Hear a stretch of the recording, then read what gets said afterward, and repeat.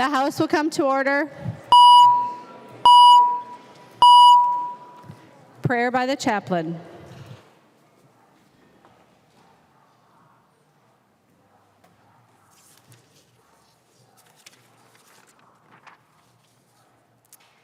God of creation and love, with word and breath you have created us to be in communion with one another.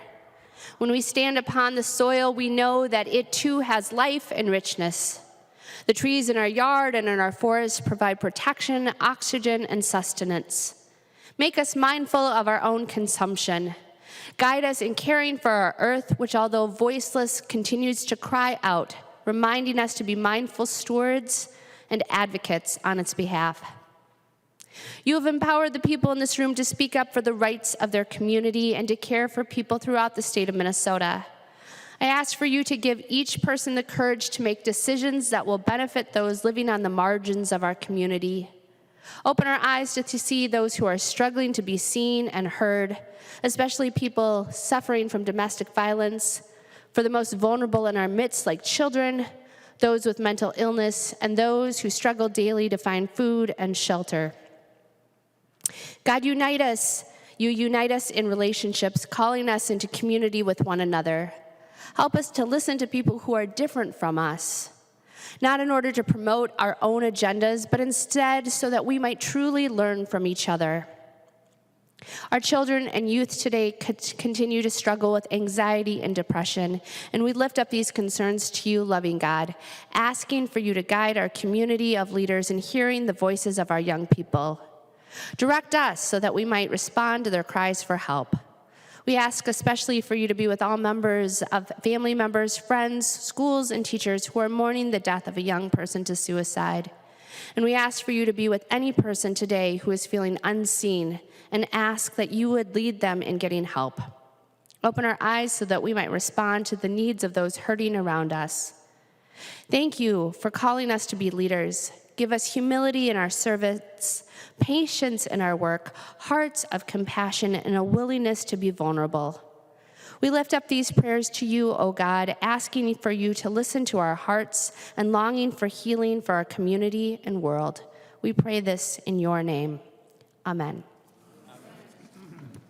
The chaplain for today is Reverend Joanna Mitchell, Senior Pastor from Grace Lutheran Church, Andover, Minnesota. Pledge of Allegiance. Please remain standing and recite the Pledge of Allegiance to the flag of the United States of America. I pledge allegiance to the flag of the United States of America and to the republic for which it stands, one nation, under God, indivisible, with liberty and justice for all. The clerk will take the roll.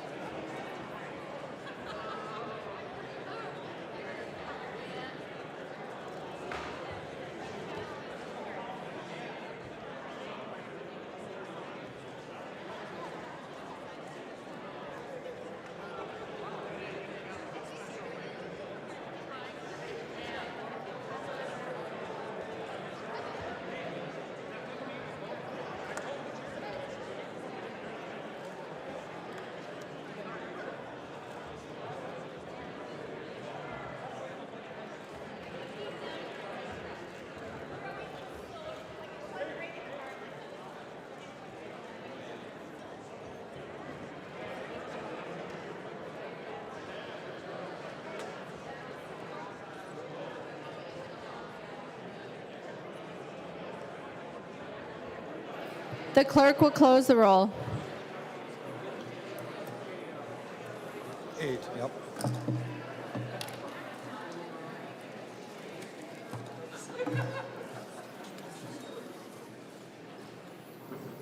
A quorum is present. The clerk will read the journal of the preceding day. Journal of the House, 91st Session, 2020, 67th day, St. Paul, Minnesota, Wednesday, February 26, 2020. If there is no objection, further reading of the journal will be dispensed with, and the journal will be approved as corrected by the chief clerk. Hearing no objection, the journal is approved as corrected by the chief clerk. Reports of standing committees and divisions. A copy of this order of business has been placed on each member's desk. If there is no objection, the reports will be adopted. Hearing no objection, the reports are adopted. Second reading of House files. Second reading, House File number 1530. Second reading. Second reading, House File 3126. Second reading.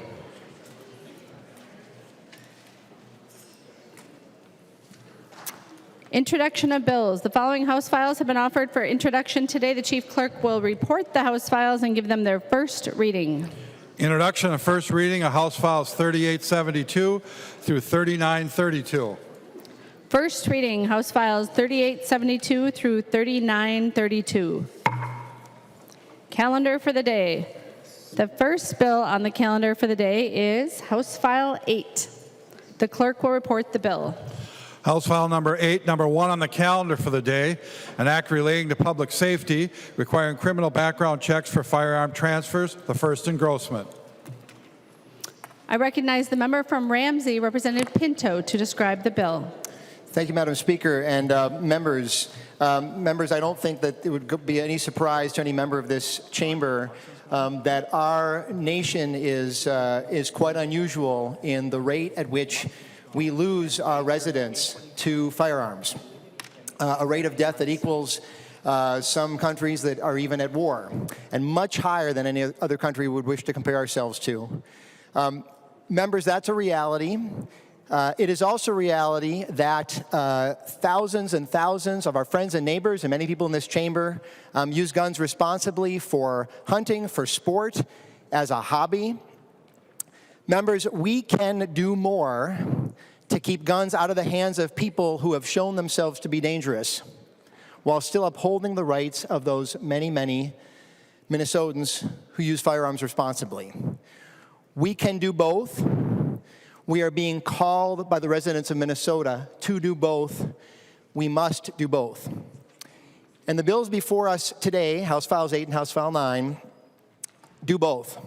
They are steps to help keep guns out of the hands of people who have shown themselves to be dangerous. So the first bill up today, House File 8, would require criminal background checks on a greater number of sales and transfers of firearms.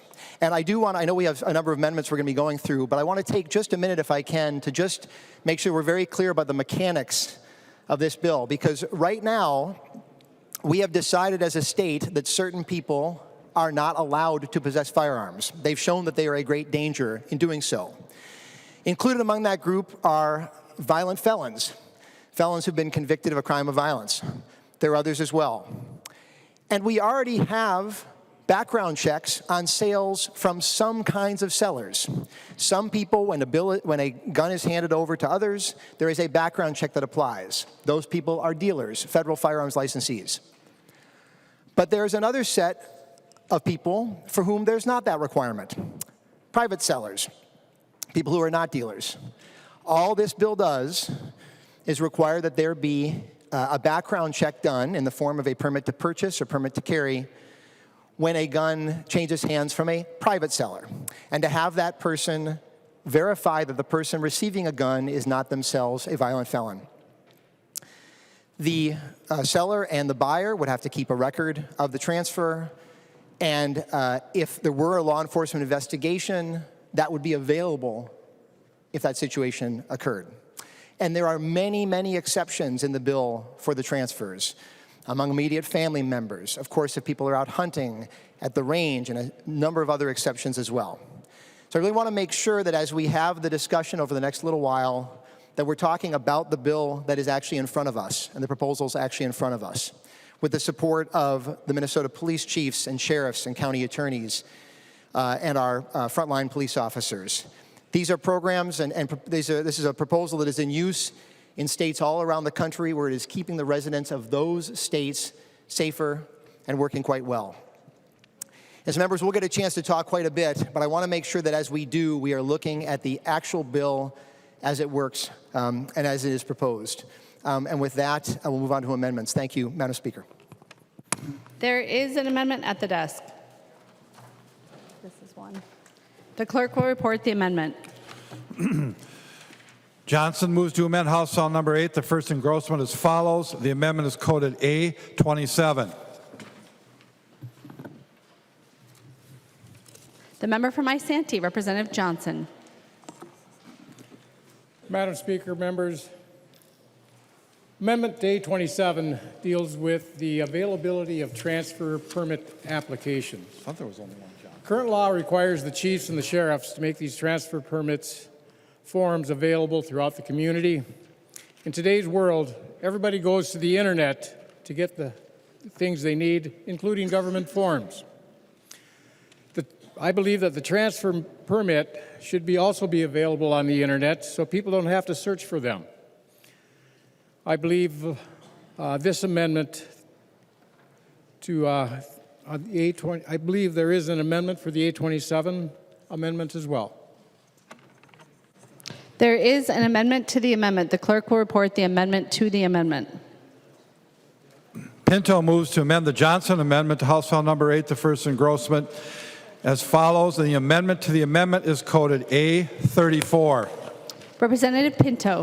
Thank you, Madam Speaker. And Representative Johnson, thank you for this, for the underlying amendment that's proposed. I want to make sure members understand that the law does currently require, and we wouldn't change it, that the application forms need to be available throughout the community, and I really appreciate, Representative Johnson, the idea they should be on a website too.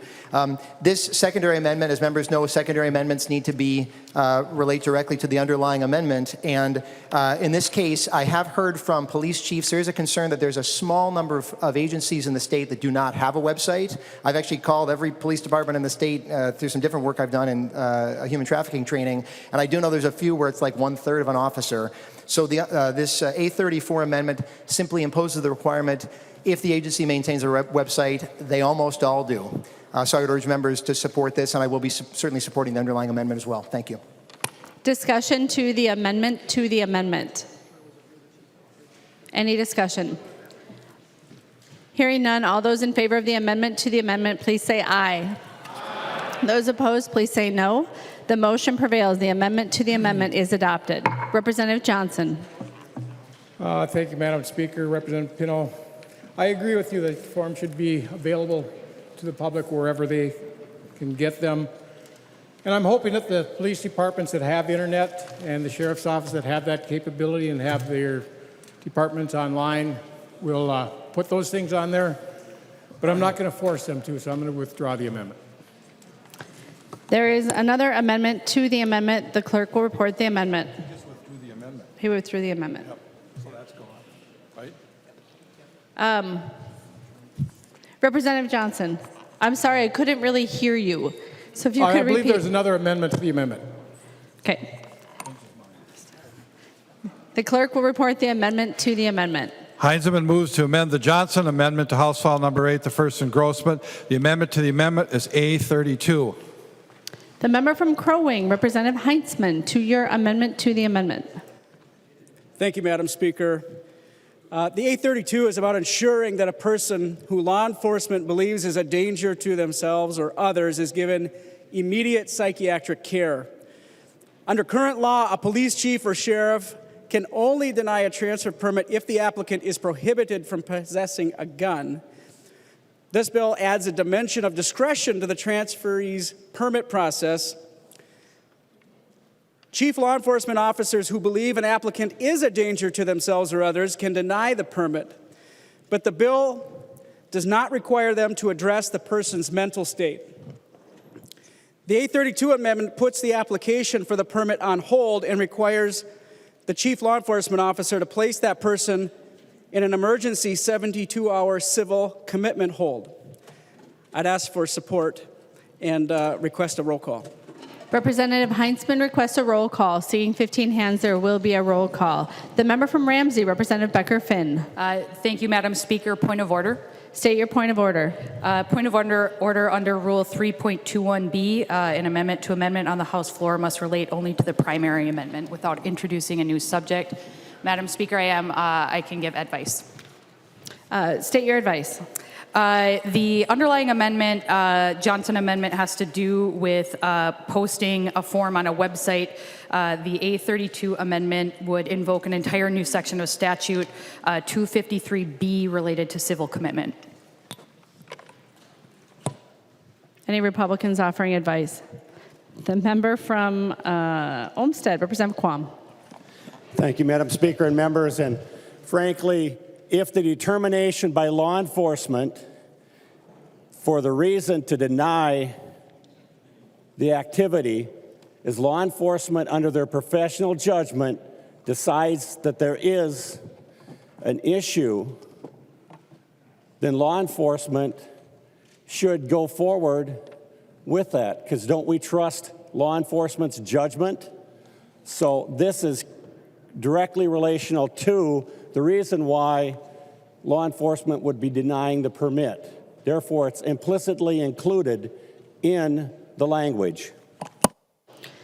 I've listened to the point of order, reviewed the rule, the amendment, and the amendment to the amendment, and I find the point of order well taken. We are on the Johnson Amendment as amended. Representative Johnson. Madam Speaker, members, as I stated before, I believe most law enforcement agencies has this capability, and they should do that. It's unfortunate the Heinzman Amendment didn't go on, because that was actually the important part of this. But I'm not going to force the sheriff's offices and the police departments across this country to do things that they should do on their own, so I will withdraw the amendment. Representative Johnson withdraws his amendment. There is an amendment at the desk. The clerk will report the amendment. Fabian moves to amend House File Number 8, the first engrossment. The amendment is coded A23. The member from Roseau, Representative Fabian. Thank you, Madam Speaker and members. The A23 amendment relates to the form that's required with the new requirements for private party transfers. And what this amendment does is it requires the superintendent over at the BCA to create a new form and make it publicly available. That's in the bill. What my amendment would do is define the publicly available and have it on their website. When you live where I live, there's not a BCA office there, and I'm concerned about where that form would be available. So I just want to make it so that it's on their website. You can access it with your mobile phone or your personal device. So it requires them to put it on the internet. I also believe that this is something that will make it more convenient if this becomes law, which I don't think that it will, but, and I think that there's another amendment, Madam Speaker, to the amendment. Thank you. There's an amendment to the amendment. The clerk will report the amendment. Scott moves to amend the Fabian Amendment to House File Number 8, the first engrossment. The amendment to the amendment is coded A31. The member from Anoka, Representative Scott. Thank you, Madam Speaker. And the A31 to the A23 speaks to the new private party firearms transfer requirements. And these new requirements do place a huge burden on law-abiding citizens. In one of our committee hearings last year, we actually even heard from the trap shooting teams and what a burden it would place on them. But they will do nothing to stop people who are prohibited from having guns, such as gang members, from buying and selling guns to each other. So the A31 amendment makes it a felony for a gang member to transfer a gun to another gang member in violation of the new private party transfer requirements. I ask for your support, and I ask for a roll call, Madam Speaker. Representative Scott requests a roll call. Seeing 15 hands, there will be a roll call. Discussion on the amendment to the amendment. The member from Hennepin, Representative Carlson. Madam Speaker, under Rule 4.05, the amendment, because it creates a felony, would increase spending in the bill, and that would make it clearly out of order under 4.05. And we've ruled in the past accordingly. Advice. Representative Scott. Thank you, Madam Speaker. And I had a similar amendment last year to these gun-grabbing bills, and it basically said, based on the testimony of Mike Freeman during the testimony in the Senate last year, that they are not charging these straw purchases and illegal gun transfers right now because they're just a gross misdemeanor. So my amendment last year was to make all of those transfers a felony. And I had a fiscal note that said 0. A fiscal note that said 0, and I probably have it right here in my files as well. It was still ruled out of order. But this is an even narrower amendment, not encompassing nearly as many people. This just addresses gang members.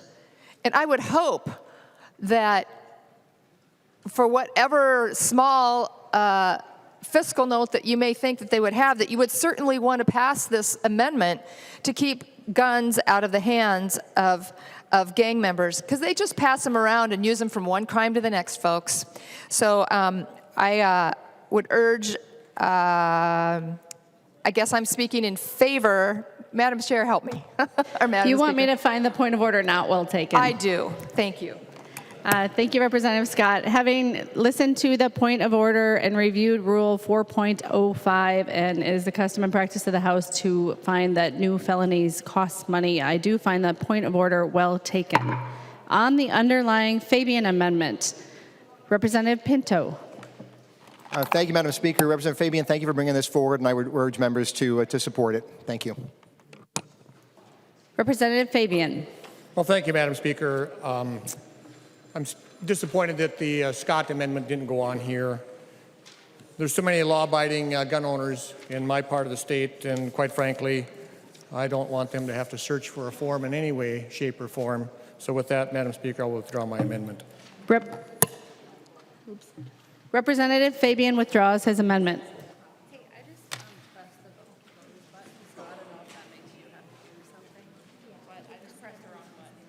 No, it's still okay.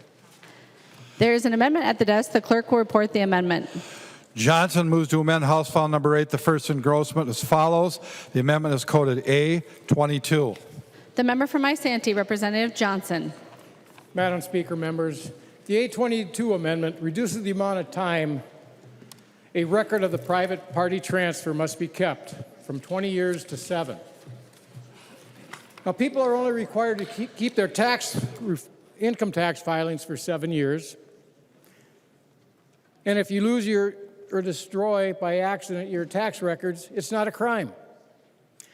But under the current bill, if you lose the record of the transfer, Or if it's destroyed, it could be destroyed in a house fire. In fact, unfortunately, we had a house fire in my city the other day, and I ran across it before the fire department even got there. If it's destroyed in a fire, it could be a gross misdemeanor if law enforcement wants to see it. I also believe there's some amendments for the 822, Madam Speaker. There's an amendment to the amendment. The clerk will report the amendment. Bennett moves to amend the Johnson Amendment to House File Number 8, the first engrossment. The amendment to the amendment is coded A28. The member from Freeborn, Representative Bennett. Thank you, Madam Speaker. And Madam Speaker and members, this amendment removes the requirement that the parties that are involved in this private party firearm transfer must keep a receipt. Members, in the bill right now, currently, both parties have to keep these records for 20 years. If either party cannot produce this record, whether it's been lost, misplaced, destroyed in a fire, the penalty is a gross misdemeanor. Now, if I'm correct in reading in the red flag law that's going to come up in a little bit here, the proposed law, if somebody purposefully lies to get someone else's guns taken away, it's a misdemeanor. But in this case, if somebody loses their records or they're destroyed, it's a gross misdemeanor. That puts them on par with a fourth-degree assault against a vulnerable adult. That just doesn't seem right to me. So this amendment, again, removes that requirement that parties must keep these records. It does allow for parties to keep it if they choose to, which would protect them from immunity from civil and criminal liability. So I thank you for your consideration, and I would request a roll call, please. Representative Bennett requests a roll call. Seeing 15 hands, there will be a roll call. Member from Hennepin, Representative Long. Point of order, Madam Speaker. State your point of order. Under Rule 3.21B, an amendment to an amendment must not introduce a new subject. I'm prepared to give advice. Advice. Thank you, Madam Speaker. The underlying amendment is very simple and deals only with a timeline that you are required to maintain a record. This one introduces new subjects of immunity and penalties. Advice. Representative Bennett. Thank you, Madam Speaker. And Madam Speaker, this does refer to a timeline. It just brings the timeline down to 0 years. Thank you, Representative Bennett. Having reviewed the point of order, Rule 3.21B, and noting that the amendment to the amendment deletes the underlying amendment, I find the point of order well taken. There is another amendment to the amendment. The clerk will report the amendment. O'Neill moves to amend the Johnson Amendment to House File Number 8, the first engrossment. The amendment to the amendment is coded A29. The member from Wright, Representative O'Neill. Thank you, Madam Speaker and members. The 829 amendment amends the definition of what a family member is in the exclusion of a private party firearm transfer requirement. It expands the family member according to Domestic Violence Statute Chapter 518B.01, which is including spouses, former spouses, parents, children, persons related by blood, living together now or previously, having a child in common, a man and woman where the woman is pregnant and the man is the father, or having a significant relationship, a romantic relationship. So it would just simply be expanding what the definition of family member is, and I ask for your support. The member from Ramsey, Representative Becker-Finn. Point of order, Madam Speaker. State your point of order. Point of order under Rule 3.21B, an amendment to an amendment on the House floor must relate only to the primary amendment without introducing any new subject, and I am prepared to give advice. State your advice. Thank you, Madam Speaker. Much like the advice of Representative Long, the underlying amendment A22 is simply changing from 20 years to 7 years. This would actually greatly expand the A29 amendment to the amendment would greatly expand the folks who this bill would not apply to, including bringing in all of 518B.01 subdivision 2, which is a completely different area of statute. Advice. Representative O'Neill. Thank you, Madam Speaker. Well, it just simply chooses a different definition of family member, which I think is totally appropriate. And it is more inclusive, just like the domestic violence statute. And I think it's completely appropriate to just change it to a very similar part of statute when we talk about a domestic violence situation. And that also regulates when guns are taken away when there's a bad situation. So it is absolutely appropriate and in line.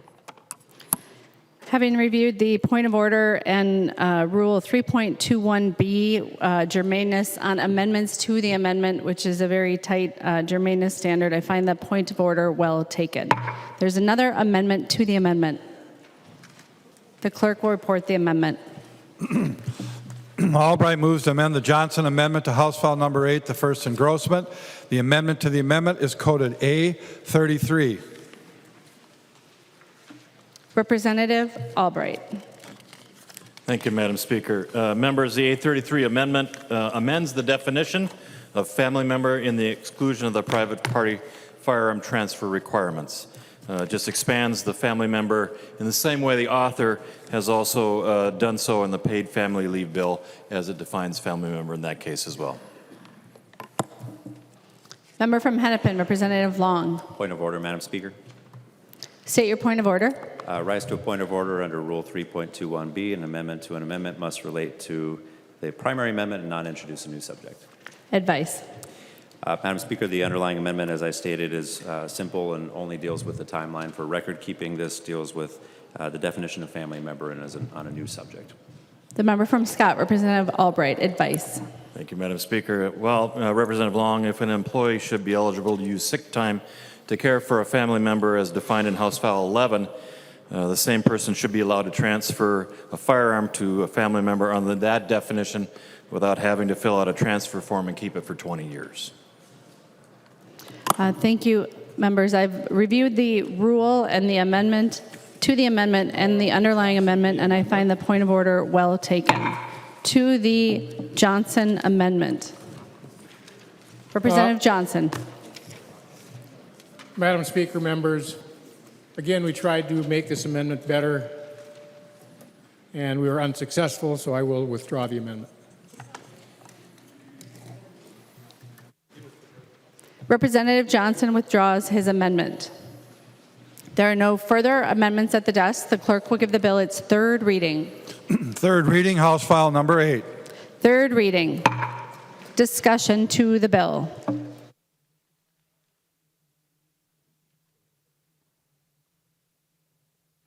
The member from Carver, Representative Nash.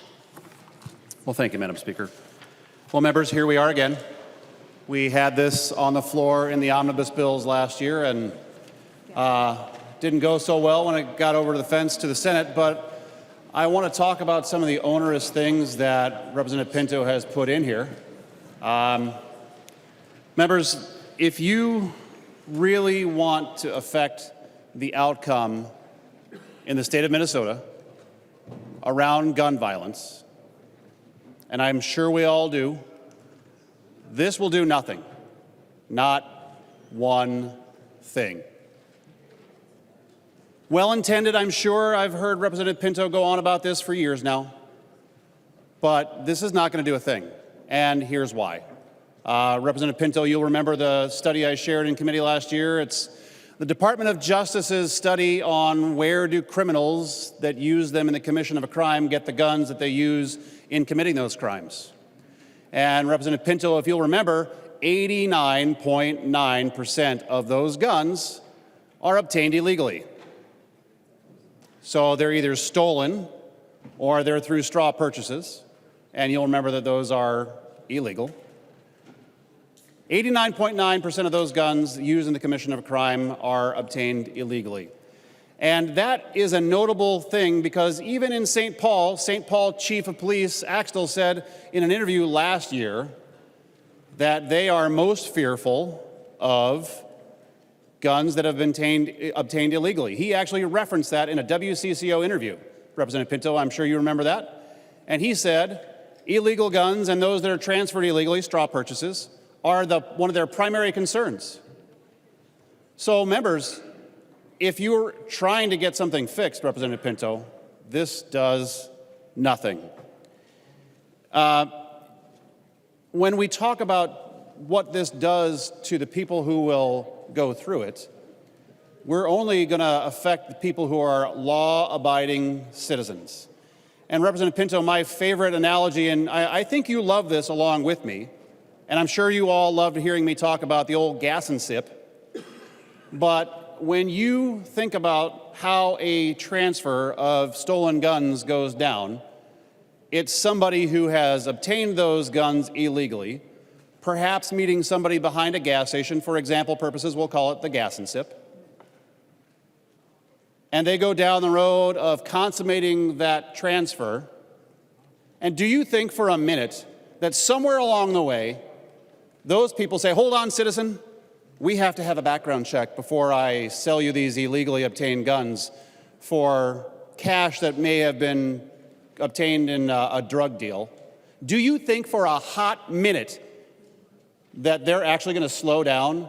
And according to the regulations in your bill, that they're going to go to a police station and said, hi, we intend to commit a crime, and we'd really appreciate it if you would run a background check for us, because we want to abide in your brand new fancy law, and we'd like you to make sure that we're doing this correctly before we go and stick up a 7-Eleven or another gas and sip, or perhaps that very gas and sip. So, Representative Pinto, if you would, yield to a question.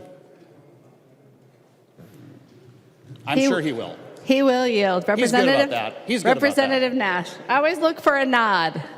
Well, Representative Pinto, you and I have talked about this ad nauseum, but I think we can go a little bit further.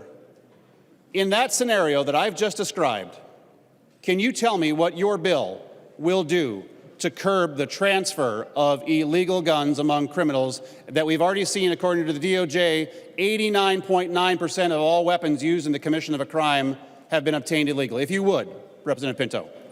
Representative Pinto. Thank you, Madam Speaker. So, Representative Nash, thank you so much for the question. I'm eager to talk about it. So let's go back behind the gas and sip. This may take just a minute, right? So we're behind the gas and sip, and you've got the person who's there who is acquiring the gun and the person who's there who's transferring the gun.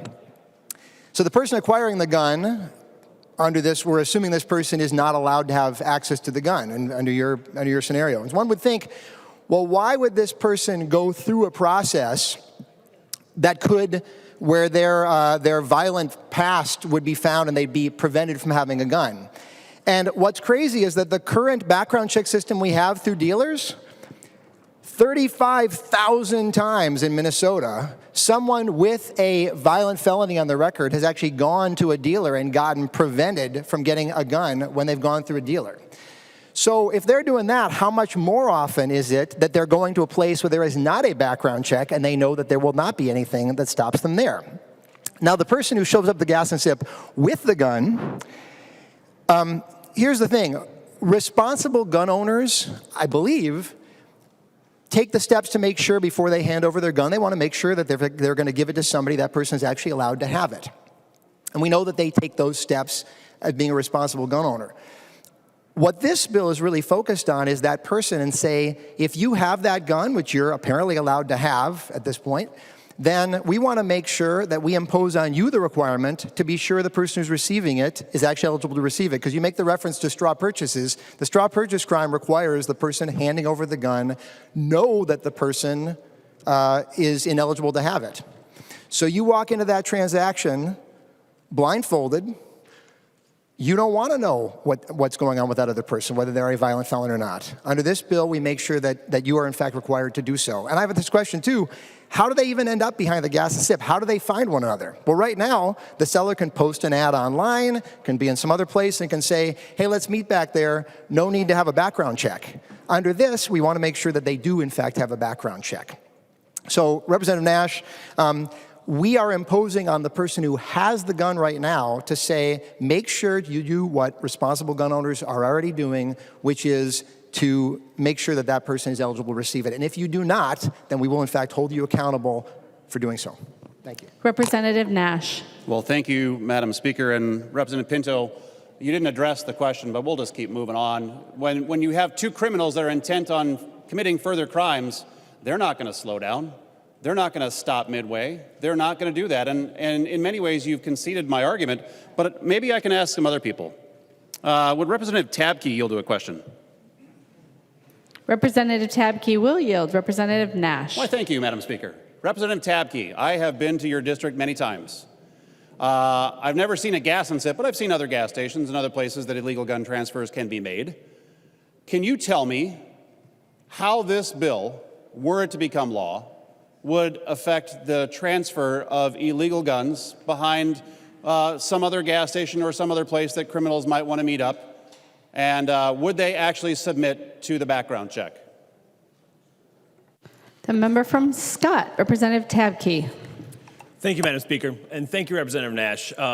No, we do not have a gas and sip in Shakopee. I would like to have a Casey's at some point. That would be nice. But to your question, background checks are a critical part of what we want to see happen, what my constituents want to see happen as we move forward with sensible, logical gun safety measures. And there is no doubt in my mind that all of my Shakopee residents want to see enhanced gun background checks as things move forward.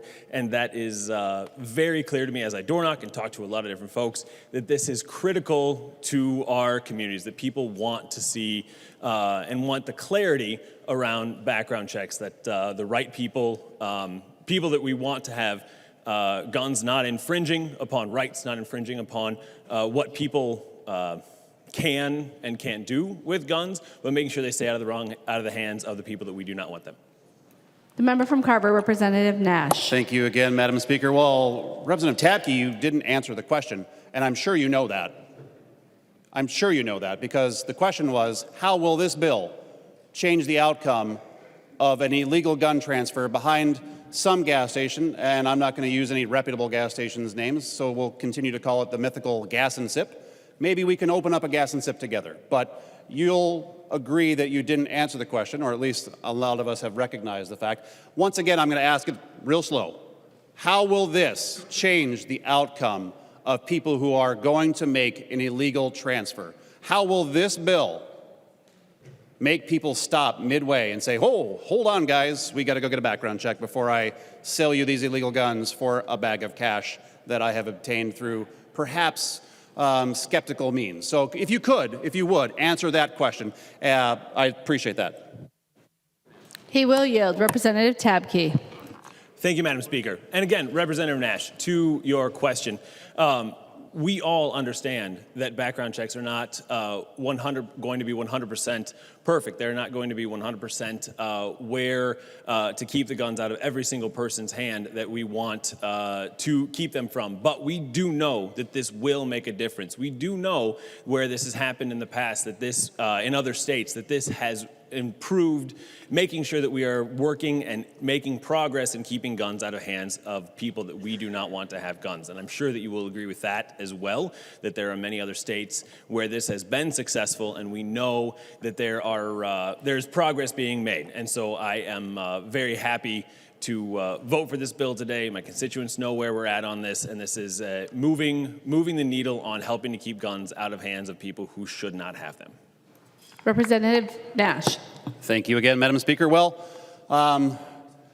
that answer might be considered half a loaf. So perhaps we'll move to Representative Wolgamott sitting right next to you. Madam Speaker, if Representative Wolgamott would yield to a question. He will yield. Representative Nash. Thank you, Madam Speaker. Same question, Representative Wolgamott. I have been in your district door knocking and will be again soon, trust me. So we'll pick a place up in the St. Cloud area. I have been to a lot of gas stations up there.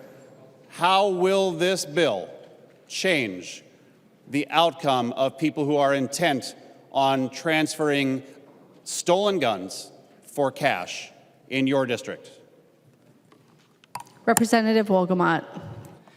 Thank you, Madam Speaker. Representative Nash, the intent of this bill is not to completely solve every single 100% of gun violence. The point of this bill is to take a common sense step towards making sure that we are keeping guns out of the hands of dangerous people. The point of this bill is to take a step so that my daughter, my 14-year-old daughter, Lily, she's in junior high school, so that she can focus less on having to do gun safety drills, having to go to school and live in fear of gun violence, and so that she can focus more on getting a quality education. This is so that we can be a safer state. This is a common sense bill, similar measure that has been passed in Republican-led states. So, Madam Speaker, Representative Nash, members, let's do right by our kids. Let's do right by Minnesotans. And let's take this important step in keeping guns out of the hands of dangerous people and helping prevent gun violence in this state. Thank you, Madam Speaker. Representative Nash. Well, that's two that chose not to answer the question in reality. I'll get to you, Representative Dowd. Madam Speaker, would Representative Brand yield to a question?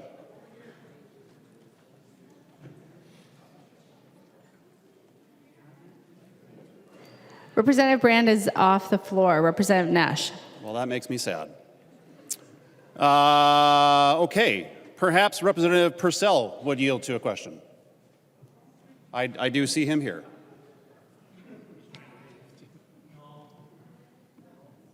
Madam Speaker, could I didn't hear that. I just located him, and I'm about to make eye contact to determine whether he will yield. Thank you, Madam Speaker. He will yield. I choose not to yield. He chooses at not this to yield. time. Representative Nash. Very well, then. Would Representative Pawlowski yield to a question? He will not yield. Representative Nash. Okay, well, perhaps I'll ask Representative Dowd if he would yield to a question. I have a feeling on this one. I think he'll say yes, Madam Speaker. I'm going to assume. Well, thank you, Madam Speaker. Looks like he will yield. Representative Nash, you have the floor. Thank you, Madam Speaker. Well, Representative Dowd, I have also been to your district as I drive through heading north to go fishing, and I have stopped for gasoline. If you could tell me, House File 8, we hear so often that it's going to change the outcome of crime used with guns. Can you tell me, if you would, how this is going to affect the transfer of illegal guns in your district, if you would? Thank you, Representative Dowd. Thank you, Madam Speaker, and Representative Nash. And for the Democrats that were skirting this question, I can only assume that that's because they know the answer to the question and they don't want to admit it. But this bill is not going to do anything to curb the illegal transfer of firearms. You've heard the statistics here on the House floor about the percentage of, I think somebody said 89% of the firearms that are used in violent crimes are obtained or transferred illegally. They're criminals. They're not following the laws right now, and they're not going to follow them if you pass this. What this is going to do is infringe on the rights of the law-abiding citizens. So to answer your question, Nash, because I'm not afraid to answer that question, this bill's not going to do anything to stop the transfer of illegal firearms that are used in crimes in this state, and everybody knows it. Representative Nash. Well, now we're getting somewhere, Madam Speaker. Would Representative Lippert yield to a question? Anyone? Bueller? Bueller? I'm sorry, he's not on the floor at the moment. Well, perhaps we should, well, no, we don't want to do a call of the House just yet. Well, Madam Speaker, I think my point has been made, members. So if you'll read the Department of Justice study, if you'll read it, you'll find that the people who you're trying to get at are not going to be impacted by your bill, Representative Pinto. You're just not. So we'll move on to some other components of the bill that I find distressing. So in your bill, you have many folks, well, everybody, having to go and get a background check. And you said you talked to a lot of law enforcement. I talked to several sheriffs as well. And the perspective that I get is that they are vehemently opposed to your solution to this. Spoke to my sheriff just today, asked him if this were to become law, and man, I hope that's not true, but if this were to become law, this awful bill were to become law, what would that do to your department in having to process all of these permits? And he said, well, Representative Nash, that would probably mean I would have to add 2 people to my staff to handle all this. Each FTE at that county level is between 75 and $90,000, he said. And that's not paid for by any mechanism that you have in your bill, and I think we both agree on that. You've got no funding in there for all the law enforcement agencies to do these. So, but they're going to have to put people into the problem-fixing business to process the background checks that you'd like. So, what a beautiful unfunded mandate you've created. And I will tell you that the sheriffs, and if you call the sheriffs and some of the police, you'll find that they're not so keen on the idea of having people added to process your requests. And I find that troubling. I think that that is something that we all should be opposed to. That if we're going to require this, and God, again, I hope not, but you've done nothing to allow for that. So I'm done for now. I'll put myself on the list again later, Madam Speaker, but I know that there are others who would like to speak. The member from Blue Earth, Representative Considine. Thank you, Madam Speaker. I love that reasoning. Criminals continue to rob banks. We don't make it legal for them to rob banks just because they continue to do so. We don't make speeding laws disappear because people continue to speed. We go for the people with their best nature. The truth is, the Government Accounting Office in 2017 was able to document that 181,000 criminals were not able to get guns. You're right, criminals are not going to obey the law, but we don't throw in the towel and just give up. That's ridiculous. Thank you. The member from Roseau, Representative Fabian. Thank you, Madam Speaker. Interesting topic when you live where I live. This is bad news. I've heard terms here on the floor about being responsible, doing what law-abiding, responsible gun owners are already doing. We are responsible, and we are law-abiding gun owners. And we've heard about the intent of the bill. So, Representative Pinto, if Representative Pinto would yield to a question or two, Madam Speaker. He will yield, Representative Fabian. Thank you, Madam Speaker. Representative Pinto, I have some really good friends that I spend a lot of time in the woods and on the water with, hunting ducks and deer and grouse and pheasants and so forth. Specifically, tell me which firearms I would not be able to transfer to my friends. Representative Pinto. Thank you, Madam Speaker. Representative Fabian, thank you so much for the question. I want to make sure that we're clear that, in fact, and I should have noted this in my introductory remarks, so thank you. The background checks here apply to pistols and a category of weapons that are currently defined under state law as semi-automatic military-style assault weapons. And I know that that's a mouthful and people may read it a certain way, but that's a category currently in law. And for those two categories of firearms, the background check applies, with a number of exceptions, including being out hunting together and a number of other exceptions as well. And so hopefully that provides you some assurance. Thank you. Representative Fabian. Thank you, Madam Speaker. Well, members, what I'm concerned about here is that this is the camel's nose under the tent to more laws that are going to infringe my Second Amendment rights and the Second Amendment rights of law-abiding gun owners all across the state of Minnesota. And I agree with Representative Nash and Representative Doubt that this isn't going to keep guns out of the hands of criminals. The NICS check does that. I'm assuming that part of the numbers that we've heard here, the 186,000, may have happened in a NICS check, not in the transfer. So the intent of the bill here is just going to create hardships, undue burdens on responsible, law-abiding gun owners. You know, it's interesting. I see that the Sheriff's Association and the Chiefs of Police of Minnesota and others are supporting these bills that we're going to be debating here today. I was messaging with one of the law enforcement officials back in my district, sent them a picture of one of the letters. And he texted back to me and he said, and I quote, "Funny how the Metro seems to speak for everyone." I can tell you that these associations do not speak for many of the rural members of their associations on this issue. I'm concerned that what we're going to do is we're going to make criminals out of responsible, law-abiding gun owners who have no intention to harm anybody ever. And I have friends that I own semi-automatic weapons. I don't think that a lot of people really know what a semi-automatic weapon is. They see an AR platform, but they don't know that the Browning A5 that I use for hunting ducks and pheasants is semi-automatic. They don't know that the Benelli M2 that I use for duck and pheasant hunting is a semi-automatic.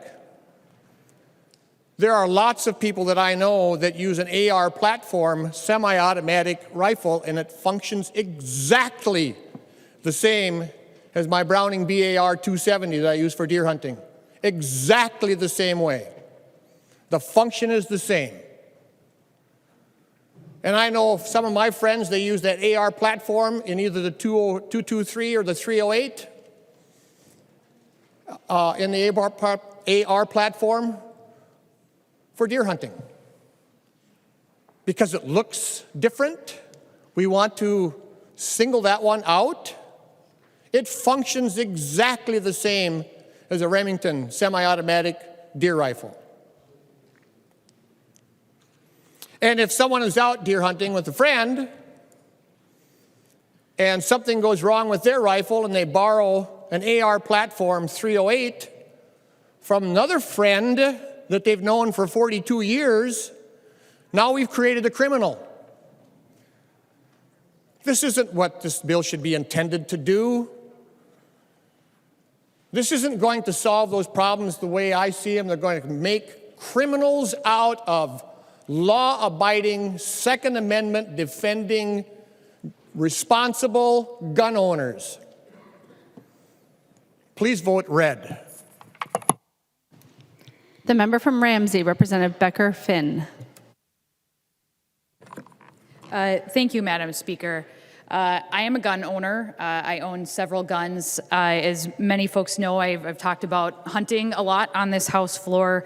In fact, I take this issue really seriously. I was recently certified as a firearm safety instructor through the DNR, so I can help other people learn how to use guns safely.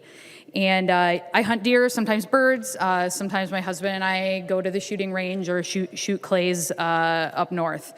And many of my constituents hunt, and one of those constituents recently reached out to me because he got some information online.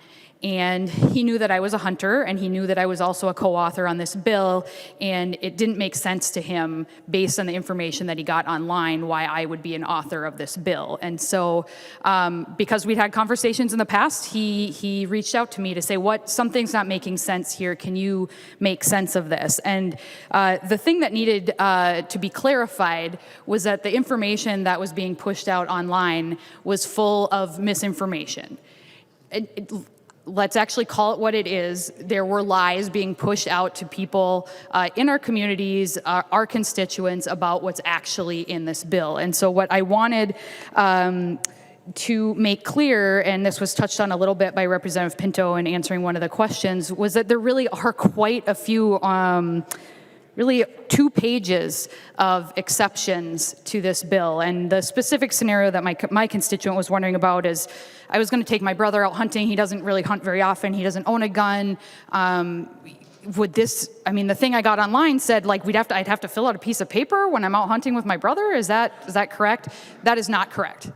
That is specifically enumerated as an exception in this bill. And I wanted to point that out for folks, especially people who are watching, because I know folks are watching this debate. Some of the exceptions include a transfer between immediate family members. So if my grandpa wants to pass down a gun to me, he can do that. Transfers of antique firearms, curio or relic. If the transfer is only at a shooting range. So a legally operating shooting range, this would not apply. A lawfully organized competition involving the use of a firearm while participating or practicing for a performance by an organized group, while hunting or trapping, in a lawfully organized educational or instructional course, or while in the actual presence of the transferor. So lots of exceptions here. So a lot of the scenarios that your constituents might be reaching out to you about, a lot of people at home that are wondering, oh geez, if I loan this gun to my friend when he comes hunting with me or she comes hunting with me, am I really going to have to fill out some paperwork? And the answer is no. And so I just want to make that clear because I know my constituents and others have reached out to me. You know, I have a lot of friends in the hunting community, and just want to make that clear because we really are fighting against some misinformation out there for folks. So I am, as a hunter and as a gun owner, happy to support this bill and hope that others will do the same. Thank you. The member from Wright, Representative Lucero. Thank you, Madam Speaker. What an intriguing conversation. And I'll pick right up where Representative Becker-Finn left off. Lies. There are lies that are being promoted. Let me tell you about some lies. I remember in my first term, I believe it was, second year of my first term, 2016, sitting as a member of the Public Safety Committee, listening to one of Representative Nash's bills, and down comes a testifier from one of the gun-grabbing anti-Second Amendment groups. And they pass out these packets to every member of the committee. And in their testimony, they said, members of the Public Safety Committee, these packets are those that live in your communities that have been denied a permit to carry upon applying. And so I'm looking through mine, and mine says Hennepin County. I have the privilege of representing the vast majority of my district is Wright County, with just a tiny sliver of Hennepin County. The city of Hanover is in Wright County and Hennepin County. So I'm looking at this packet, and it's pages. And on each page, there was a different number of denied permit applications, but it averaged approximately 11 per page. And I don't remember the number of pages at this time. I think it was 92 pages, something like that. More than 80, less than 100. So you take the average number times the number of pages, and I had texted the mayor of Hanover, Mayor Kaufman, can you tell me how many residents in Hanover live in the Hennepin County side? At that time, there were only 800. The total population of the Hennepin County side of Hanover was 800. So you multiply this packet that was given to me by the anti-Second Amendment gun-grabbing groups, and it was more than the entire population of the Hennepin County side of Hanover. Why is that important? Because the packet they handed me said, this is your constituents that were denied applications. And on the top it said Hennepin County. So unless the Hennepin County side of Hanover is extremely dangerous and every single person more than that was denied an application, somebody was lying. And guess who was lying? The gun-grabbing, anti-Second Amendment, anti-constitutional, Bloomberg-funded groups. Lies. Madam Speaker and Representative Becker-Finn, lies. So, Madam Speaker, I heard Representative Wogelman say, the purpose of this bill is to keep guns out of the hands of dangerous people. I heard a similar sentiment from Representative Pinto, Madam Speaker. Well, then that brings up something that happened here just not even a month ago. This headline came across my computer. Star Tribune, February 5th, 2020. Last update, 11:55 a.m., if anybody chooses to want to look it up. The headline reads, as Twin Cities gang splinter, rules change, challenging cops. In the subheadline, it reads, "The evolution has forced law enforcement to rethink its strategies on tracking gang activity, the primary driver of gun violence." First of all, I almost dropped my cup of coffee because the Star Tribune is not known for promoting the truth. But here they actually are. The primary driver of gun violence is gang activity. So you go into the article, and one portion reads, "Youths that once fought bloody turf wars over drug sales have splintered into dozens of smaller, loosely organized cliques that aren't confined to geographical boundaries. Members are more mobile, more brazen, and more violent." Okay, so that should get our attention. Gang activity, the primary driver of gun violence, and they're getting more mobile, more brazen, and more violent. The article also says the evolution has forced law enforcement to rethink its strategies on tackling gang activity. Again, the primary driver of gun violence in Minneapolis and St. Paul. More than half of St. Paul's record-breaking 28 gun deaths in 2019 were linked to gang-related shootings scattered throughout the city. Minneapolis had a similar rate. Well, gee whiz. If gang activity is the primary driver and we're seeing violence skyrocket in these Democrat, leftist-controlled cities, Minneapolis and St. Paul, what in the world is this bill going to do to solve any of that? And the answer, Madam Speaker, zero. Because those gangs which are intent on committing violence and are being more brazen about it are not going to run down and get a background check before they transfer their illegal gun to perform their act of evil. That's the truth, members. These gangs, with their skyrocketing activity, are not going to care about this bill if it were to pass and become law.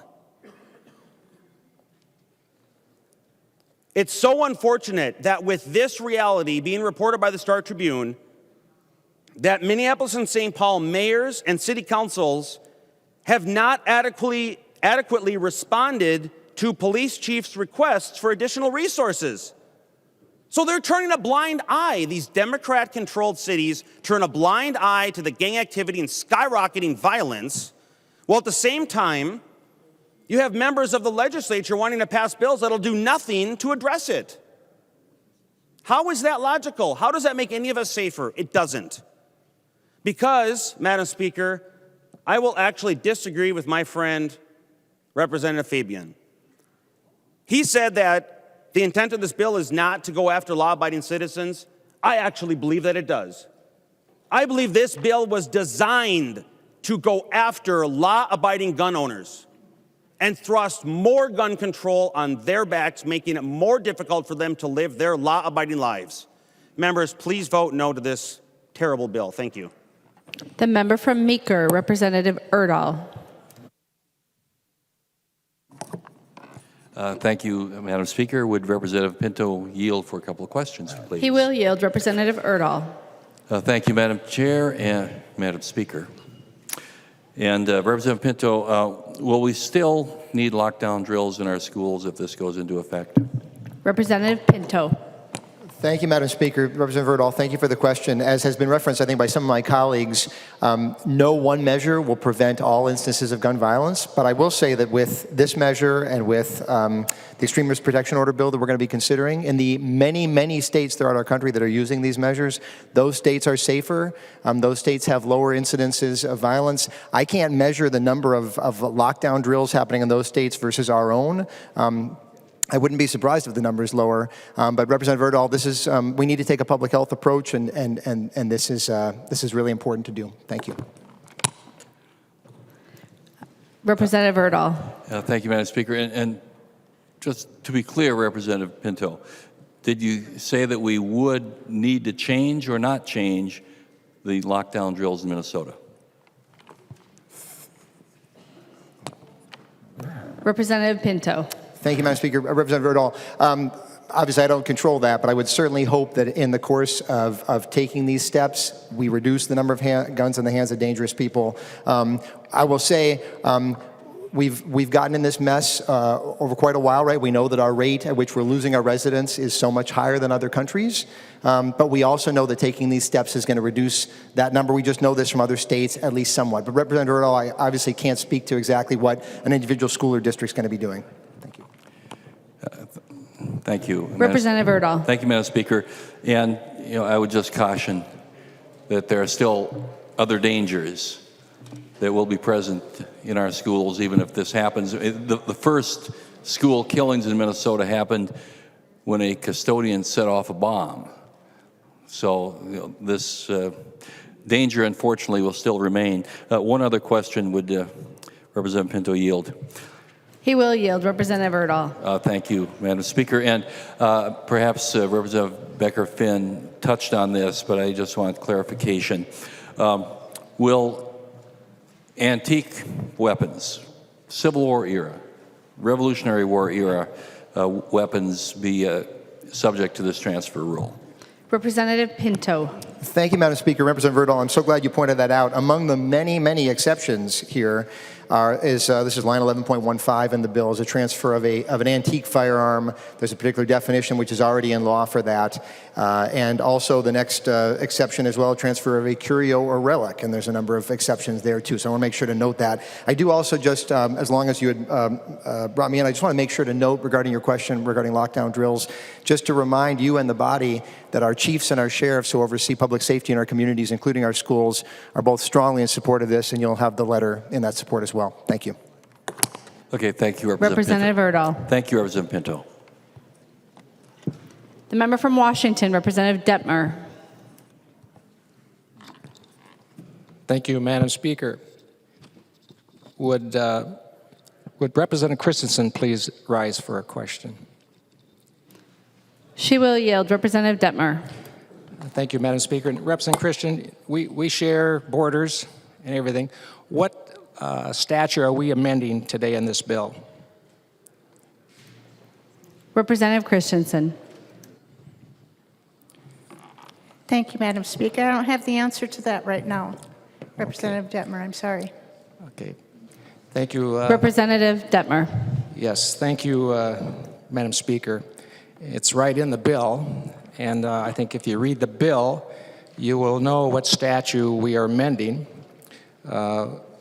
which is 6247132, subdivision 12. Madam Speaker, would the author of the bill, Representative Pinto? He will yield. Representative Detmer. Thank you, Madam Speaker. Representative Pinto, how many statutes do we have in the state of Minnesota right now dealing with guns? Representative Pinto. Thank you, Madam Speaker. Representative Detmer, thank you for the question. I should note just a correction on what you said before. It's also 6247131 is also corrected in addition to the one that you referenced. You're correct. Yeah, and there are a number of statutes. I guess I would direct your attention. There's a Firearms Laws in Minnesota guide for legislators that our House Research Department's put together, and it's quite helpful. Representative Detmer. Well, Madam Speaker, I think if you're going to be putting a new law or amending a law, you would know how many statutes we have. We have 17 statutes right now, 17 laws on the book. One is a definition. That's 624.712. And then what people cannot purchase a weapon here in Minnesota, those are convicted of felony, domestic abuse crimes, with 1 year in jail, mentally ill, aliens, dishonorable discharge from the military, affiliated with gangs, are all ineligible. We already have that in current law. Also, if you neglect to store your weapons properly in a home, that's a misdemeanor, especially if children can get access to it. Also, machine guns, shotguns, that's statute 609.67, prohibited of general public, if you're a non-collector, to own it's also 5 years, a fine of $10,000 or both. Armored person ammo. You cannot own ammo that's armor piercing. That's a felony, 3 years, or $5,000, or both. Use of a deadly force requirements to justify taking a life. That is 609.06, 609.065. State preemption, 471.633. Capital carry, legal with a permit to carry. Dealers with background checks. Anyone engaged in selling firearms as a business must hold a federal firearms license and run background checks. Minnesota is 100% compliant supplying criminal and mental disqualification information to the National Instant Criminal Background Check System as of 2015. Private transfers, that's the one we're dealing with today. It states here that private transfers are legal between law-abiding citizens without registering the transfer.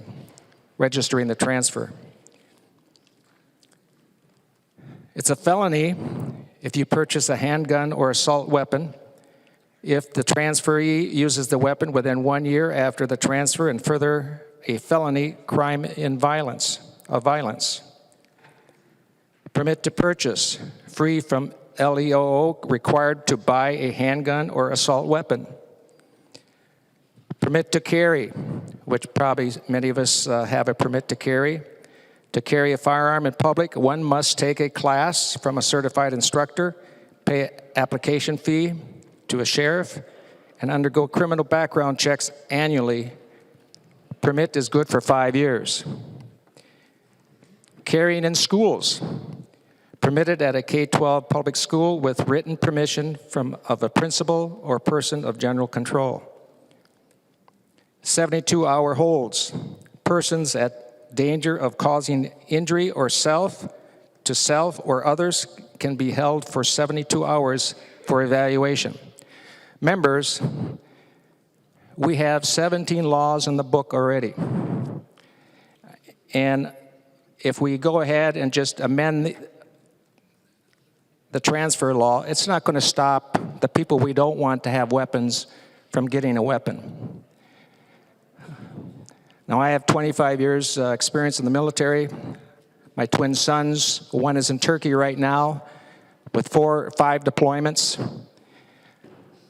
If one of my sons come home and I want to give my weapon, I should say my gun, my handgun to one of my sons, they would have to go through this process if this bill is passed, this amendment is passed. So I feel that we don't need any more laws. We just have to enforce the ones that we have. Thank you, Madam Speaker. The member from Hennepin, Representative Long. Thank you, Madam Speaker. Stephen Venable is a constituent of mine. And in 2003, his father, Billy Venable, and his brother, Bill Venable, were killed in a home invasion that was random. They were a football coach, his father, and his brother played on the football team with him. He was a senior in high school. He was 17. They had just had their best season, and they had come off just a month before going to the Georgia Dome to play in the biggest game of their lives. Stephen Venable says, I don't know if the laws that we're taking up today would have saved my brother, would have saved my father. But I do know that these will save lives. And Stephen doesn't want anybody else to have to go through what he and his family have gone through. I'm hearing a theme that these bills aren't going to keep guns out of the hands of people who we don't want to have them. But it's very easy to prove that wrong. We just have to look at the other states that have passed these laws. One example is Colorado. In 2018, 1 year alone, 7,227 would-be gun buyers were stopped by their mandatory background checks laws. 1,300 of these individuals were arrested or convicted of assaults. 31 of these individuals had homicide records. 252 of them had active warrants for their arrest, and in fact, 200 of those individuals were arrested upon trying to buy a gun. So those 200 people were, we were able to serve justice because of this background check. People do try to buy guns through legal means. They don't always go to back alleys to buy weapons. And having the ability to stop people who have violent backgrounds and crimes that we don't want to be able to purchase guns will save lives. I have a 1-year-old and a 3-year-old. They're both in a daycare, and they, this year, went through a shutdown drill in daycare. I have a baby and a toddler who are having to go through the process of sheltering in place. That's not the type of state that I want to live in. I think we can all imagine a safer state where there are fewer guns in our state, where we have the safety in our communities, where we don't feel the need to have these types of drills, where our children don't feel unsafe, where our mothers and families don't feel unsafe, and where we can reduce gun violence and not have more incidents like Stephen Venable had to go through. Thank you, Madam Speaker. The member from Douglas, Representative Franson. Thank you, Madam Speaker. Members, to the public, this is just Democrats and the terrible, horrible, no good, very bad bill. That's House File 5. The terrible, horrible, no good, very bad bill, House File 8. Not 5, 8. So we're hearing that this bill, House File 8, again, is to keep the hands out of dangerous people. Well, perhaps that's a good idea. But let's go through some of the bad people that this bill would not stop, because criminals do not pay attention to new laws. They don't care. This bill is only to go after the law-abiding citizens. So this individual, convicted in 2017 on felon possession of a firearm, sentenced to mandatory minimum 5 years in prison. But that mandatory sentence was stayed. And then he was spun out of probation after a short stint in a local jail due to a judge. And the sentence has not been imposed. Let's see, other convictions included theft by swindle, 0 time to serve, domestic abuse, violated no contact order. There was a felony first-degree property damage, theft, and now he was wanted on felony warrant for narcotics. Perhaps we should enforce the laws that we have on the books. That'd be a novel idea. This individual had a gun ammo charge dismissed in June and was also convicted of having a bulletproof vest while in commission of a crime. I guess this guy meant some serious business. But the gun ammo charge was dismissed, and he received a stay of sentence on the rest. And guess what, my friends? He is now facing new gun and drug charges. This one's a doozy. Let's see, second-degree assault with dangerous weapon was dismissed, while convicted on terroristic threats. Received stays of imposition in that case and on another felony drug case. In May of 2019, guess what happened? Committed armed robbery, got tossed a plea bargain, dismissing 3 of 4 felony charges, including 1 felon in possession.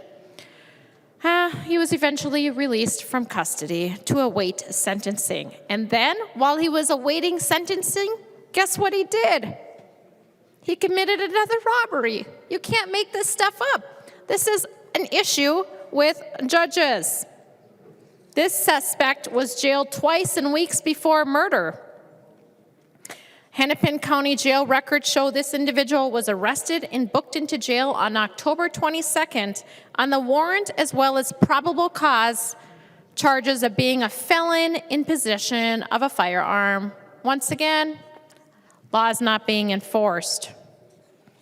Crazy. This individual, 10 felony convictions. 10. Most felony convictions stayed. Others were allowed to be served concurrently. Most recent felony conviction, number 10, mind you, on felon in possession of a firearm. And guess what happened? It was stayed in Dakota County. Crazy. This individual, including felony domestic strangulation, narcotics, also arson, other domestic violate no contact order, just convicted on prohibited person in possession of what? Firearm and ammunition. Are you sensing a pattern? These judges are not enforcing the current laws on the book. So you can pass this, pass it. Guess what? The only people that are going to be affected are law-abiding citizens because criminals do not follow the law, which is why they are criminals. Let's see here. This individual was convicted on the light rail train. That's crazy. First-degree aggravated robbery at what? Yep, gunpoint. Shocker. He received a plea agreement and a stayed sentence. Are we sensing a pattern? Maybe I already said, are we sensing a pattern? Because I feel like this is like, like the Twilight Zone. Let's see here. Convicted on January 3rd, 2019. Felony possession of a firearm, blah, blah, blah. Instead, sentenced to a short stint in the workhouse, placed on probation, and somehow he was available 9 days later to allegedly commit home invasion robbery armed with a knife. And even more shocking, he was not probation violated following formal charges of first-degree aggravated robbery. Currently wanted on a felony warrant gun case. I mean, I could go on. Seriously, this person shot his cousin in the face and killed him. That's horrible. Because they were just screwing around with guns on Harriet Island. He was convicted on manslaughter and then received a stayed sentence. I'll read one last more. I mean, I could go on. I got hours worth of these stories, and I can tell that you're all just listening and super excited about what I have to say. But this individual was charged with one felony count of a second-degree attempted murder and prohibited person in possession of what? Can we say it together, body? A firearm. Those charges followed an incident in which this individual fired a shot into a vehicle that struck the driver, who was a bouncer at a downtown bar where the individual had been kicked out for disruptive behavior a few hours earlier.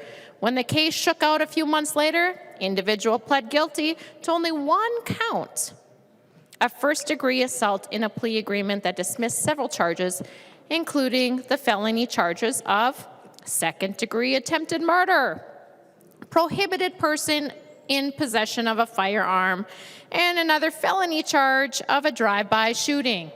Could go on and on and on. Tons of stories like this.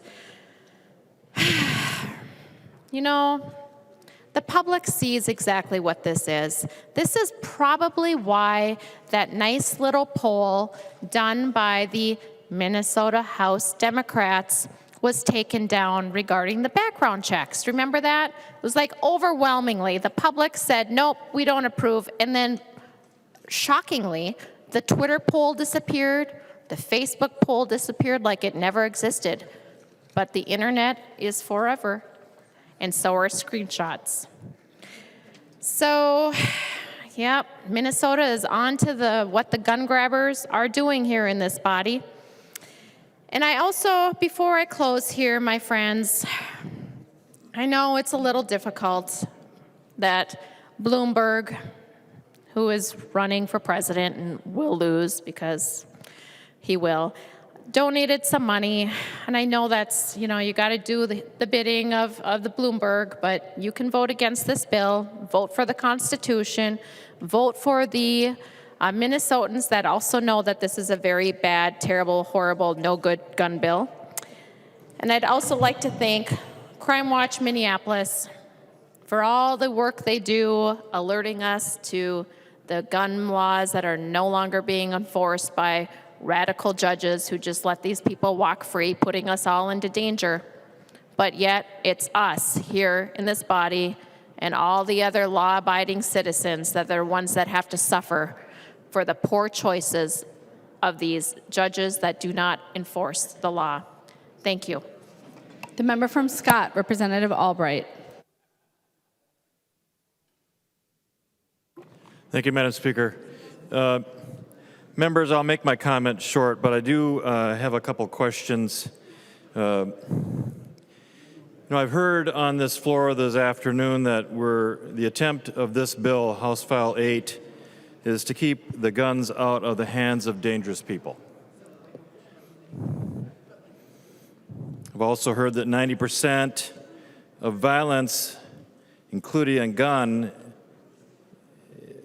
is for a gun that's obtained illegally. I heard the Star Tribune poll talk about that the primary driver of violence, gun violence, is gang activity.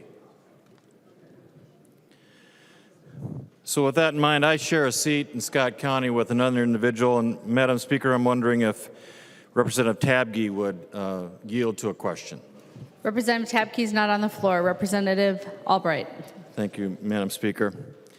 Well, unfortunately, what I was going to ask him is, what's the definition of gun violence? I think that if you look at the definition, that also includes death by suicide by gun. So let's be clear about what type of violence is occurring. Members, there are, as you've heard by Representative Detmer and others, countless statutes that govern the activities of gun sales. This is nothing more than trying to make sure that law-abiding citizens continue to do their job and abide by the rules. This has nothing to do with illegal activity. If you think for a second that this is going to enforce or remove the opportunity for nefarious or illegal activity on the part of those that would endear themselves to nefarious activities, you know you're wrong. This is about fear and how you're going to placate that fear for yourself and for your constituents. I'll leave you with this. The FBI Uniform Crime Reports identified that hands and feet are responsible for more deaths than assault rifles. Think about that, members. The member from Hennepin, Representative Hertaus. Thank you, Madam Speaker and members. You know, there's been a lot of rhetoric tonight about the type of gun, the type of caliber, the type of ammunition, what the guns are used for, whether they're hunting or whatever. But that's all irrelevant. It really is. This whole issue of talking about universal background checks is really very onerous to law-abiding citizens. Representative Fabian, you're correct. You said that this would be a nose under the camel's tent. Camel's nose under the tent. There we go. And, you know, I'd like to remind all of you about recent legislation a decade ago or more, maybe now, that, you know, we just need to have something on the books. It's called a seatbelt law. And we just need to have it on the books because people aren't complying with it.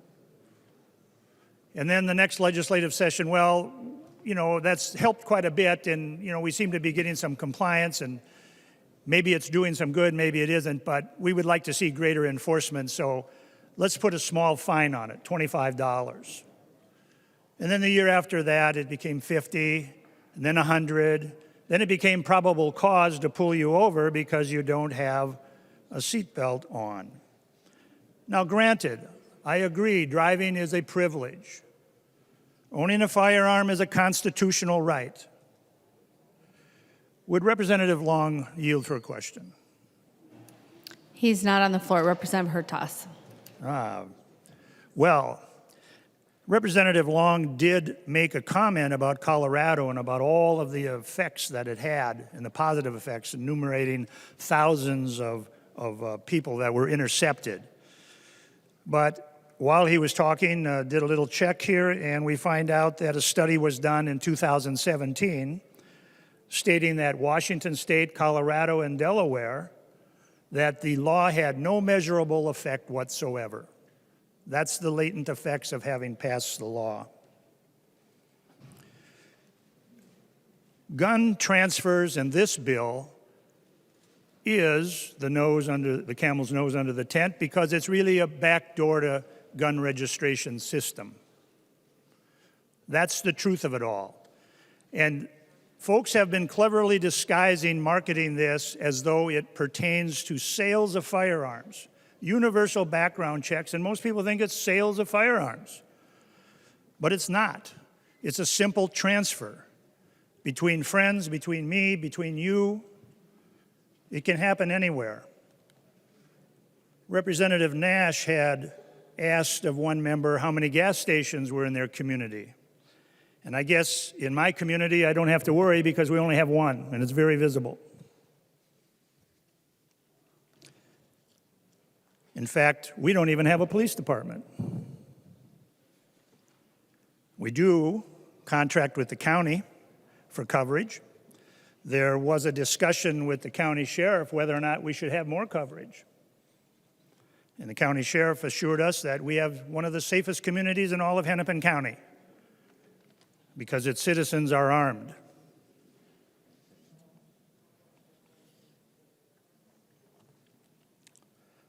Members, each of us swore an oath upon taking office to uphold the Constitution of Minnesota and of the United States. And passing legislation like this is simply an infringement upon that Second Amendment constitutional right that you swore an oath to uphold. And if you support this legislation, you're violating that oath. Thank you, Madam Speaker. The member from Wabasha, Representative Drazkowski. Thank you, Madam Speaker. Thank you, members. We have before us the Minnesota Universal Gun Registration Bill. And I'm wondering if, would Representative Pinto yield for a question? He will yield. Representative Drazkowski. Thank you, Madam Speaker. Representative Pinto, it was discussed a little earlier, but there's a major implication in this bill, a major mandate to local government. And so we make local government do the other part of the universal registration system when you add it together with the NICS system.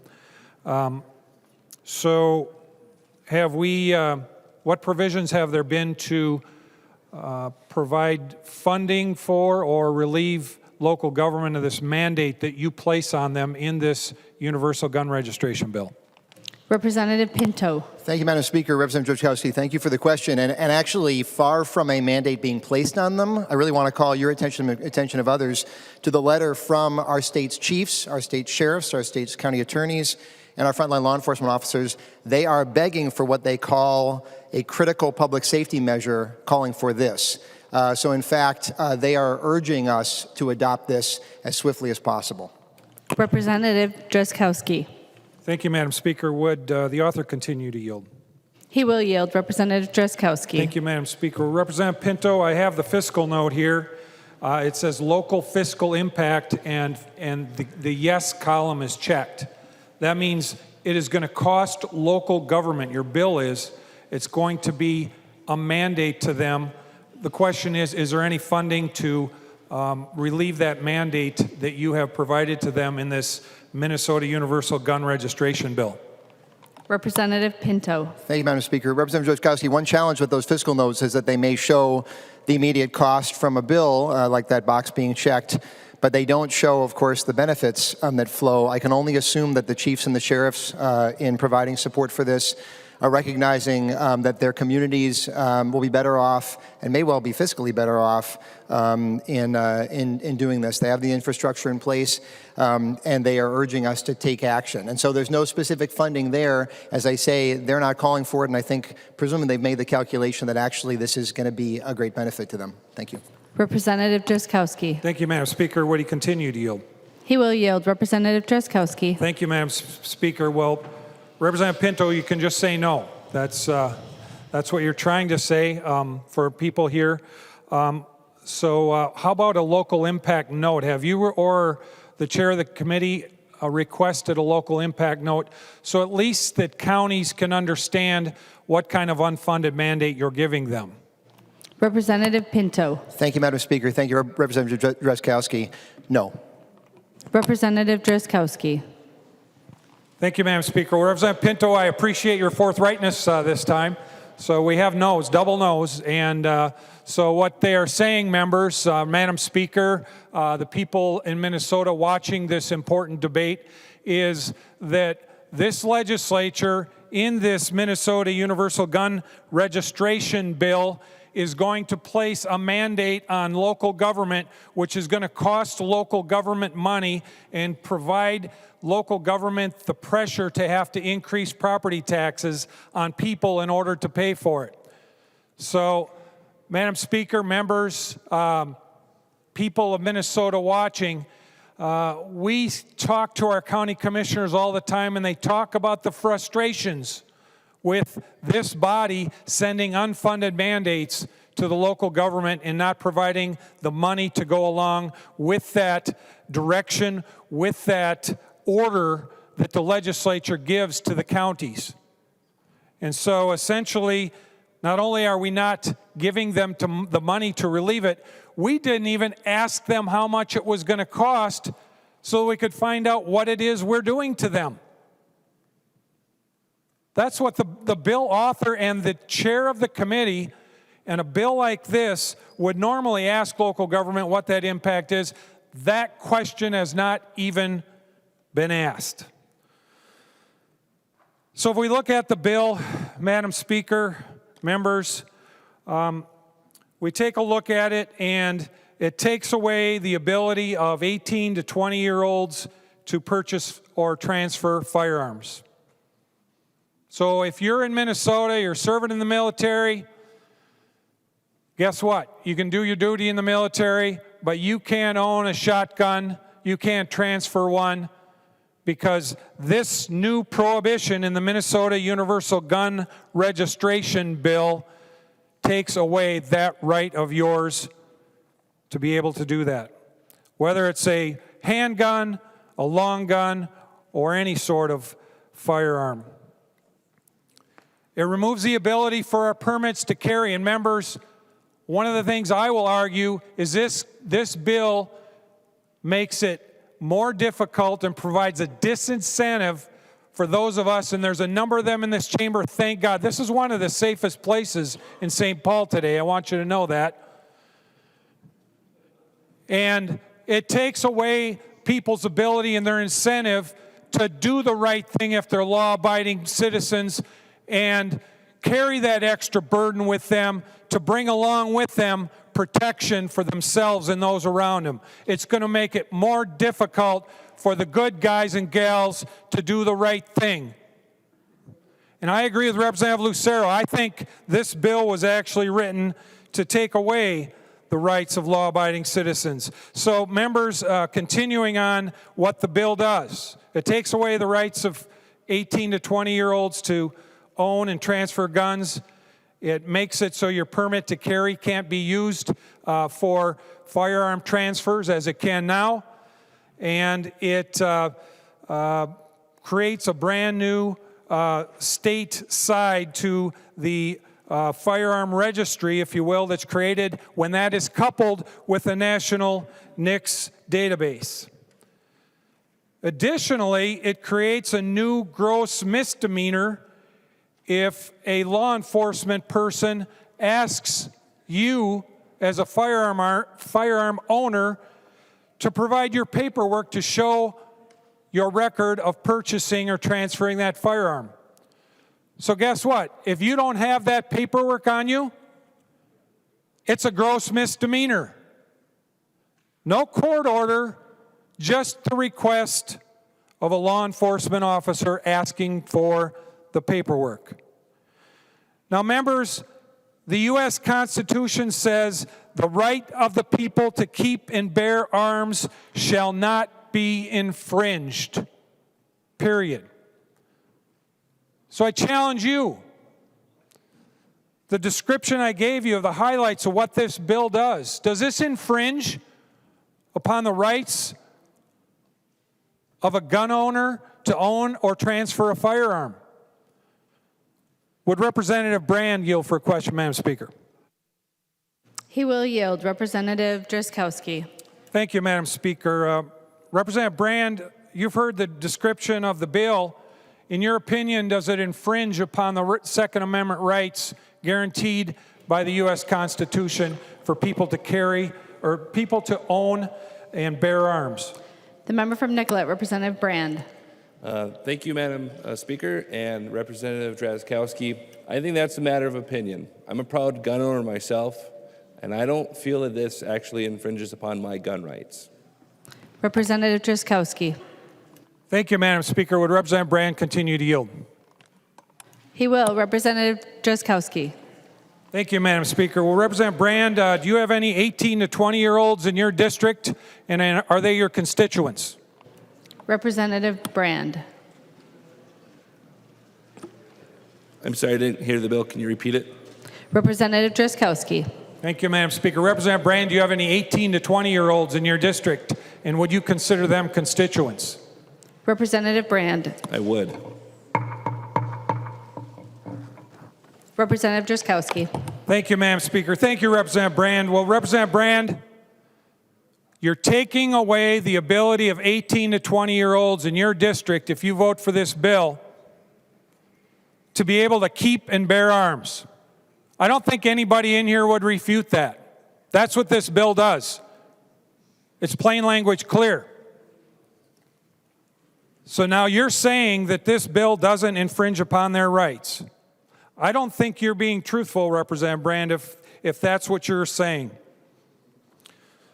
Madam Speaker, members, as we look at this bill, not only does it do the things I mentioned,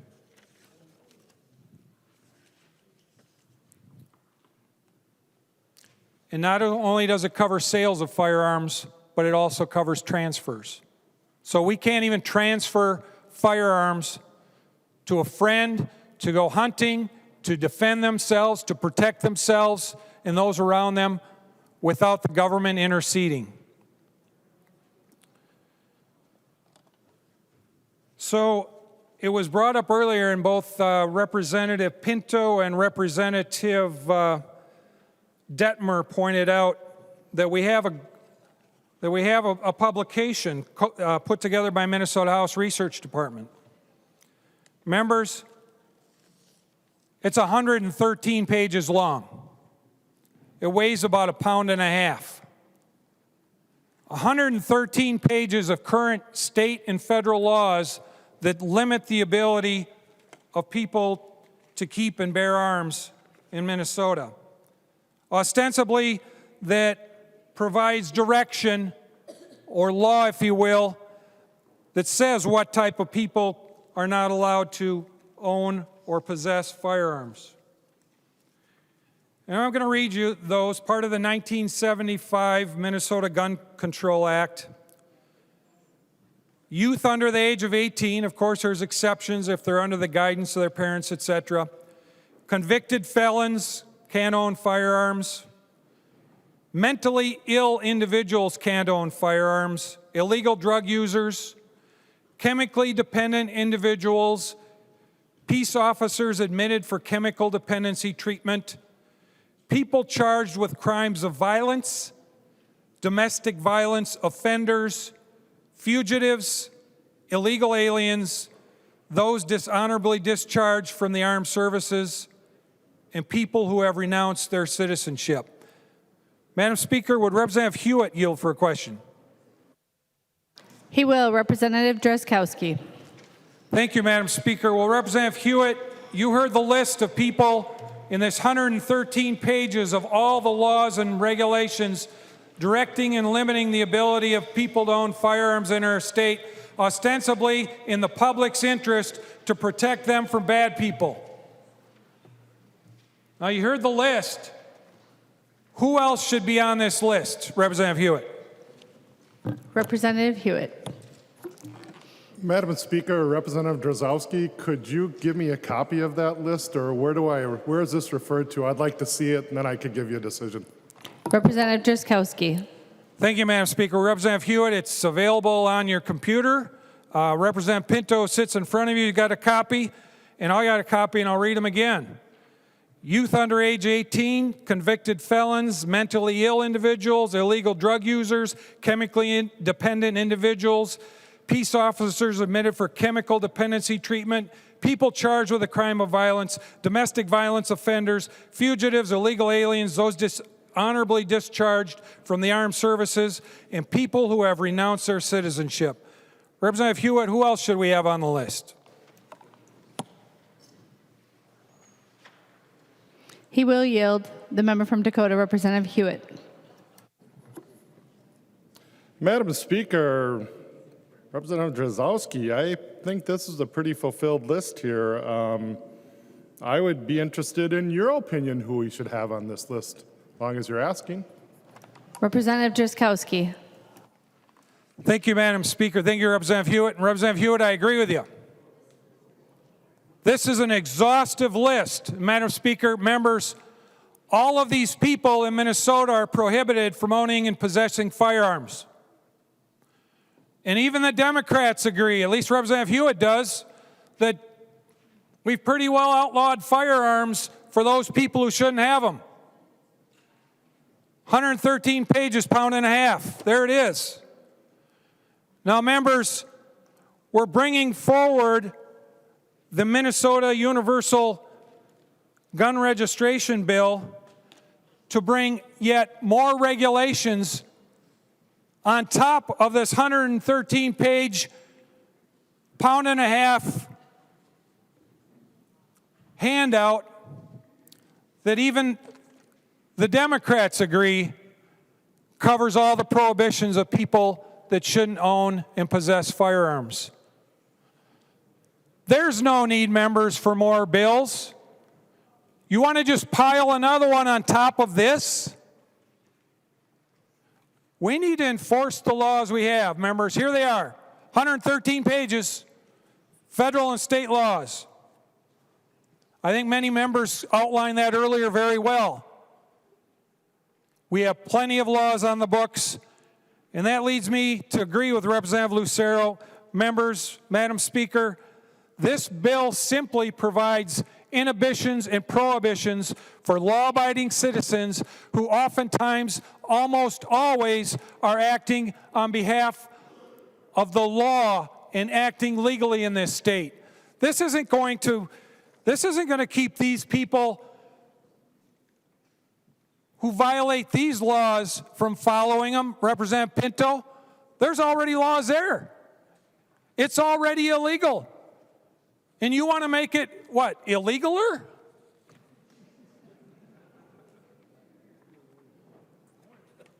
Representative Pinto, we've got it covered. You're violating the freedoms and rights of law-abiding citizens in your zeal to do something, when in reality what we have to do is make it easier for law-abiding people in Minnesota to have access to firearms in a legal and safe way, as they do now. Thank you, Madam Speaker. Thank you, members, for your indulgence. Members, let's vote down this bill. Let's protect the rights of law-abiding citizens.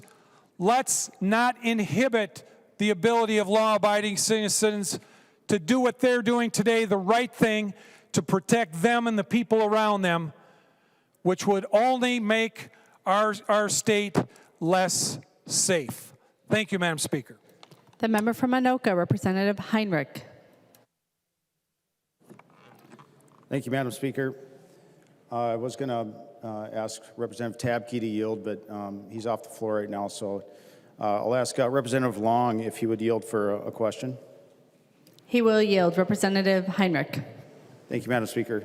Representative Long, you talked a little bit. I wasn't going to bring it up as far as putting states or cities on blast, but you brought up Colorado. So, I was just looking through. I've heard this before, but you go through some of the worst gun crime cities in the United States of America, and we're talking, New Orleans, Baltimore, Detroit, Chicago, you name it. Can you please explain to me why the cities with the very strictest gun control measures, like this one, and cities, by the way, that for the last 50 years have elected Democrats from dog catcher to governor, have the worst gun crime in America today? Representative Long. Thank you, Madam Speaker. Thank you for the question, Representative Heinrich.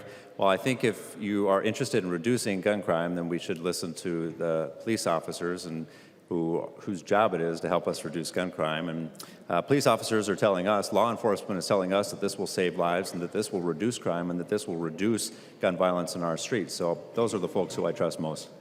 Representative Heinrich.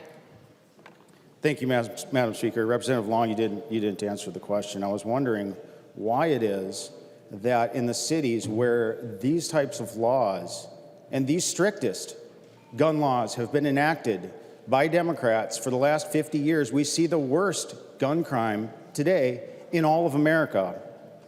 Only the bad people have guns in these cities. The good, law-abiding citizens are the ones not allowed to have guns. So I don't think you answered my question, but thank you, Madam Speaker. The member from Clearwater, Representative Grossell. Thank you, Madam Speaker. Members,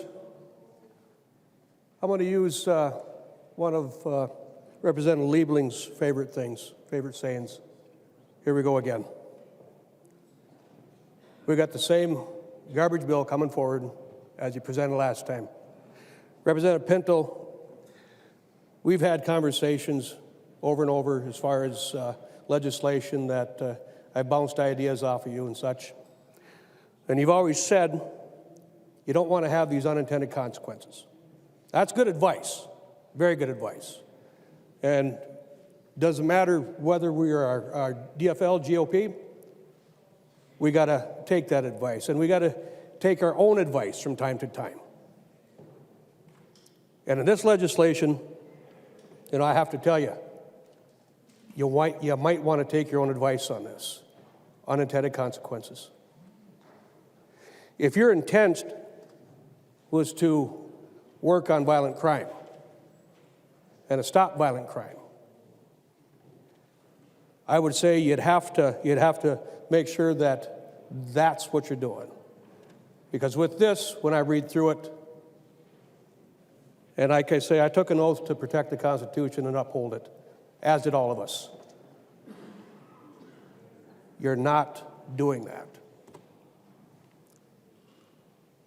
This just puts more hurdles in front of law-abiding citizens, good law-abiding citizens like everybody in here, most of our family and friends. This creates onerous new requirements for routine transfers. While criminals will still obtain firearms, whatever weapon they choose to use, violent crime will continue until we take serious and start working on stopping violent crime. Gun crimes are violent crime. Rape is violent crime. All these things, violent crime.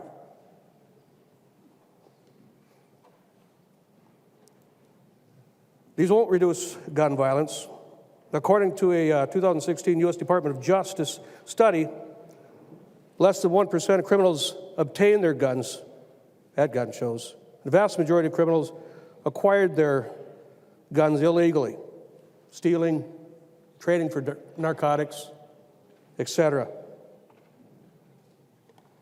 Now, a study in California by UC Davis found no changes in firearm homicide or suicides rates 10 years after the universal background check bill was enacted. This bill will do nothing to address the problem of gun violence. but instead, like I said earlier, will punish and create hassles for law-abiding citizens, people like you and I, all of us in here. And I believe that's one of those unintended consequences that you always advise me on. So I have to say, you need to take your own advice, Representative. And I know you will. I know you reflect on this. When you talk about the chiefs and sheriffs, they're not begging you for this. Not all of them. Because I stay in touch with the chiefs and sheriffs in my district in rural Minnesota. And as Representative Fabian said, they're looking at this going, well, and I guess the Metro is speaking for the rural again. And that's happened quite a bit. I know last session when I called the Chiefs Association on the carpet for saying, hey, all the chiefs support this legislation. They don't. Again, I checked with my own back home in my district and around a lot of the other rural areas. I checked with my people. As a matter of fact, one of them told me a story that when they chimed in on a Chiefs conference call, I was referred to as that damn representative who embarrassed us by saying that, by letting people know that you don't have all the chiefs' support. There's a vast majority of them out there in rural Minnesota that do not want this. We have approximately 41 gun control laws in the state of Minnesota. I think we've got enough. And this would just be one more thing that's piled on to our law-abiding citizens and not having an effect on the criminal element. When I look at this stuff, you know, there's a reason. There's a reason that this bill and the next one have bipartisan opposition. Bipartisan opposition.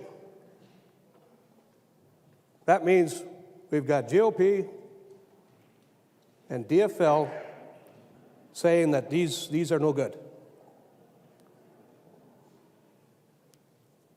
And it also exposes that, you know, again, the rural and the metro divide. This issue couldn't make it more clear. So, Representative, I would say you want to avoid these unintended consequences, then you pull this bill, you file it in the circular file, and you leave well enough alone because we have everything that you want to cover on the books already. These have to be enforced, they have to be prosecuted, and they have to be sentenced. I took an oath, military law enforcement, and now as a representative, that I will stand and protect the Constitution of these United States. And I will continue to do that, and the citizens and law enforcement in my district will continue to do that. And I would bet that you talk to any rural member, you know, I've even talked to a lot of the Metro Police, and they will uphold the Constitution as well and not let their citizens be violated. So again, watch out for those unintended consequences, Representative Pinto. Thank you, Madam Chair. The member from Waseca, Representative Petersburg. Thank you, Madam Speaker. And I'd like to just kind of turn our attention maybe back a little bit in a different direction, and that is what I think we're really all talking about here, and try getting us back to what I think everybody on this floor is interested in, and that's increased public safety. It's about feeling safe. It's about making sure that we are. As a way of, as an example of that, let's just assume for a minute that I was to put a firearm on every desk in this room. I think most of us would still feel safe. Why is that? Because we trust each other, at least most days, right? And we believe that everybody's going to abide by the law and respect each other. And we heard earlier talking about dangerous people and keeping guns away from them. But let's use this bill as an example for just the people that I talked about on this floor. Have a gun in front of you. We all feel safe. We're going to implement this. Doesn't make us any safer. It doesn't. Why? Because we all trust each other, because we have respect for that. Now we go back to the intent, and I, with my whole heart, I know that the intent is true, and what we're trying to do here is just. But we're dealing with, what was the term used? Dangerous people. People that are dangerous. We heard that, well, this law works because so many dangerous people from this state or whatever state were kept from getting a gun. Unfortunately, that's only half of the statistics. It only means that they failed to get a gun that time or that particular gun. It doesn't mean that then they took a different route and got the gun anyway. The point is that when you are dealing with elements that have already determined that the solution to their problem is violence against somebody else, we think all of a sudden they're going to abide by some sort of law that we put in place here. You know, we talk about the terminology that's very interesting to be used only during this particular situation. And what is it called? It's called gun violence. It's called gun violence. And if I use that same rationale for how we call it gun violence because somebody was killed or injured with a bullet, then I would say our headlines and our newspapers are filled with automobile violence. Because guess what? People are violently killed with automobiles as well. We have never talked about a background check for us to transfer automobiles. We don't. We have never talked about how it's terrible that this person had a car and the reason why a person was killed with a car is because of cars. Why? Because in that particular case, we expect that the person driving the car is the one that's accountable. It's the one that's accountable. And so they are held responsible. They have to do the penalty, etc. And so I'm just asking us to start thinking about what is the effect, what is it we want to do, and whether or not it's going to be effective. Now, I know this is going to feel like a feel-good solution because all of a sudden we're going to get less guns out there, but we haven't dealt with the real issue, which is why people think it's necessary to use that gun in a violent way. Earlier, we heard that it has to do with gang violence. It has to do with a lot of other things. Mental illness is one of those, and yeah, I know we're trying to deal that with this here, but mental illness doesn't just happen over a short period of time. Sometimes it's very quick, etc. The point is, are we punishing the right people? Are we controlling the right people with this? Or are we just trying to do something that might make us feel good? I think we need to have a long, hard look about society in general and where we're at. And we can't do that by just saying, we're going to fix this. You don't have to be accountable for it because guess what? We're going to take your guns away from you. We don't have to help you talk with other people and de-escalate things. We're just going to take guns away because that's not going to help. It's not going to answer. So I think really you need to consider whether or not what you're doing and the bill that you have in front of us, if that is truly the proper way to go, especially when we know how important our forefathers, those that created the Constitution, felt about why we need to be able to bear arms and what the really intent is. So I really hope that you can vote no on this bill, and let's work on the real solutions of society's systemic issues. Thank you. The member from Isanti, Representative Johnson. Madam Chair, members, it's been an interesting discussion here today. One topic that's been brought up is the NICS test, or NICS checks. And I can't remember how large a number that was that stopped people from getting firearms. Representative Pinto, if I believe when you used Rule 4.31 and forced a hearing 2 years ago. I actually looked into the Next Checks numbers. Yes, they had a lot of stops. And in 2017, I was one of those numbers. Because of the way their algorithms work, my name was very close to somebody that was not supposed to have a firearm. That was one of those numbers that you checked. But when you dig down deeper in the numbers, they had so few people who are actually illegally going through the Next Checks that were banned from firearms that they quit keeping the number. So that number is not really well. I also talked to my LEOs, my law enforcement friends. They are, I think it's 90% against this stuff.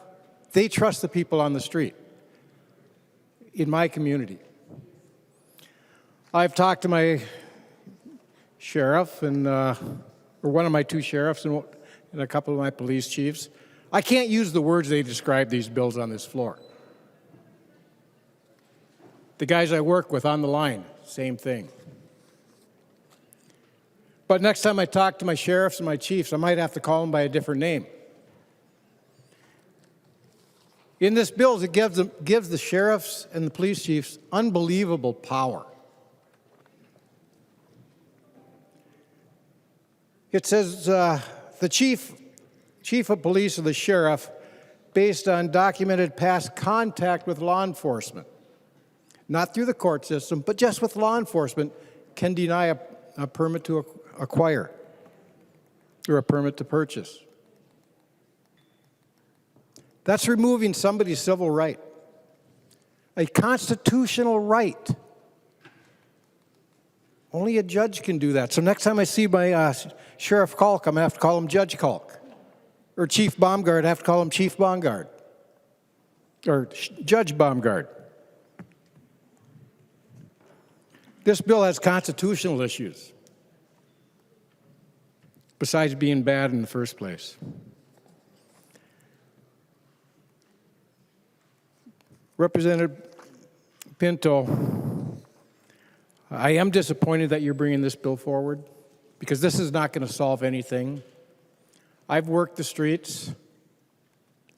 I've even rode with my second cousin in the 4th Precinct in Minneapolis, seeing what's going on. This bill will do nothing to stop gun violence. It'll do nothing to protect the citizens in this state, nothing to protect or stop the violence that's happening in Minneapolis and St. Paul in their neighborhoods. And I want to get that stopped because I want those citizens to be just as safe as every citizen in Minnesota. But this is not going to do it. In fact, there was mention about the poll that was on Facebook. I do have the numbers if somebody wants it. It was 14% in favor of this bill, 86% against. And most polls, the scientific polls, they use 500 to 1,000 people in their poll. This had 8,500 people in this poll. It was a large number of people across the state of Minnesota on your Facebook page that said no, they do not want this. With that, members, please vote again no on this bill. The member from Carver is not, there he is. The member from Carver, Representative Nash. Well, thank you, Madam Speaker.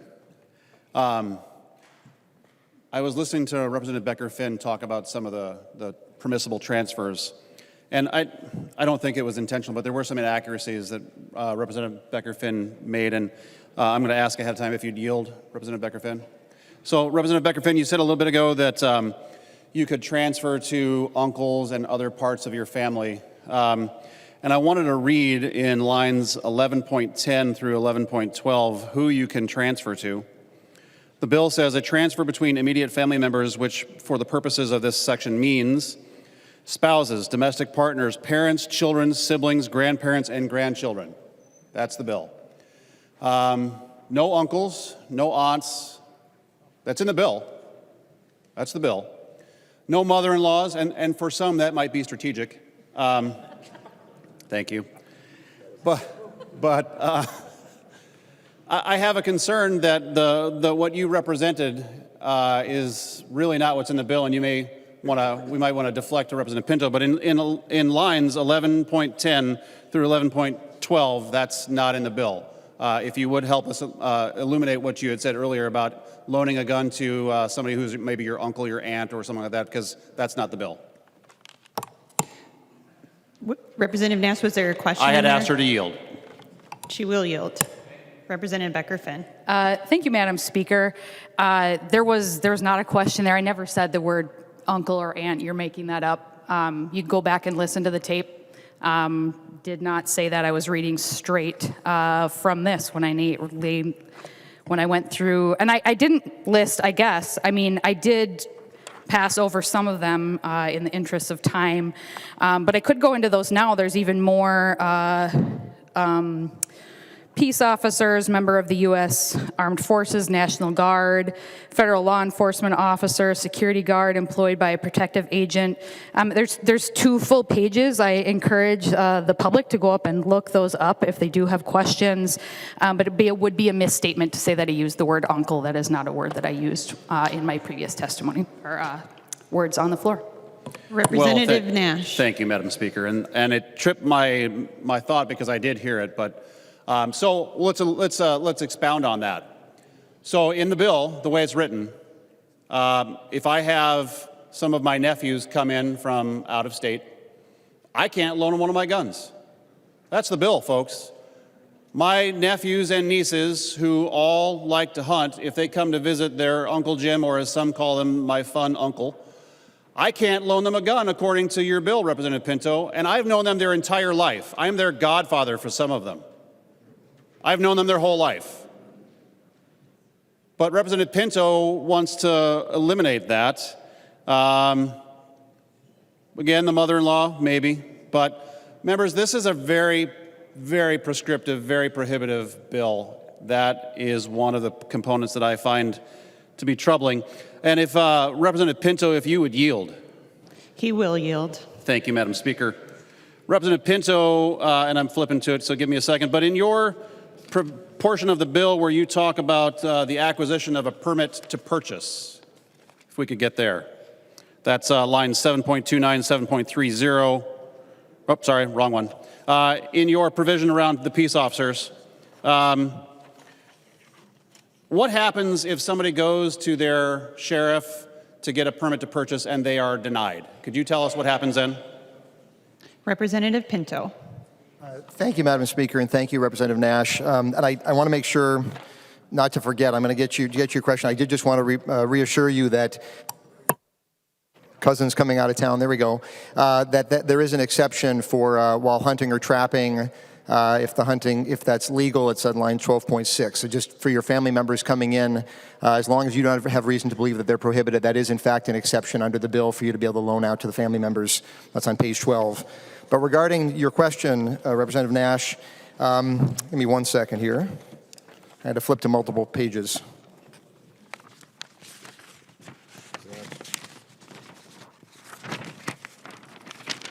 I believe, Representative Nash, your question, and please correct me if this is wrong, but it was sort of what happens if the chief or sheriff denies the permit, refuses to grant. And there is a set of steps that's laid out in the bill by which the person can essentially appeal that denial. We can walk through that in detail if you want, but I'll send it back to you to kind of proceed from there. Thank you.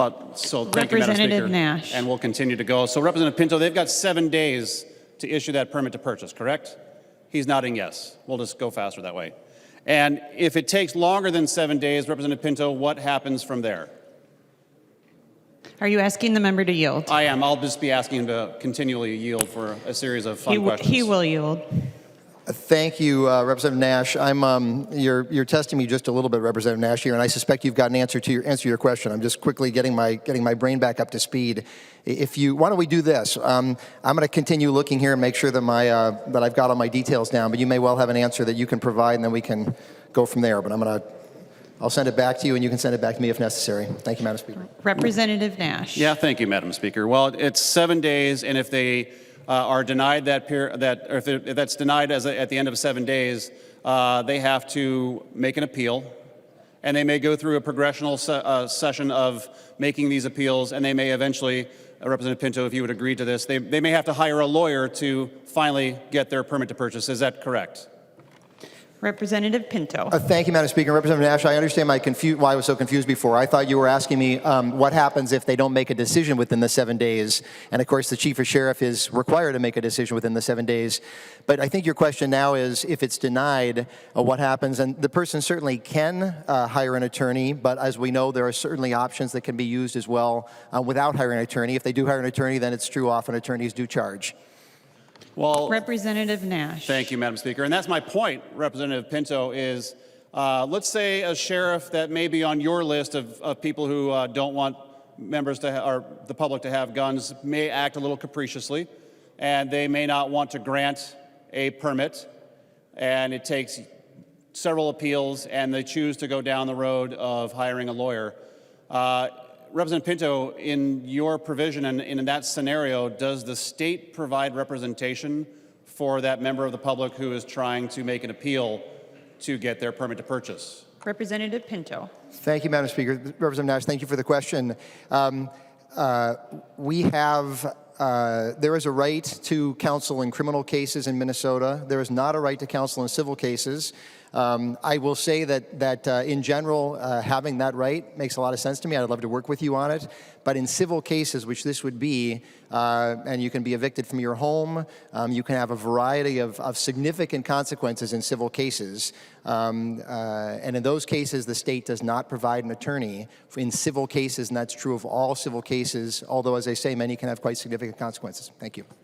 Representative Nash. Thank you, Madam Speaker. So just to crystallize, the answer is no, they would not be afforded any representation, and they, if they chose to, would have to engage a lawyer, perhaps spending several thousands of dollars to potentially every year, according to the way your bill is written, go back and get that permit to purchase. So now, members, and there's so few of you over there for such an important debate, it seems that you've vacated the area, but what you're requiring of people now is that they may have to spend thousands of dollars to avail themselves of their constitutional right. And I have a copy of the Constitution. You know, it might be good reading for some, but if they're going to have to spend thousands of dollars to get their permit to purchase, I think that that's just onerous. I think that is really quite damning of, and it sends a strong message as to what you think of their right to do that. I wanted to bring your attention, too, members, to a study that had been referenced, I think, by Representative Hertas. It's a UC Davis in 2019 study that did analyze the efficacy of UBCs, and it said that there really is no appreciable benefit in the states that they studied. None. Zero. Zip. Use your word for zero. There were no measurable benefits. And indeed, they said that the conclusions that had apparently been pre-drawn were wrong.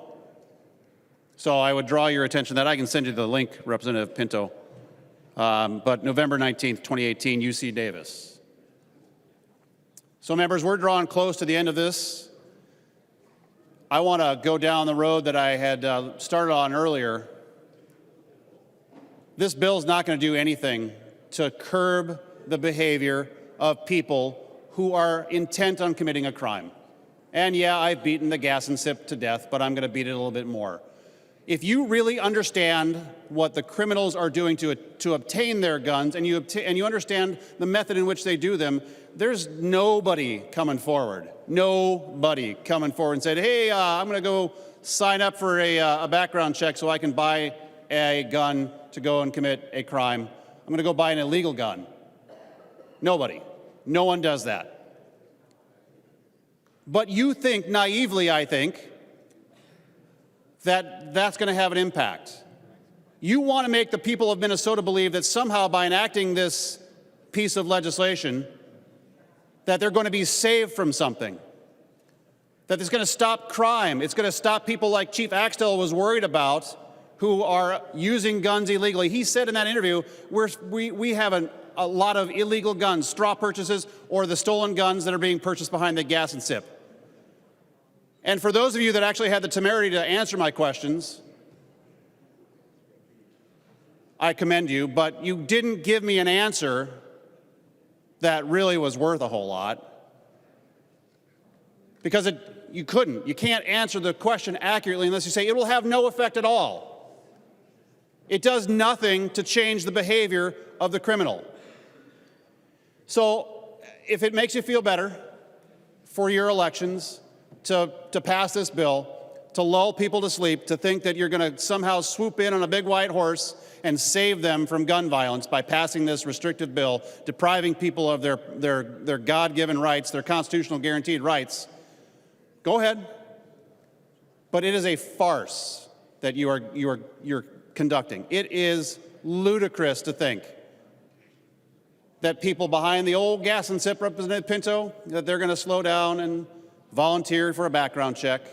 They're going to go down to their sheriff and put a burden on them financially, but they're not going to change their behavior. And I just think it's such a disingenuous argument. It's intellectually dishonest for you to let people think that this is going to change a thing. And I'm disappointed that after a lot of discussion, you've still gone down this road. You know, and Representative Pinto, if my nephew comes and we want to go to the gun range, or I want to send him onto the gun range, your bill doesn't provide for that because that's sporting, right? Or if I want to loan him a pistol to go out and shoot in the country out in Carver County, I don't see that in your bill. You may want to change, or you may want to tell us what's going on with that, but according to your bill as I read it, that's not really happening. And I don't want to beat a dead horse, but this is a bad bill. Very bad bill. It's not going to do what you think it's going to do. Creates a tremendous amount of pressure on law enforcement, deprives people of their rights, creates data. And I think that I'm looking forward to those of you on the other side that I know are going to have the guts to stand up and vote no. And send a message to Minnesotans that this is not ready to put into law. And I just cringe at the Pollyanna attitude that you have around what this is possibly going to do. Because it's going to do nothing. Won't have any impact. Won't change anything. Criminals will still buy guns behind the gas and sip. They'll still go out and commit crimes with the illegally obtained guns. So as your finger is wavering over the yes or the no button, push no. Have the guts to say not going to happen, not worth voting yes on this bill. So thank you, Madam Speaker. The member from Wright, Representative Lucero. Thank you, Madam Speaker. And there's one additional point that I neglected to bring up in my earlier highlight of how bad this bill is. I would draw members' attention to line 10.17. Both the transferor and the transferee must retain a copy of the record of transfer and any attachments to the record of transfer for 20 years from the date of the transfer. So, when an exchange takes place from one party to another, the background occurs, then there's a copy of the record, and that must be retained by each side of the transaction for 20 years. And what's the penalty, members? A gross misdemeanor. So I looked up a few other areas within IT that have retention requirements or best practices. And yesterday we spoke about audit trails, and so some may have heard of HIPAA and high tech. Those are regulatory compliance mandates for healthcare. And depending on the type of record, I'm seeing in my quick lookup 5 to 6 years. For those that might be familiar with Sarbanes-Oxley, the Enron scandal, U.S.-based publicly traded companies which Sarbanes-Oxley applies to, retention records between 5 and 7 years. So I looked up GLBA, it stands for Graham, Leach, Bliley Act, pertaining to financial institutions, and they have record retentions, again, 5 to 7 years. So I'm comparing the retention periods of records in other industries to what this bill is seeking to do. 20 years, members, 20 years. Then we have the penalty, or it's a gross misdemeanor. And so I looked up some other gross misdemeanors here in the state of Minnesota, Madam Speaker. The Democrat majority seeks to make law-abiding citizens guilty of a gross misdemeanor if they fail to return or retain that record for 20 years, regardless if they have a house fire or a tornado or a flood, or if they're retaining a digital copy of the record and they suffer a stolen laptop out of the back seat of their car, or a failed hard drive that they can't recover, a hardware failure. None of that matters. It's not an affirmative defense to say, my laptop was stolen upon which I had the digital copy of the record. You are still guilty of a gross misdemeanor. A gross misdemeanor, members. And so that means you are just as bad as somebody who commits a second or third degree DWI. So if you lose a piece of paper because you had a house fire, you are just as bad as somebody who's a habitual DWI offender. If you're otherwise a law-abiding citizen, and unfortunately, you have straight-line winds like we had up in Rogers here a couple years ago, and it blows your house down and you lose many articles and suffer severe damage to your property, and maybe that piece of paper, the record is gone, you're just as bad as somebody who commits criminal vehicular operation and commits bodily harm to somebody. You're just as bad. You're just as bad if somebody commits a fourth-degree assault against a school official, or assaults a vulnerable adult, or is a repeat domestic assault offender. So if you lose a piece of paper, you're just as guilty as a domestic assault perpetrator. So, Madam Speaker, and the law-abiding citizens all across this state, on the Iron Range, in southern Minnesota, this is what Democrats want to do to you. If you lose a piece of paper, you are just as bad as somebody who's a domestic assault perpetrator. And members, that is just unbelievable. And it's not just the piece of paper, it would be, according to the bill here, a copy of the record of transfer and any attachments.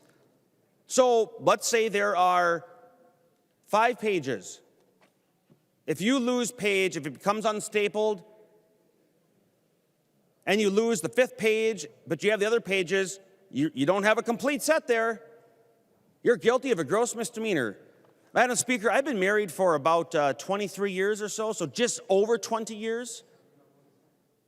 And there are items in my possession, or were in my possession, back when we first got married. We've shuffled multiple apartments through our marriage and moved multiple houses.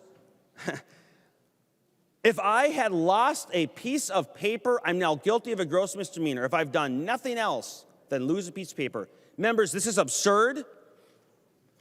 This is something we should not be doing. That is another reason this is a bad bill. And the Democrat majority seeks to make criminals out of otherwise law-abiding, hardworking Minnesota citizens. Vote no. The member from Olmsted, Representative Kwong. Thank you, Madam Speaker and members. And this is not meant to be posthumous abuse of an equine this has meant I didn't hear answers to some of the prevalent questions I've gotten from my constituents. And so I would hope the author would yield for clarification. He will yield. Representative Quam. My constituents span from the extremes of both sides on this bill, and some of the questions have been covered, but the most prevalent ones were people come in and they're concerned, we need this universal background in order to prevent people ordering weapons over the internet. Now, I assume that I'm correct that federal statute prohibits the shipping and transport of said weapons except between two federally licensed firearm dealers, of which both would have to comply with the background check. And a nod is good. Representative Pinto. Thank you, Madam Speaker. Representative Quam, thank you for the question. I think the concern is, right, that there's a connection can be made online, but then the people actually meet in person. And so as you point out, there's the shipping of weapons that are ordered online, but quite commonly, there's an ad that can be placed online, and then the individuals can meet in person, and that is not prohibited under current law. Actually, they can set up a meeting behind the gas and sip, and that can be their opportunity to then meet and then exchange. Make the exchange there. Representative Quam. Thank you, Madam Speaker, and thanks to the author for clarifying that the example utilized by Representative Nash about the bad things that can happen at this fictional gas station are the ways that it subverts the federal intent of cross-state or interstate transport of any firearms outside the control of between firearm dealers. The other thing is, in 13 and 14, when a similar bill was discussed, 2013, 2014, I was told by staff that there's statutes to prohibit, so that if I sold a couple of firearms in a calendar year, I would have to be licensed in order to sell additional ones, and I was wondering if you knew the exact number that was limited to. My recollection was it was after you had a couple in a year that then you would, to sell anything more, have to be licensed. Representative Pinto. Thank you, Madam Speaker. Representative Quam, I don't know that there's an exact number of firearms sold that qualifies as a federal firearms licensee or FFL. I could be wrong about that. But there's a series of, as with any of these tests, a series of elements that will decide whether someone is in fact an FFL or not. And if they're not an FFL, then as we know, there are not background checks, and that's the purpose of addressing this. Representative Thank you, Quam. Madam Speaker, and Representative Pinto. What staff told me was there was Minnesota requirement and restriction that you could only sell in a calendar year a couple of weapons, and then in order to sell more, you'd have to be licensed. And the query was in regards to gun shows, because I'd never seen one where somebody had a table with fewer than 6, 10, or more weapons. So that would inherently require that Minnesota gun shows, those people would be licensed and therefore would be required to do a background check. Are you asking Representative Pinto to yield? I was wondering if apparently he was thinking federal. I was clarifying it was state, but I don't see that he would have that answer. And frankly, a lot of their concerns seem to be covered except for fringe events. And I was hoping to get clarification, what does this really do and who does it really affect? And throughout the discussion, it's basically been law-abiding citizens who don't go and meet people at the fictional gas station to do firearms transactions. And frankly, I have many constituents that their issue is start cracking down on the criminals, because every state, every city that has these type of things, it was mentioned Chicago, Washington, D.C., etc., have huge gun violence issues. The state of Minnesota, we're not worry-free, but we don't have those issues. And frankly, a lot of the people in greater Minnesota feel a comfort in being able to have their Second Amendment rights. And so I'm sorry, I know you're trying to make things better, but I can't support this bill as it's written. The member from Isanti, Minority Leader Doubt. Thank you, Madam Speaker, and thank you, members. Minnesota has a strong tradition of hunting and gun ownership. And unfortunately, this bill will only infringe on those Minnesotans' rights. Our Constitution reads really clearly in the Second Amendment, the right of the people to keep and bear arms shall not be infringed. We've heard a lot of people talk about how this is supposed to reduce violent gun crime and that this is some reasonable and common sense measure. Unfortunately, this is going to do nothing to keep guns out of the hands of criminals. We've heard tonight that 89% of guns used in crimes are transferred illegally.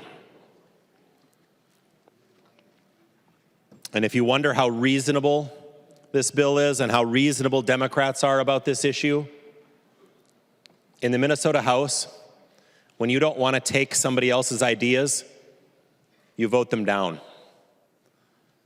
In the Minnesota House, when you don't even want to talk about somebody's ideas, you rule them out of order. We brought amendment after amendment to improve this language and make it better. What did Democrats say? Out of order. Minnesotans, Democrats in this chamber think it's out of order for you to keep and bear arms to protect yourself. They think that's out of order. They don't want you to own firearms. They don't want a single mom that lives at home to own a firearm to protect her home.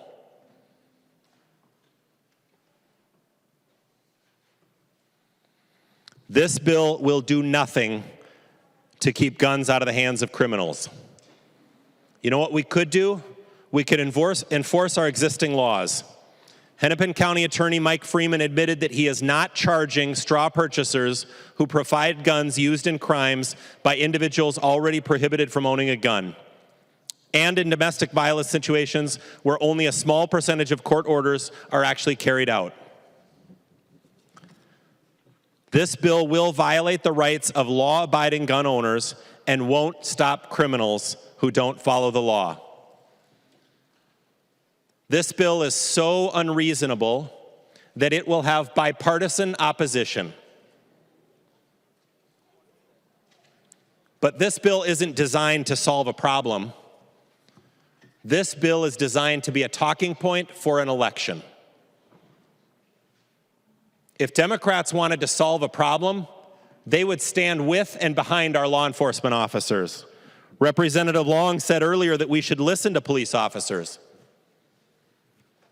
Well, I believe the police chief in Minneapolis and St. Paul have asked for more help to help them in stopping the rising and record crime and murder rates in the city of Minneapolis and St. Paul. What's Democrats' response? Let's take guns out of the hands of law-abiding citizens. Last night, Democrats didn't want to tell you that you can already get access to free and low-cost insulin. Manufacturers are already providing that.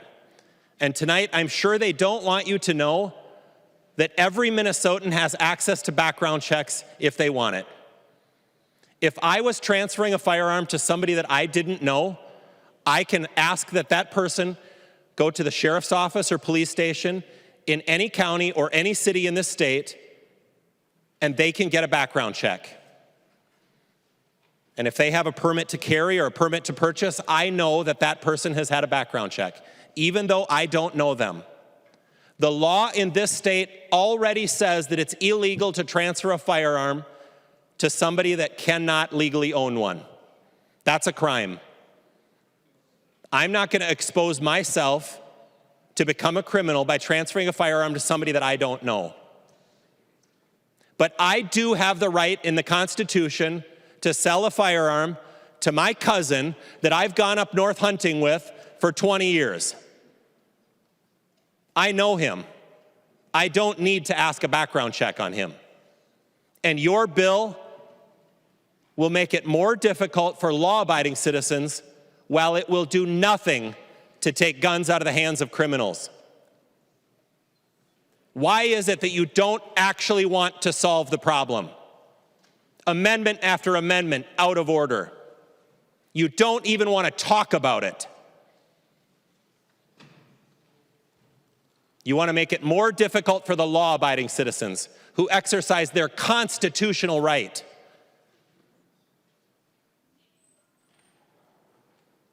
And you look the other way when law enforcement officers in this state ask us for more help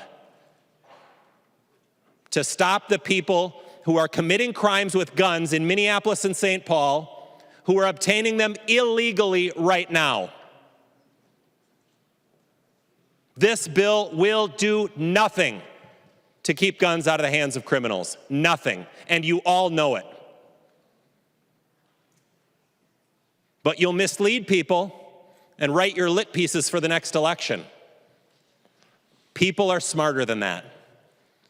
Constituents of mine and constituents of yours are already saying, I won't go to Minneapolis and I won't go to St. Paul because of the crime rates. And when your police chiefs ask for more help, the mayors of those cities say, I'm sorry, we can't. We're busy working on eliminating straws and plastic bags. That's their priority. My priority is keeping people in my home safe, and I'm going to exercise my right in the Second Amendment to keep and bear arms in my home. And I'm going to be a lawful, law-abiding citizen. And I know that Minnesotans want that same right. In fact, I think if we had more people who were lawful, law-abiding, gun-owning citizens in Minneapolis and St. Paul, you'd have less crime. Every person already has access to a background check. And it's already illegal to transfer a firearm to somebody who can't legally own one. This law will do nothing. I'm sorry, Democrats, you are failing the people in your cities who are worried about violent gun crime. You are failing them, and that will be on your hands. The member from Ramsey, Representative Pinto. Members, thank you for the discussion that we've had. I do want to make sure to clear up some points that are just not true about the bill. And it may be that even in some cases just referencing some other document. I'm not quite sure. There's a reference Representative Drazkowski made to people who are below the age of 21 not having access to firearms. That is not in the bill that is in front of you on the floor. And talking about a permit to carry not sufficing, again, not in the bill in front of you on the floor as well. And noticing that there are exclusions in here, of course, if for going to a shooting range together, for your cousin going out and going hunting, or somebody else going out hunting. I really urge members and the members of the public to look at the exclusions that are in the bill as well. And I heard false statement after false statement regarding what's in here. I would urge members and members of the public to look and see what is actually in here. Members, the point was made about people who are not allowed to have access, currently not allowed to have access to firearms, people who've demonstrated that they're dangerous. And I really think it's important to understand that contrary to the minority leader's point, it may be illegal right now for them to possess firearms. It is not unlawful to transfer a firearm to that person unless you know that that person is prohibited from having that firearm. So it is excellent that someone can tell someone that they don't know to go get a background check before giving them the gun, We should have an expectation of one another that if you don't know that person, if you don't know that person's criminal record, that you will tell them, go get that background check before I'm going to be handing this firearm over to you. And in that way, this is not already addressed. This is not already addressed. There is every incentive to, in fact, not find out about the person that you're handing the firearm to. And in connection with that, the point was made that the current background check system already keeps guns out of the hands of dangerous people. How is it that we like background checks that are currently existing, and yet somehow we have trouble with making sure there are background checks on more transfers of firearms, namely those involving private sales? Of course, the NICS checks, which are at the dealers, are not doing the full work that we need them to do because they require someone to show up and go to that dealer. We want to make sure to have the expectation that when you transfer a firearm and you do not know what the situation is with that person, we want to make sure that there is a background check to be sure that you do. And I guess finally, we've had a lot of discussion about crime, and we should listen to our law enforcement. Members, our law enforcement are calling out for this. Law enforcement all over the state, our chiefs, our sheriffs, our frontline law enforcement officers, they are telling us it is critical that we take this step. It is necessary that we take this step. We need this help to fight crime. So we can assess what to do about crime by listening to individual members of the minority, or we can listen to the members of our law enforcement who are telling us this will keep us safer, and we can look at the many, many states all around the country that are requiring background checks on transfers of firearms and having their residents be safer as a result. I want to thank the stalwart individuals who have been pushing for this for so long, and in so many cases as a result of tragedies they've experienced in their own families. As Mr. Venable was referenced earlier, someone who it is too late for their own families, but they are saying, please take this step for other people's families. Let's do more to keep guns out of the hands of people who have shown themselves to be dangerous. We've decided that they shouldn't have a gun. Now let's make sure to put those steps in place to make sure that they don't get one. Members, I urge your support. Thank you, Madam Speaker. The Majority Leader, Representative Winkler. Thank you, Madam Speaker and members, and thank you for the debate today. I just want to take a few minutes to highlight how our gun debate in this House has shifted in the last several years. I was elected in 2006 and started serving in 2007, and this is the first time that on the floor of the House we've had a standalone gun violence prevention measure come to the floor, and it's about to pass.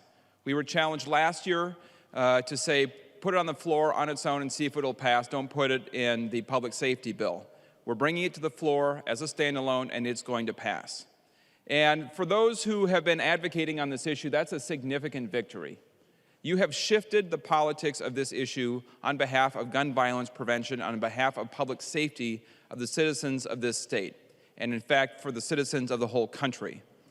The fact of the matter is that in recent years, if the gun bills had come to the floor, or if any gun bills had come to the floor, they would have been things like the so-called Castle Doctrine or open carry or opening up the laws on silencers or any number of issues brought forward by the extreme right on gun issues. And as the debate shifted to the right over the years, it became a fearful thing for Democrats to stand up and say that our communities need to be safe and we should have reasonable restrictions on gun violence and gun transfers. We are no longer in that position. We are now in a position where we are willing to step up and do the right thing, put these bills on the agenda and fight for them year after year, and we're doing it because the people of this state are fed up with doing nothing. Representative Dowd referred to the debate last night, and I think it is very similar. We have heard argument after argument all over the place about how we shouldn't do anything to address this. And it's interesting. Our existing laws need to be enforced, but this law would violate the Second Amendment. The criminal background checks are targeting law-abiding citizens, and yet law-abiding citizens are the very same people who are asking us to pass these bills. We have a supposedly conspiracy to create a background or a gun registry, even though there is no such registry in these bills. The arguments are all over the map. and they are the arguments of people who know that the public tide has turned against them on this issue. And so, members, we can confidently vote yes on this bill. It represents the majority opinion of the state. 80 to 90% of Minnesotans want us to have universal background checks. It may not work perfectly. There may be corrections we need to make over time. Representative Pinto and the advocates have worked tirelessly to address every reasonable concern about this bill, and we were ready to accept amendments today on the floor that you withdrew. So we have been perfectly willing to work with you on making these bills better. And we know that no bill is perfect. We will continue to work with you. We will continue to work with Senate Republicans. But the fact of the matter is, we have to be willing to actually pass something. And the test is, do we have the courage and the confidence to say that we can do something? And I believe that this bill will help prevent gun violence in Minnesota. The evidence of other states demonstrates that it will prevent gun violence in Minnesota. We will enhance public safety in Minnesota by passing this bill, and we will have no effect on the Second Amendment rights of people living in Minnesota. There is no reason to vote red on this. Members, we can do this. I know that you won't, but we can, and it will work. The clerk will take the roll.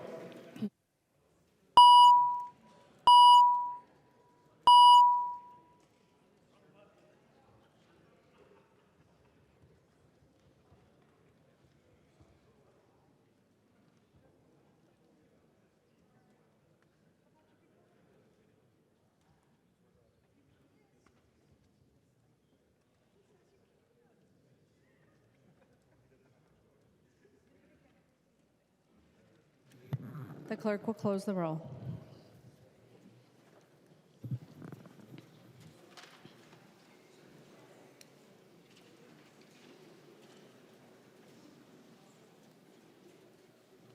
There being 69 ayes and 62 nays, the bill is passed. It's not amended, is it? The bill is passed and its title agreed to. The next bill on the calendar for the day is House File 9. The clerk will report the bill. House File number 9, number 2 on the calendar for the day, an act relating to public safety, enabling law enforcement and family members to petition a court to prohibit people from possessing firearms if they pose a significant danger to themselves or others. I recognize the member from Dakota, Representative Richardson, the author of the bill, to explain the bill. Thank you, Madam Speaker. Members, Minnesotans deserve to be safe in their homes and within their community. House File 9 creates a procedure under which a chief law enforcement officer or deputy or a city or county attorney can petition a judge for an extreme risk protection order. The goal is to keep firearms out of the hands of people who are at risk of self-harm or who pose a danger to others. There are already 13 categories of people ineligible to possess firearms in state statute.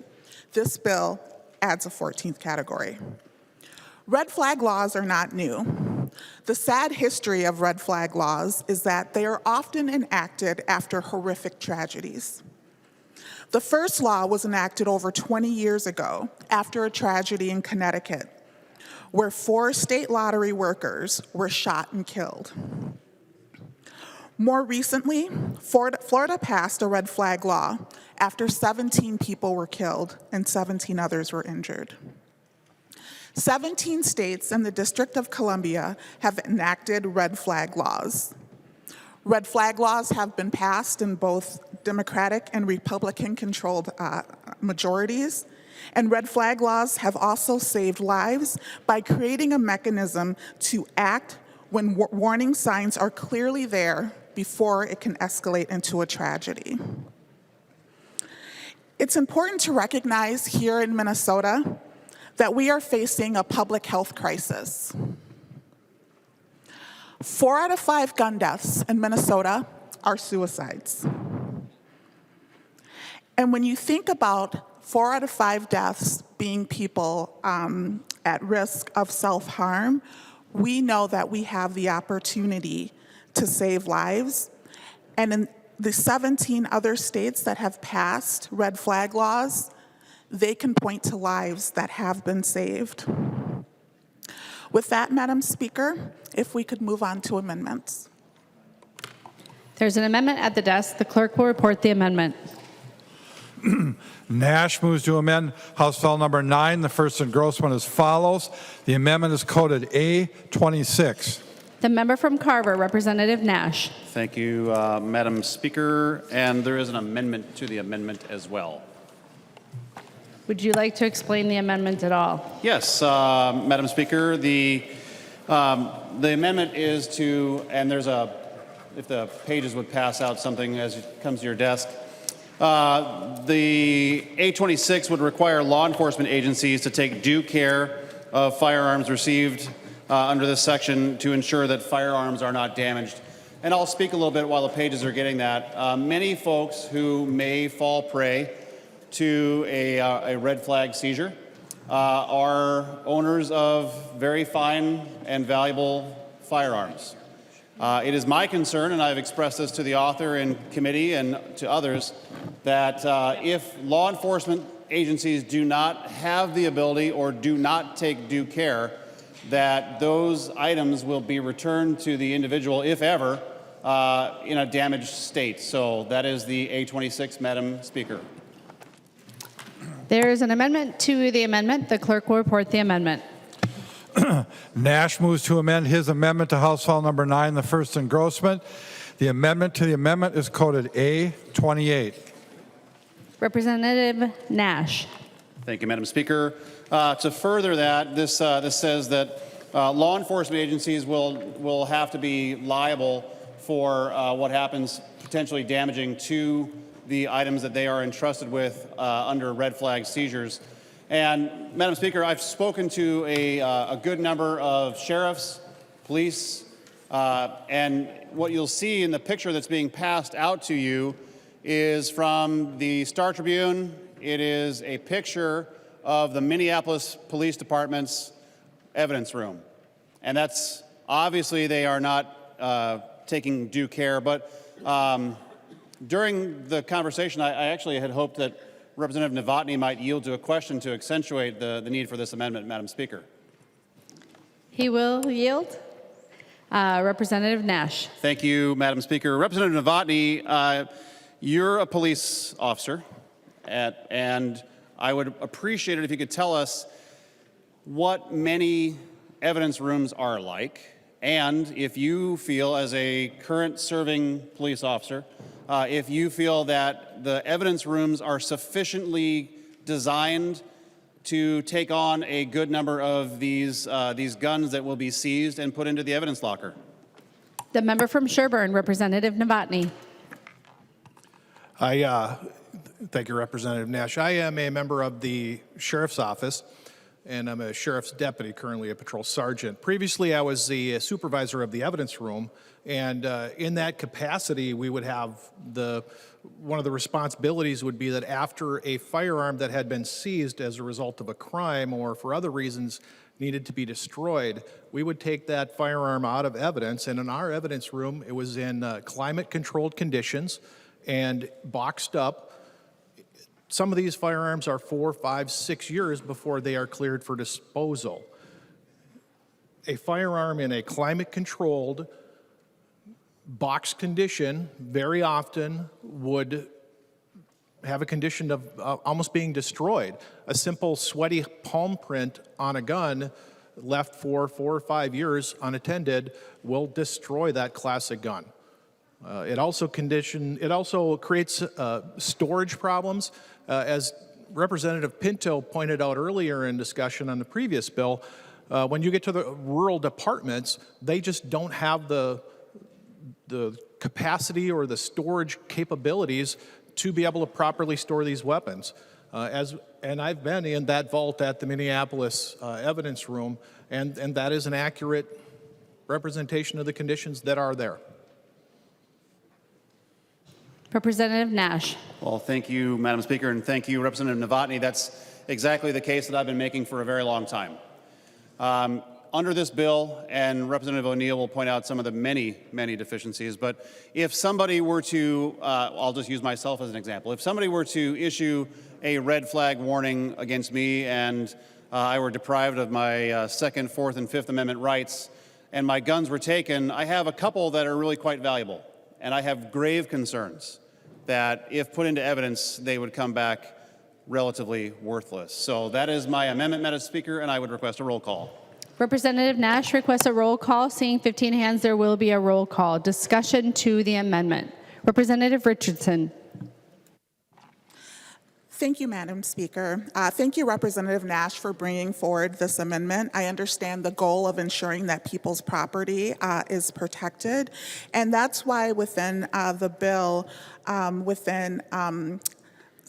Section 9 of the bill, thinking about the liability for the protection of firearms, we would ensure that, we'd want to ensure that with law enforcement that they're not doing anything intentionally to be reckless or intentional misconduct or gross negligence.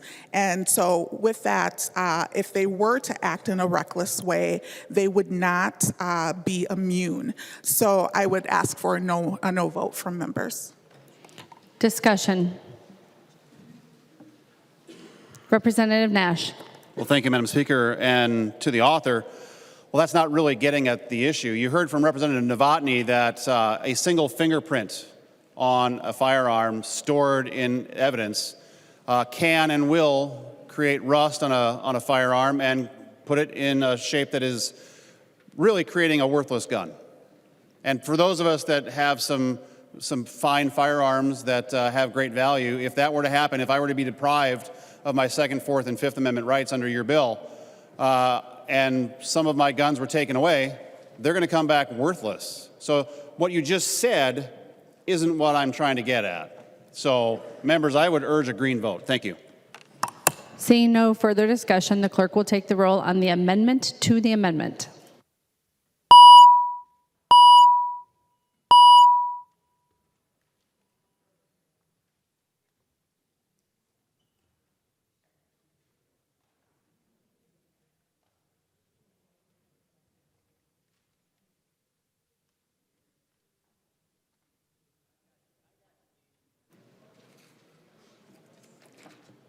The clerk will close the roll.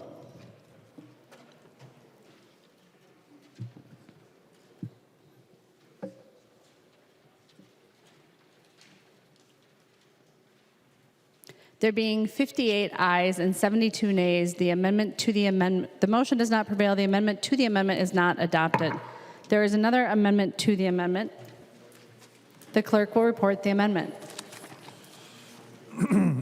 O'Neill moves to amend the Nash Amendment to House File Number 9, the first engrossment. The amendment to the amendment is A29. The member from Wright, Representative O'Neill, to your amendment to the amendment. Thank you, Madam Speaker. Along the same lines as what are the responsibilities for law enforcement, this amendment would assure that when law enforcement arrives on the scene and they are concerned about someone's safety, so much so that they are actually issuing this order, then instead of just taking the guns, they would actually be required to take them on a 72-hour hold. Because if they are truly in danger to themselves or others, this is the only responsible step we could possibly take. We should not be leaving someone who is in crisis alone in their home. Yes, we took the weapons, the guns, but there are other things in their home that could also, they could cause self-injury or injury to others. And so that is what this amendment is. And I would ask for a roll call, Madam Speaker. Representative O'Neill requests a roll call. Seeing 15 hands, there will be a roll call. Representative Becker-Finn. Madam Speaker, point of order. State your point of order. Point of order under 3.21B, an amendment to an amendment on the House floor must relate only to the primary amendment without introducing any new subject. The underlying amendment here is about storage of guns. This A29 amendment brings in an entire different area of statute, which would be the civil commitment statutes. Advice. Representative O'Neill. Thank you, Madam Speaker and members. So this is still about the responsibilities of law enforcement. Yes, they have different levels of responsibility, but this is still in the same issue area as what their responsibilities are. And I would ask you to.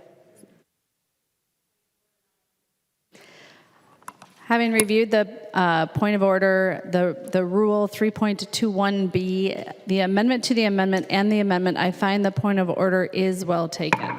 I On would the like amendment, to challenge the ruling of the speaker. Representative O'Neill challenges the ruling of the speaker and requests a roll call. Seeing 15 hands, there will be a roll call. Advice to the body. Anyone? All right, seeing no advice to the body. The question before the body is, shall the decision of the speaker stand as the judgment of the House? A yes or a green vote supports the ruling of the speaker. A no or a red vote goes against the ruling of the speaker. The clerk will take the roll.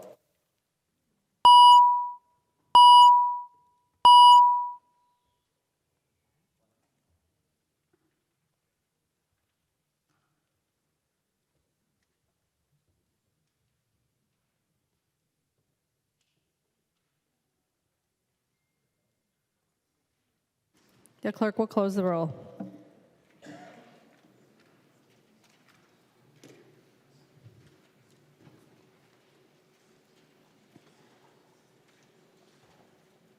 There being 73 ayes and 57 nays, it is the judgment of the House that the decision of the Speaker shall stand. To the Nash A26 amendment. Well, thank you, Madam Speaker, and folks, take note. Everybody says, oh, we'd be open to your amendments, but clearly, not so much. I think I'm just going to withdraw this amendment. Representative Nash withdraws his amendment. There's an amendment at the desk. The clerk will report the amendment. Lucero moves to amend House File number 9, the first engrossment.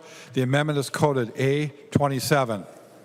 The member from Wright, Representative Lucero, to your amendment. Thank you, Madam Speaker. My amendment is rather simple, common sense, and pro-Minnesotan. And it's so small, I'm just going to read it, Madam Speaker. A respondent is entitled to effective assistance of counsel. The court shall appoint counsel to represent the respondent at no cost to the respondent. So, Madam Speaker and members, this bill before us, House File 9, is simply a violation of due process.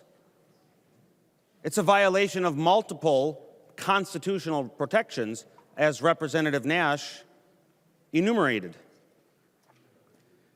And we have a decades-long precedence in Minnesota that if your rights are deprived of you or from you,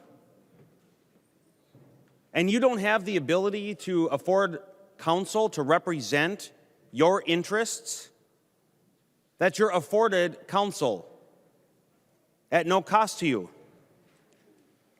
And so this amendment, Madam Speaker and members, seeks to ensure that after somebody has been deprived of their constitutional rights in this process of having to prove themselves innocent after first been accused of being guilty,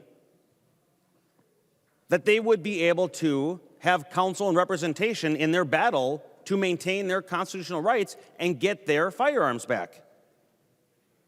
So having a right to a lawyer is not something new. Now, I understand that this process is under a civil matter, under the umbrella of a civil matter, but it involves constitutional liberties, and therefore it's not simply a civil matter. We need to protect Minnesotans' civil rights, and that's why this is important. And members, in the absence of this, Madam Speaker, and members, if you vote this down and you don't allow people to have representation, that's going to create disparities. Where will these disparities manifest themselves? By those who can't afford. The poor, maybe single moms who are working multiple jobs, minorities who can't afford to hire a lawyer to represent them in their battle to get their firearms back. So members, my amendment is pro-minority, pro-women, pro-poor to give them the assistance to put them on an equal footing as those who can afford a lawyer to represent them. So, members, Madam Speaker, please vote green. Thank you. The member from Hennepin, Representative Carlson. Madam Speaker, Rule 4.05, if an amendment would increase the cost of the bill, it is out of order. And I think we all know that whether an attorney is in the private sector or a public defender, that does cost. And that would be my advice, that the amendment would increase the cost of the bill. Representative Carlson rises to a point of order under Rule 4.05, advice. Representative Lucero. Madam Speaker, what we just heard was that it'll cost money. That's right, it will cost money, Madam Speaker. But we want to have that cost paid for by the state. And so I would urge you to rule the point of order not well taken. I have reviewed the point of order and with the advantage of the pre-filing rule. Also had a chance to look at the public defender budget, which is looks like about $200 million over the next biennium. So I do find the point of order well taken. I would Representative appeal. Lucero. I would appeal. Representative Lucero would like to appeal the ruling of the Speaker and request a roll call. Fantastic. Looks like you have the hands to do it. All right. Representative Lucero requests a roll call. Seeing 15 hands, there will be a roll call. Would anybody else like to give advice? All right. A green vote upholds the ruling of the Speaker. A red vote goes against the ruling of the Speaker. The clerk will take the roll.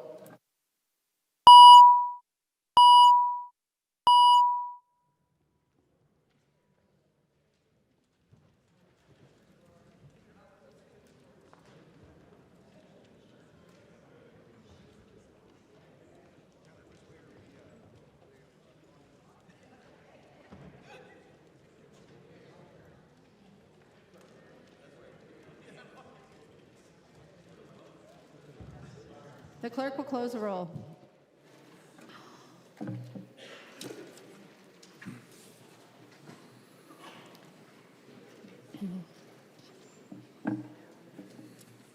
There being 74 ayes and 56 nays, it is the judgment of the House that the ruling of the Speaker shall stand. There are no further amendments at the desk. The clerk will give the bill its third reading. Third reading, House File Number 9. Third reading, House File Number 9. Discussion to the bill. Representative O'Neill. Thank you, Madam Speaker and members. I thought we'd talk a little bit about the language of the bill. My favorite topic of all time, the policy and the words in the bill.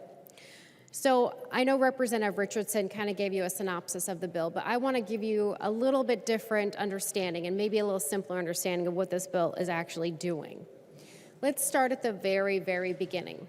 Now, when this bill first came through our committees, the person that started this entire initiative, the petitioner, was actually a family member, someone that lived with that person, maybe a neighbor, somebody that knew them fairly closely. And now it's changed to law enforcement or prosecutors. So it basically has changed to really anybody can start this process against anyone else because they submit it to law enforcement. Now, law enforcement has to do some sort of investigation and figure out, is it substantiated or not? But let's look at the very beginning and the very base of where this whole process starts.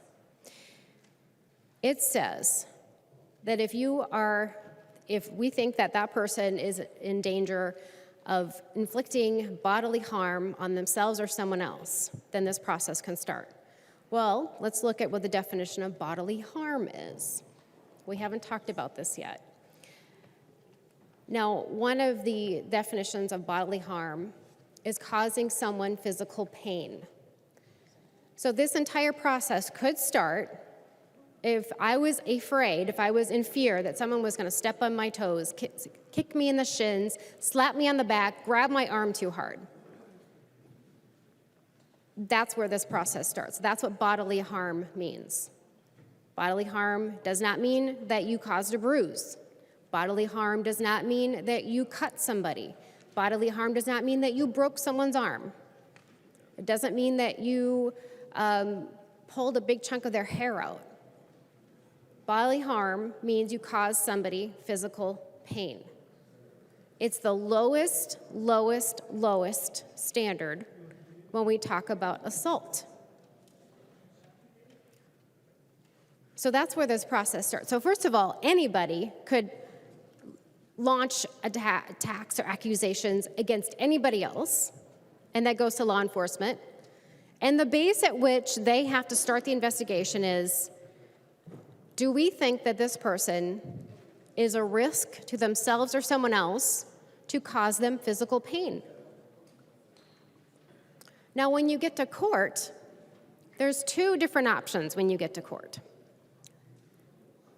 They could either do just a regular order, or they could do an emergency order, right? So with your regular order, it could take a month, to be quite honest. When you look at the language of the bill and you go back and forth, and it has to be served, and you have so many days, and then you have to have the hearing, and you could have a continuance. By the time you're done with all of that, it could be a month later.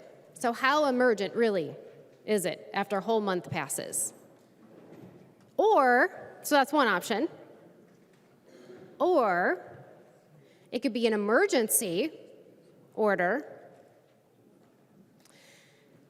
and then you have an ex parte hearing. Ex parte meaning the person you're accusing doesn't have to show up to the hearing. That's where due process comes in. So if they present enough evidence, and let's just look at the list of things that the court considers. Let's look at that list. This is on page 7 if you want to follow along. So let's start with the first thing, a history of threats or acts of violence. So a threat. So you have a history of threats. So you have a history of saying things verbally, okay? That's one thing they consider. The second one, threatened use of force and a few other things. But again, a threat. So again, verbal. You haven't actually touched anybody. Let's go down to number 4. You had a prior arrest for a felony. Not a charge, not a conviction, an arrest of some type of felony. Could be any felony. And they range greatly. Again, only an arrest. These are things a court is supposed to consider according to the bill. Let's go on. A conviction or, again, a prior arrest of a violent misdemeanor offense. Stalking or domestic violence. Again, an arrest, not a charge, not a conviction. Now, we do have one conviction on the list. There is a conviction, and it is animal cruelty. So if you've been convicted of animal cruelty, that's also something that can be considered. There's also unlawful and reckless display of a firearm. Well, that's kind of up to interpretation, right? I mean, so again, you haven't touched anybody. You haven't laid hands on them according to the things that they're considering. Then you have history of self-harm. So history means you've done it more than once. And I don't see a definition of what self-harm is. So that's problematic. And then it's that you have an existing order like this order that we're looking at right now. So it's a really interesting list. And then really anything else. So then the last thing you have to say too is, it could be really anything else the court would like to consider. That's what we're doing here today, folks. I don't know if you understood, but that's what the words say. We're starting with the level of bodily harm, so we're afraid someone is going to cause us physical pain. Step on my toe, kick me in the shin, slap me on the back. But what the court considers are all kinds of things where there hasn't been a charge and there has not been a conviction, except animal cruelty. Let's look at the civil standard. What does the court have to consider? Is it clear and convincing? I wish there were more lawyers in this room so they knew what that meant. That's about a 75%. So clear and convincing is the highest civil standard. No, it's not that. It's a preponderance of the evidence. which means more likely than not that they will actually cause somebody else or themselves physical pain. And for that, we will send in law enforcement with a search warrant, go through their house, and take all of their guns. That is what this bill does. That is the words on the paper.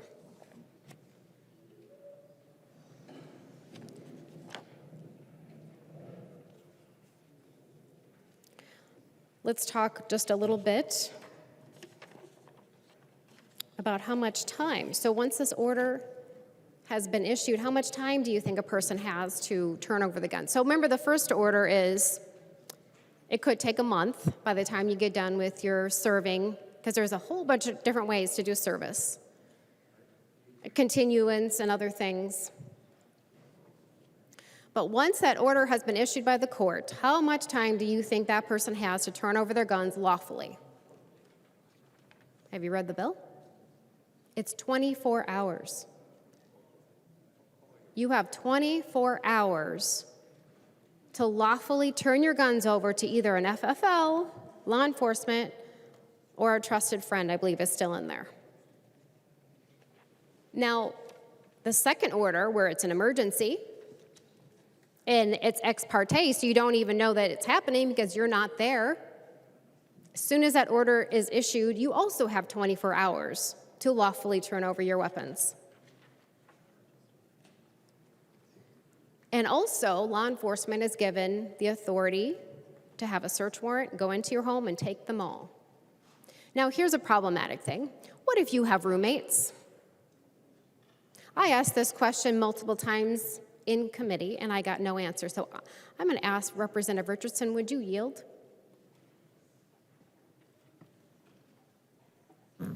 She will yield. Representative O'Neill. Thank you, Madam Speaker. Representative Richardson, I kind of explained how these two different paths work, but when law enforcement shows up at their door, say they have roommates. Say they live where my daughter is going to live soon, by Lake Calhoun, and she's going to have 2 roommates. Say you have 3 people living in a home, and one of them there's an order against, but all 3 of them own guns. What is law enforcement supposed to do? Representative Richardson. Thank you, Madam Speaker. Thank you, Representative O'Neill, for the question.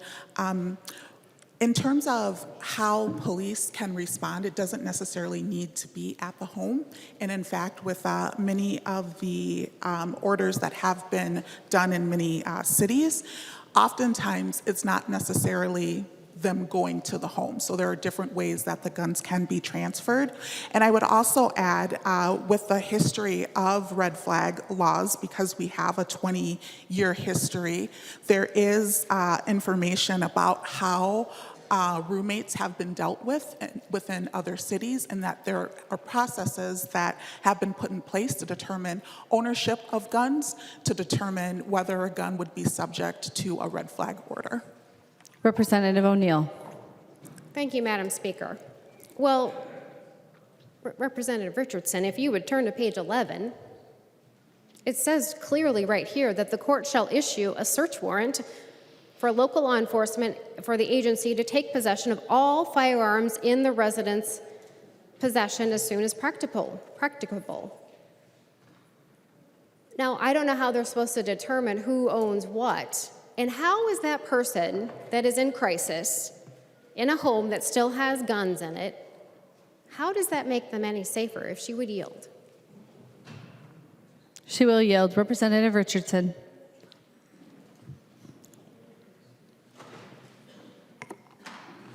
Are you asking how would they be safer with the removal of the guns? Can you rephrase the question, please? Representative O'Neill.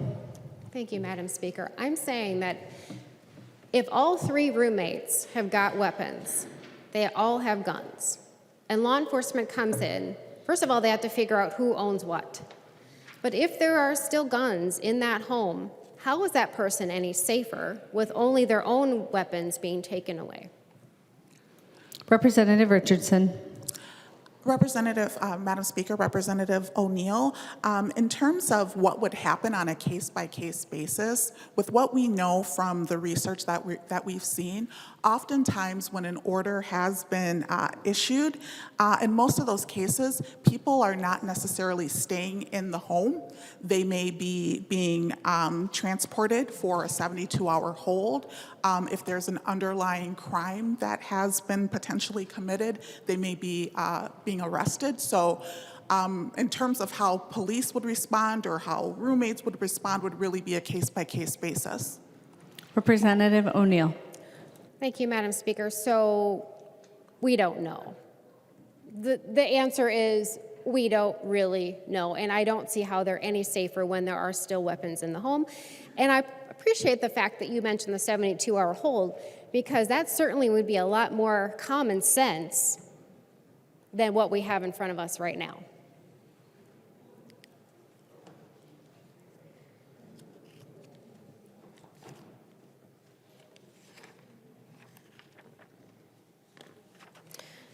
So last thing, members,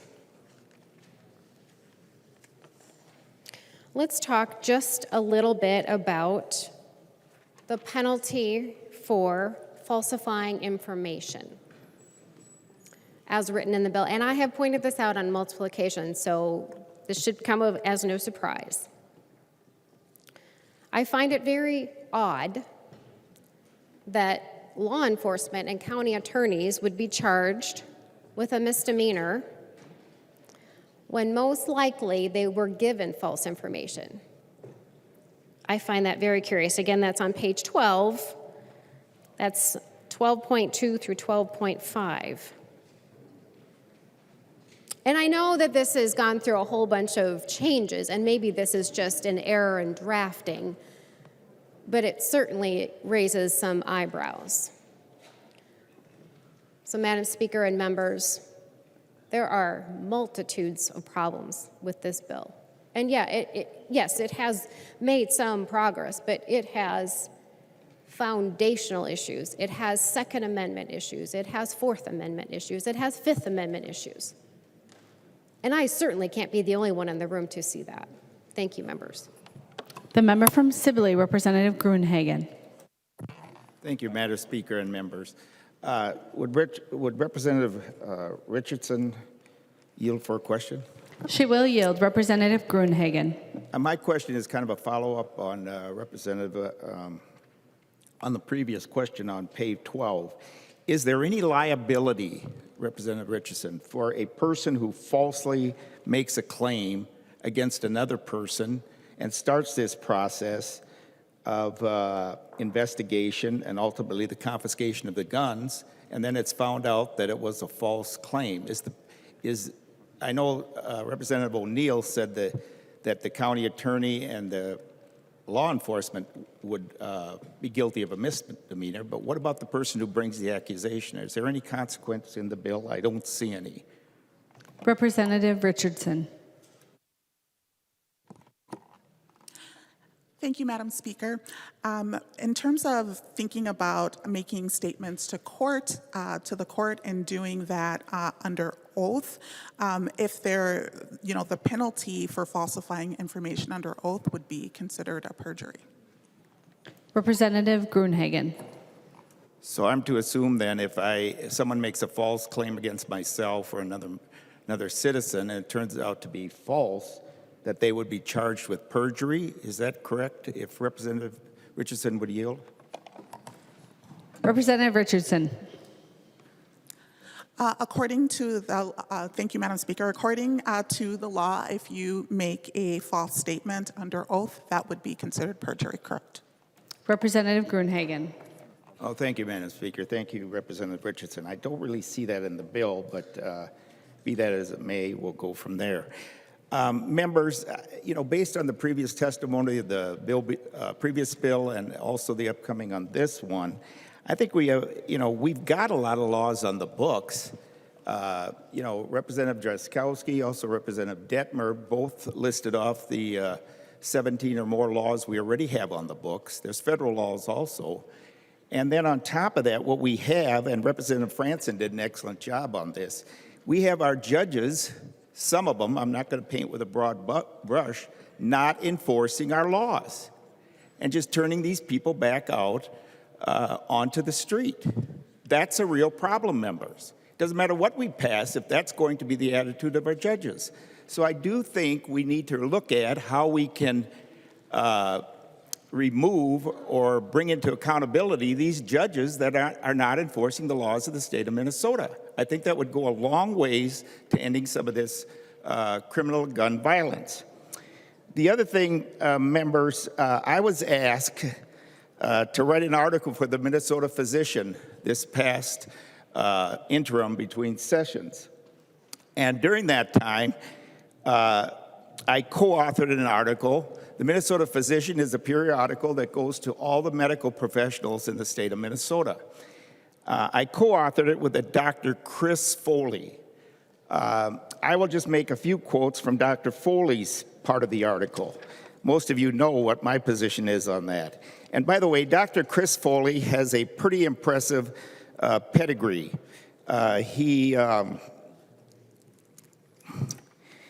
He pioneered in 1979 one of the first integrative medical clinics in the Midwest.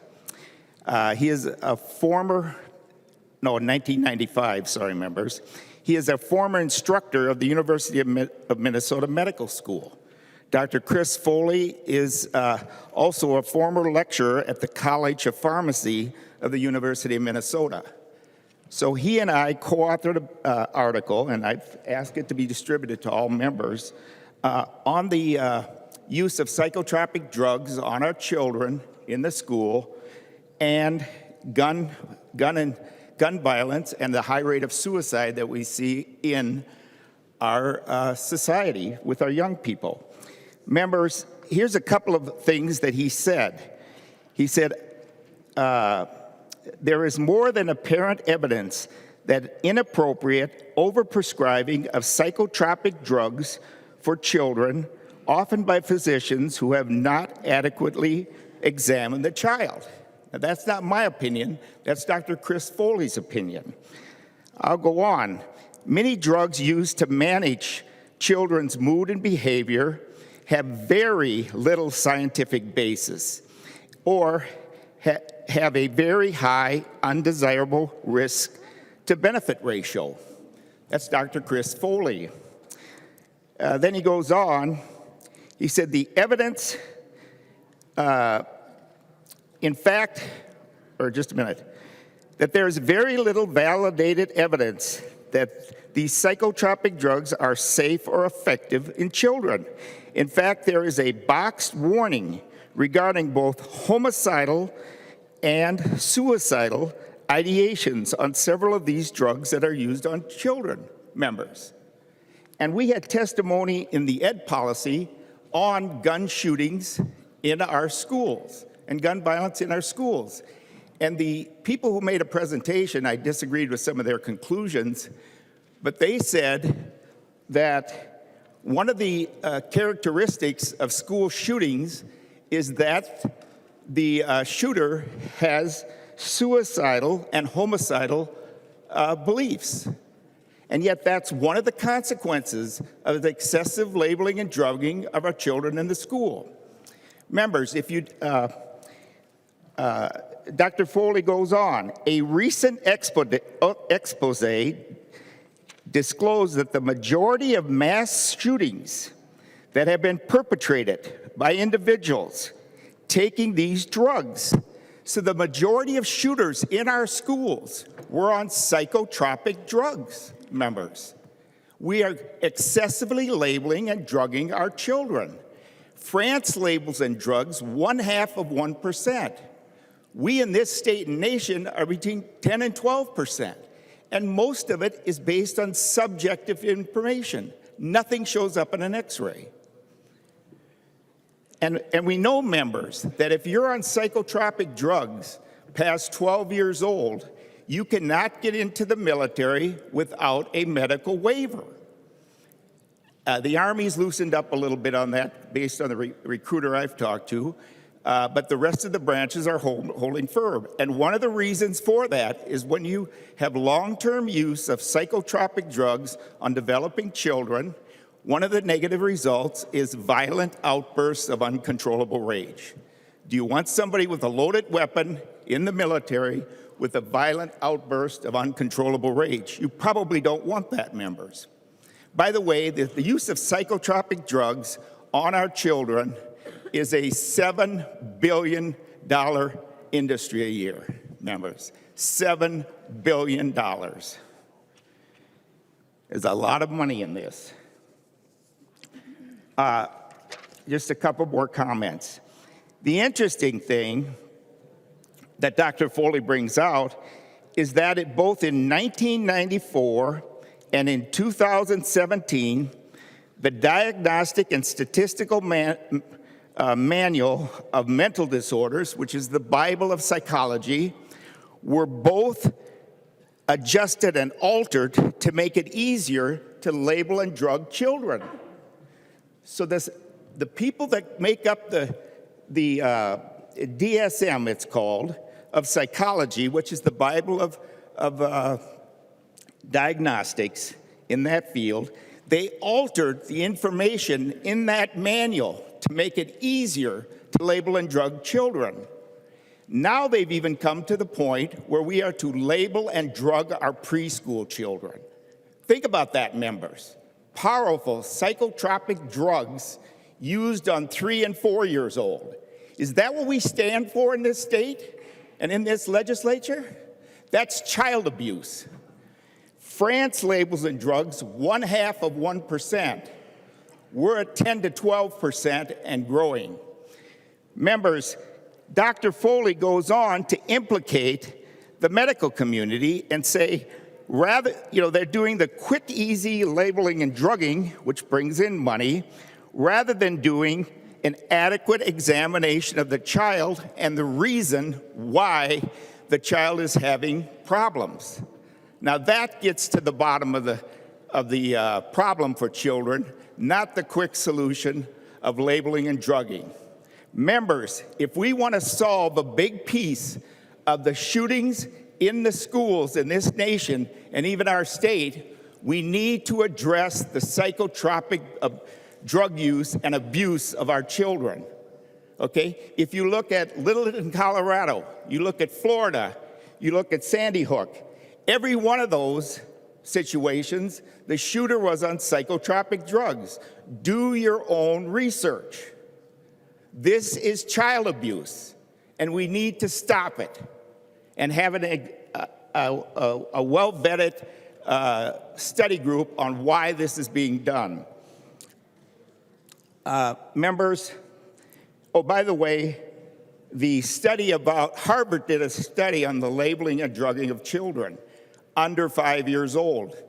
And what they came up with was, it's not a good idea, okay, to take little preschool children and label and drug them. In terms of gun rights, we're passing laws that we think will help or we feel will help. Quite frankly, I don't care how you feel about it. What do you think? What do you know? What do you believe? And this is a big problem in our society. Let's address what the real problem is rather than putting these legal band-aids that restrict our Second Amendment rights and do nothing but make law-abiding citizens have more difficulty owning the guns that they have. What you're doing here with this red flag law, you're allowing allegations to start an investigation. And based on the previous testimony, you don't even get the chance to face your accuser. That's one of the founding principles of our country and constitutional law, the right to face your accuser. And it sounds like you don't even have that right in this bill. Members, let's really get down to what the problem is and quit attacking the Constitution and the Second Amendment rights of our citizens. You're not going to stop this. We're only going to make it worse if we continue down this road of the excessive labeling and drugging of our children. Thank you, members. Please think about it and vote this bill down. And let's do what's right and find out what's going on in our schools. Thank you. The member from Monoman, Representative Green. Thank you, Madam Speaker. We've listened to a lot of the talk here today, and I know we've listened to some folks tell us that we all took an oath to uphold the Constitution, and we did. And that should be it. I mean, that should be the end of this, but it's not. And so I want to address just a few short things here. I'm not going to talk for a long time because I think that we can pretend we're smarter than we are and talk for hours when it's obvious that most people have made up their mind. But I would like to address some issues that happen in my own district, in particular the counties of Monoman, Becker, and Clearwater, and some of the folks over there. And I talked to them a lot about this. And it was probably 150 years ago now that the government came to them and put their hand, the big government hand on their shoulder, and said, "You don't need your weapons. We'll take care of you." And we all know that they surely did take care of them. And what I've asked my folks back home is, how did it work out for you last time when the government did that? And right now, we're seeing the exact same thing here in Minnesota. This body, this House of Representatives in Minnesota, in particular, the Democrat Party, has their great big government hand on the shoulder of the people of Minnesota. And they're saying, you don't need your weapons. You don't need to protect yourself. We'll do it for you. And all through history, whether it's in this country or other countries, it's never worked. It's only led to mass destruction of multiple millions of people by the government. I don't know, I'm not going to sit here and judge you on your motives, because I don't know your heart. But I can tell you what, you better look back through history and see how this stuff ends, because it never ends well. And we think we're benevolent here, that because some people elected us, we're smarter than everybody else. We certainly are not, and we're proving it here tonight with these bills that are coming forward. And so I'm going to leave the people of Minnesota with this. We've got two bills here that not only violate our constitutional rights, they work together, because if someone did want to obey the law and they went in to get a permit to purchase a gun and were denied, all they'd have to do is make some snide comment, and all of a sudden, House File 9 kicks in, and somebody's going to be at their door taking their guns. And if this doesn't work to curb crime, we've already heard it from the other side, we'll make corrections to it over time. So should this pass 3, 5, 10 years from now, if it takes that long, and violent crime continues, then the big hand of government's going to be on that shoulder again and say, we need to take some more. We need to come and get some more. We're doing a bad thing here tonight, folks, even bringing these bills forward.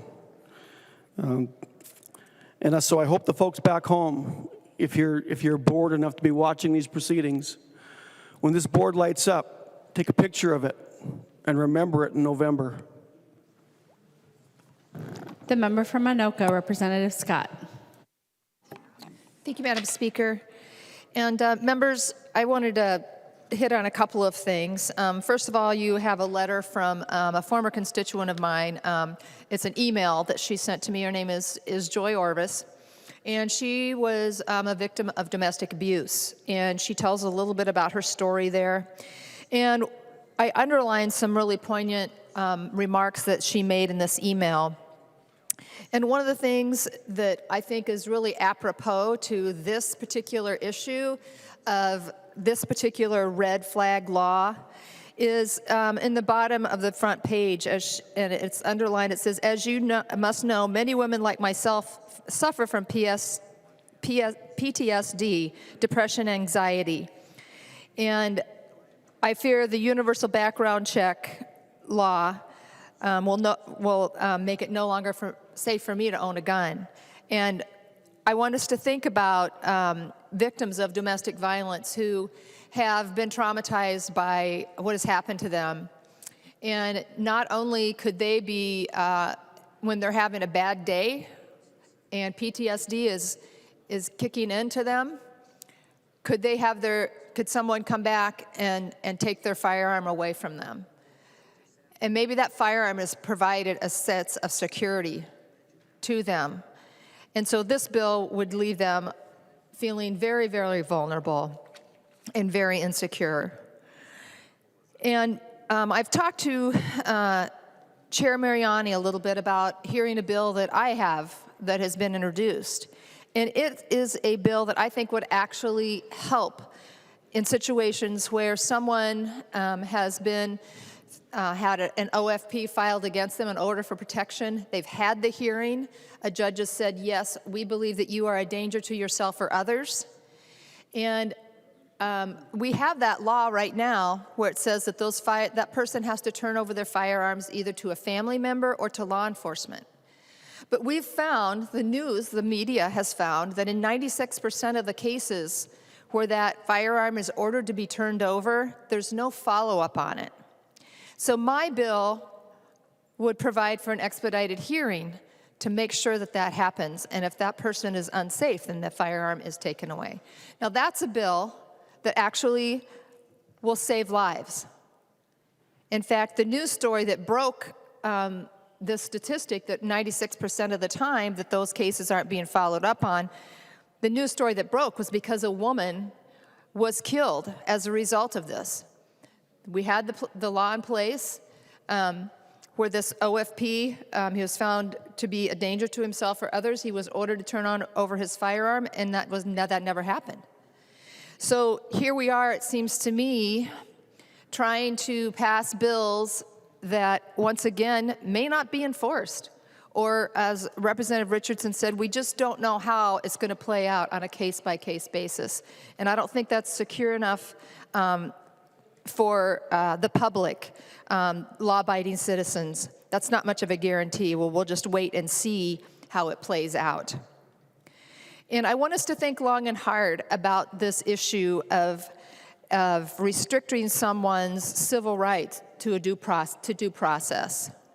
And think of any other situation where someone, by virtue of just an accusation, and that's what this starts with, could have their civil right to due process taken away from them. And I think we can all imagine, maybe it's a person that's simply a minority and someone's accusing them of some action.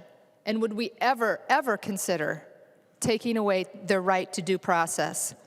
So members, I think this bill may make you feel good, but in the end, I do not think that it is going to be effective, and I think that it will only punish those that are law-abiding citizens once again. Thank you. Please vote no. The member from Clearwater, Representative Grossell.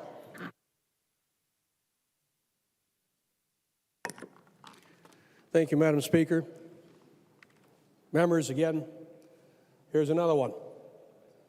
Here's another one of those bills that should have found its way to the circular file immediately. Again, another piece of garbage as far as I'm concerned, because it violates some very, very important amendment rights that we all have, and that this legislation just tramples under the feet of whatever you want to call it. It tramples all of our rights, our Second Amendment right, our Fourth Amendment right, and our Fifth Amendment right. Our Second Amendment to the right to keep and bear arms, our Fourth Amendment right to be secure in our properties and our persons and our papers and effects from unlawful search and seizure, and our Fifth Amendment right to due process, innocent until proven guilty. To even bring something like this forward in the Minnesota State Legislature, it's outrageous and shameful. We took oaths.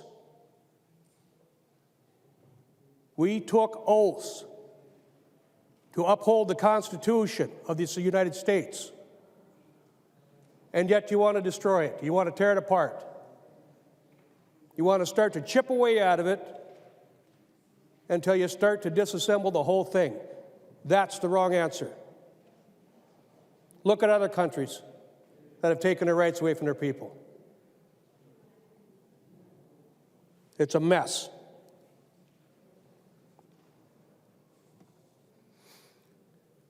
As I said,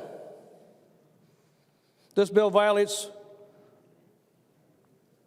of constitutional rights, seizure of property without warrant, violation of civil rights. There's no other constitutional right that is treated with such disregard. This bill allows guns to be seized under the preponderance of evidence. Basically, more likely than not. Based on claims from a reporting party, and I have to stop there because I wrote a few search warrants in my day, helped execute a few search warrants in my day. A gang, guns, a violent crime task force, narcotics, we had to go and hit some pretty awful places. As a SWAT team member as well. You knew that you were going to execute a warrant and invade someone's home. So you better have your ducks in a row. And I look at this legislation, this piece of legislation, and it takes all of that stuff and throws it out the window. You are not secure in your homes if this stuff passes. Any one of you, any one of us, you will not be secure.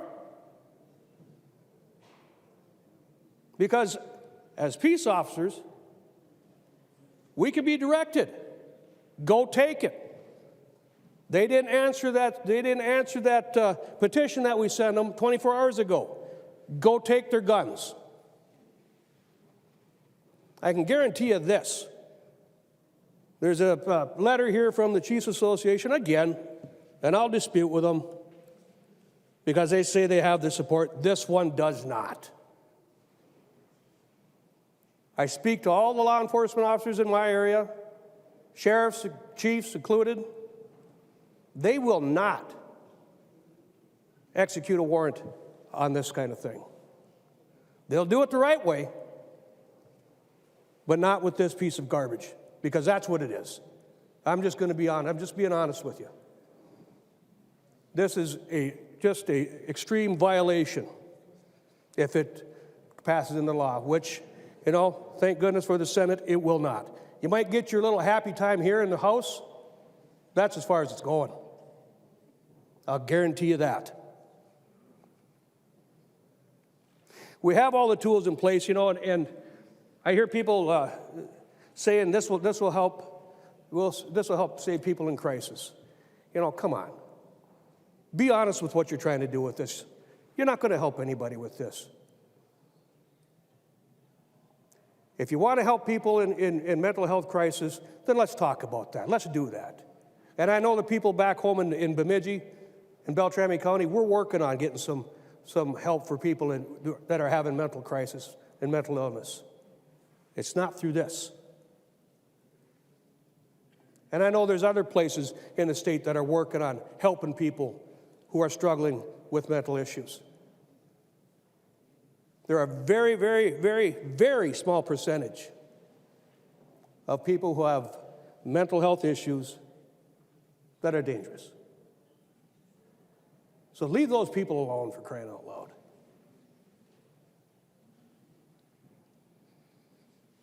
Again, we all took an oath. Some of us take it a little more serious than others. I can see that now. You'll have your little happy time, I said. You'll get this thing passed off the House floor like you did the other one.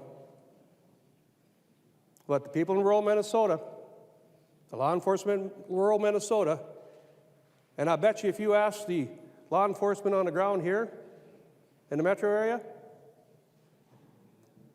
they don't want it either. Because you're not only going to put your law enforcement officers in undue danger, you're going to put the public in undue danger. Representative Richardson, nothing personal. but you need to throw this thing away. Thank you, Madam Speaker. The member from Hennepin, Representative Hertas. Thank you, Madam Speaker. And members, I would like to talk about regular protections for order and this red flag law. And Madam Speaker, I was wondering if Representative Pinto might be able to yield for some questions. He will yield. Representative Hertas. Thank you, Madam Speaker. Representative Pinto, I think I am correct in remembering that you, in private practice, were a county prosecutor. Is that correct? Representative Pinto. Thank you, Madam Speaker. Representative Hertas, I continue to serve as a felony-level prosecutor. I specialize in gender violence cases, but certainly have handled the wide range, and I continue to serve in that role outside the legislature. Representative Hertas. Thank you, Madam Speaker. And if Representative Pinto would continue to yield, I just have a few questions about protection orders. He will yield. Representative Hertas. Thank you, Madam Speaker. Representative Pinto, it's my understanding with regard to protections orders that the standard of proof to obtain such an order is quite a bit different than that in criminal proceedings where you have to have a preponderance of evidence. Is that correct? Representative Pinto. Thank you, Madam Speaker. Representative Hertas, yes, I believe that's correct. I should note that those are actually civil orders, so I'm more involved in the enforcement of the order once it's issued. But my understanding is that, yeah, that the standard for the issuance of those orders certainly is much less than in a criminal case. And Madam Speaker, Representative Hertas. Thank you. And if he would continue. He will yield. Representative Hertas.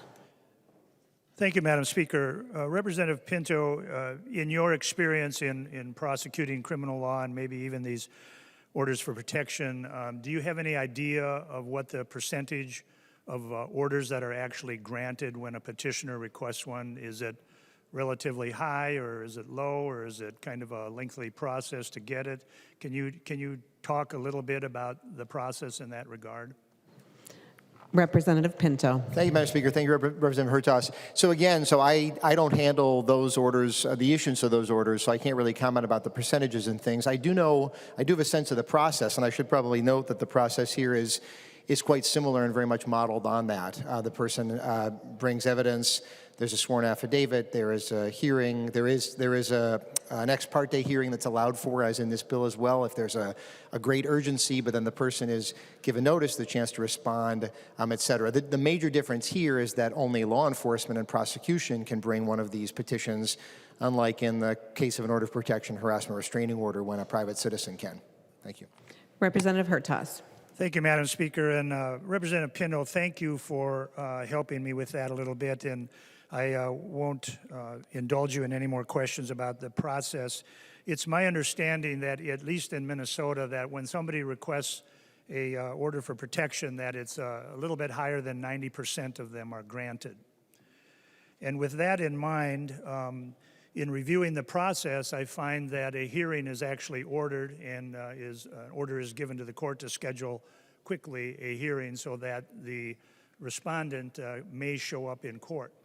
In some circumstances, it may be even an ex parte hearing, which again has been previously explained that the defendant or the respondent in that case would not even be present. So in orders of protection, I also note that it's possible to get an order from the court to have the respondent, even the ex parte respondent, to have guns removed from their possession. And in that process, again, the hearing is happening first, and then the respondent has a period of time at least to defend himself or present another side of the case. And if the determination is made in that instance, then the respondent has three options what to do with the guns. He can turn them over to law enforcement, he can turn them over to a federal dealer, or he can turn them over to a family member that does not reside with him.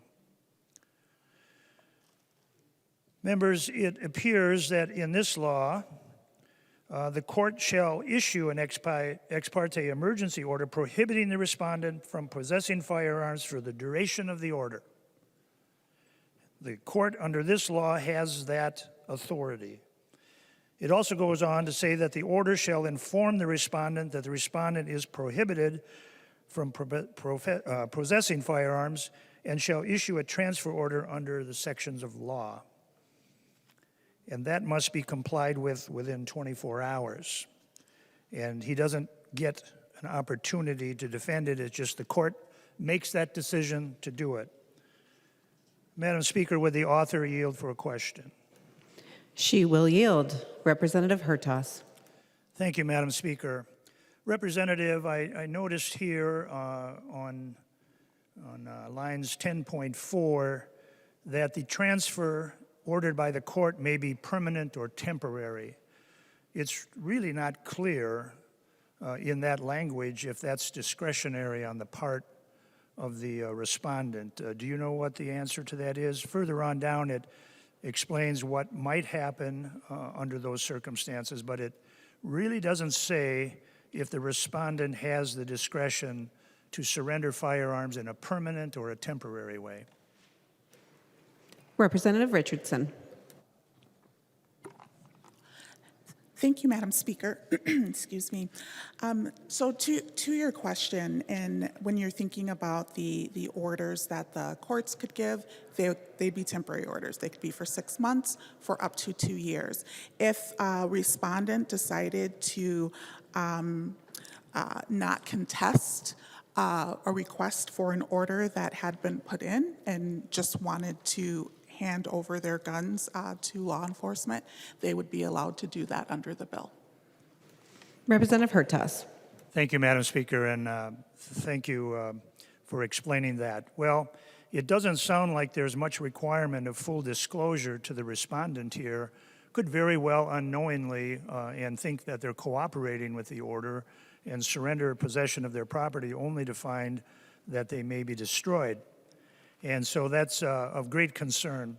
I guess, members, in the end, it's pretty paramount to understand that this law is intended, obviously, to intervene where somebody thinks somebody's a threat to others. Certainly under the current law, at least there's due process in a protection order or a request for protection under the existing law where there is a hearing and the person gets to respond. But now we're creating a different pathway where that person is denied that right to defend themselves and to offer a counterpoint to the accusations. We already know that the court errs in favor of the petitioner more than 90% of the time. So you can be assured that anybody subject to a red flag law is going to be subjected at least 90% of the time or more to this situation of having their guns confiscated from them for an unknown period of time, and that's going to be up to the determination of the court. Secondly, it also, I thought was quite odd that the court may even charge the respondent a reasonable processing fee and fee for storage of guns if it is temporary in nature. So, as I mentioned before with the other bill, members, this again violates due process. It's really not constitutional. And please vote red on this bill. Thank you. The member from Isanti, Representative Johnson.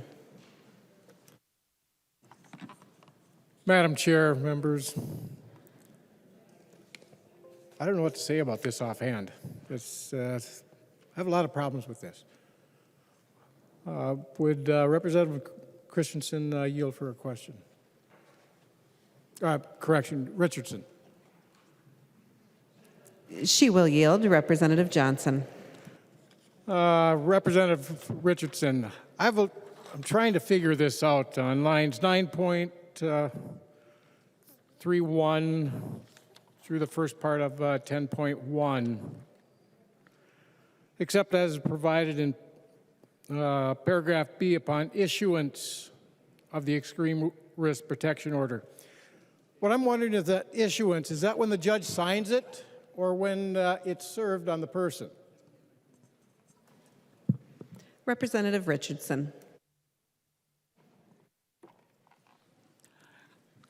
Madam Speaker, are you asking when the 24-hour period would commence? Representative Johnson.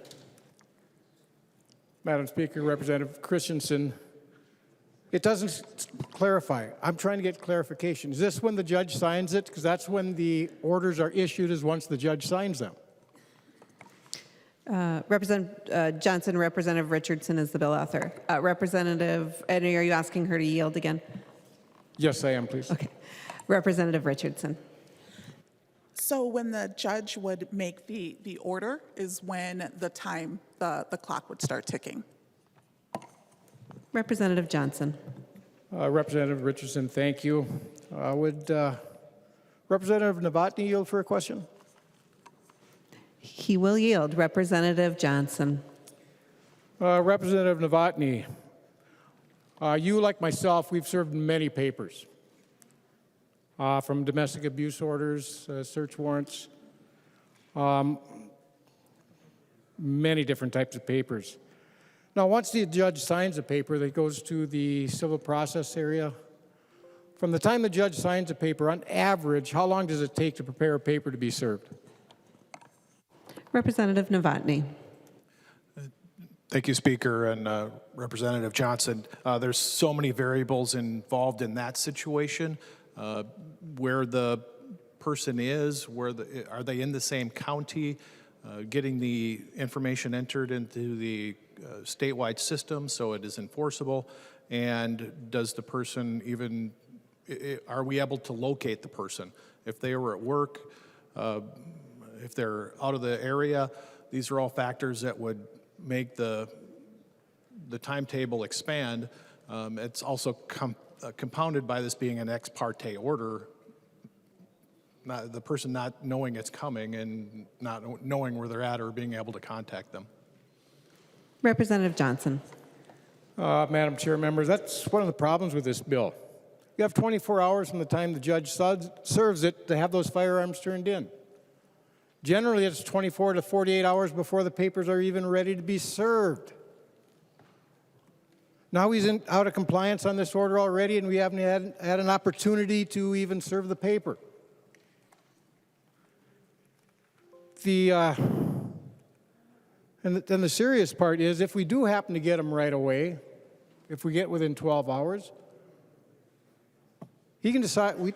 It doesn't say law enforcement shall remove the firearms, which they don't want to do, but the person being served has another, let's say, 12 hours. There's a person in crisis with firearms, that you're leaving him with firearms. Now he's even in more crisis because they're taking their firearms. The way this bill is written is going to make it more dangerous. It's a poorly thought out, poorly crafted bill. Now, dealing with that person in crisis, this bill does absolutely nothing. It doesn't say to assist that person in crisis, get them the help they need. No, it's just say, hey, we're here, we're going to take your firearms. We're going to leave you here with the knives, the gun, or the knives and everything else, the chemicals, the pills in the medicine cabinet. Oh, by the way, there's probably more people killed with knives than rifles. In fact, I know there is. But we need, instead of doing something like this, we need to help those that are in crisis. We have the tools already on the laws. We have the 72-hour hold that will get them in the door to let the people who can deal with it make sure that the person is not in crisis and work with them. This is an unneeded bill that violates constitutional rights. But we have ways to help those people within our Constitution, and that's what we should be doing, is the things we have in place already. The member from Olmsted, Representative Quam. Thank you, Madam Speaker, and members. Do no harm. At the core of this bill is mental health. But let's face it, that's at the core of this bill. For years, my wife was a first responder. 1 o'clock, 2 o'clock in the morning, the pager would go off, and I would hear part of it as she was running out the door. She saw too many tragedies. too many horrible things that I'm glad that I didn't have to see. And frankly, the majority of the suicides she saw and encountered and responded to did not involve guns. Knives, drugs, etc. A lot of the violence out there might be relational to mental health and personal issues, but this bill doesn't solve that. And if we delay addressing the core problem, I think we're doing harm. I'd ask both sides of the aisle to come together, and instead of working on this bill, to work on a mental health bill to actually help the people. Because she had occurrences where the drugs were, or not the drugs, but the guns were taken away by the other family members. They weren't around. They were concerned,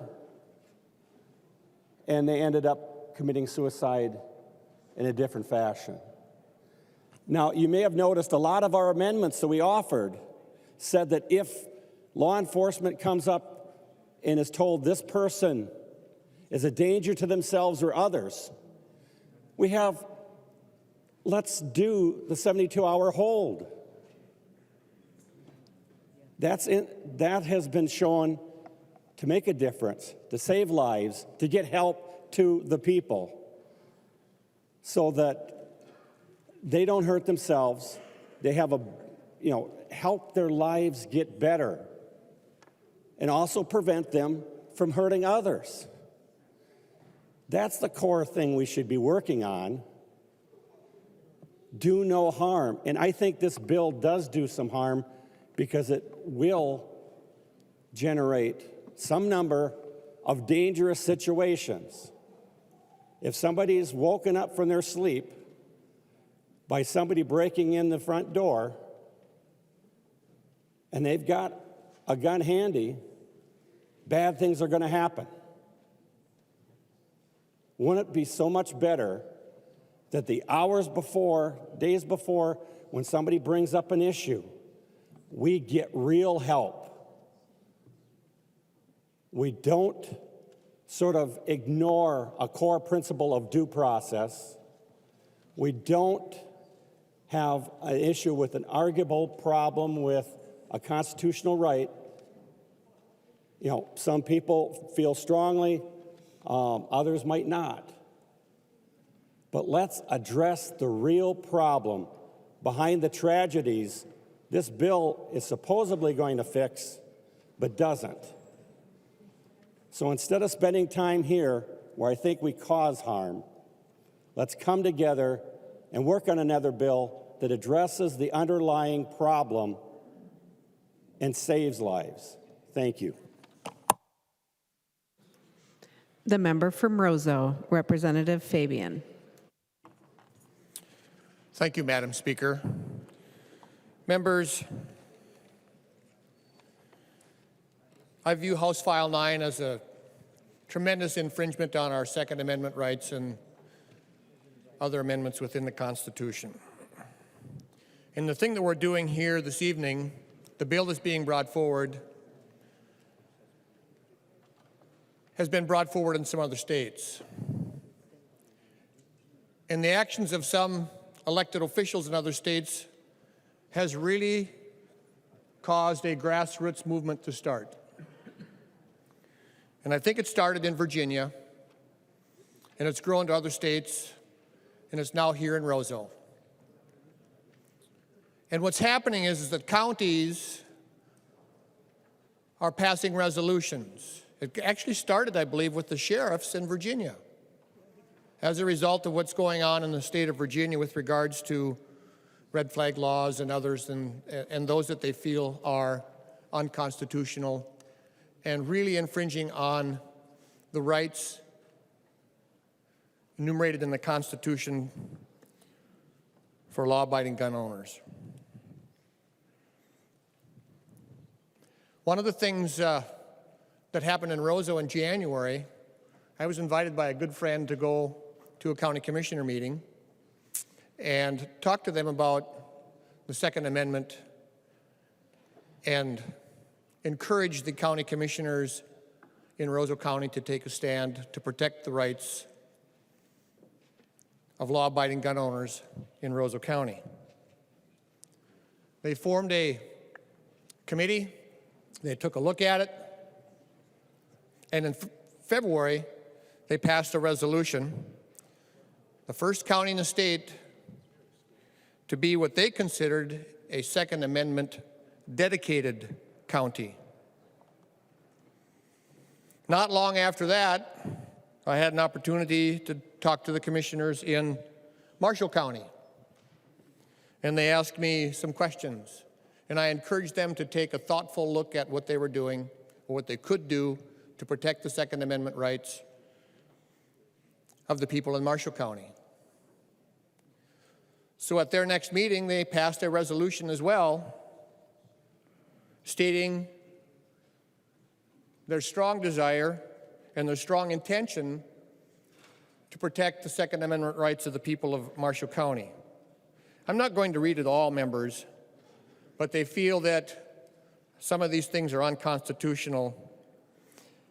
And in their resolution, the county commissioners state that they expressed its intent to uphold and protect the Second Amendment rights of the citizens of Marshall County, and that the Marshall County Board of Commissioners hereby declares Marshall County a Second Amendment protection county, and that the Marshall County Board of Commissioners hereby declares its intent to oppose any infringement on the rights of law-abiding citizens to keep and bear arms, and that the Marshall County Board of Commissioners will refuse to appropriate any Marshall County resources to enforce any mandate, law, policy, order, or any other directive which infringes on the right of law-abiding citizens to keep and bear arms, and that the Marshall County Board of Commissioners will use any legal means, including and without limitation, court action to prevent the Second Amendment rights of citizens, to protect, the Second Amendment rights of citizens of Marshall County. Unanimous vote. Unanimous vote in Roseau County. The Pennington County Commissioners are considering that at this time. Kitson County Commissioners are considering it. I believe Clearwater County passed a resolution recently.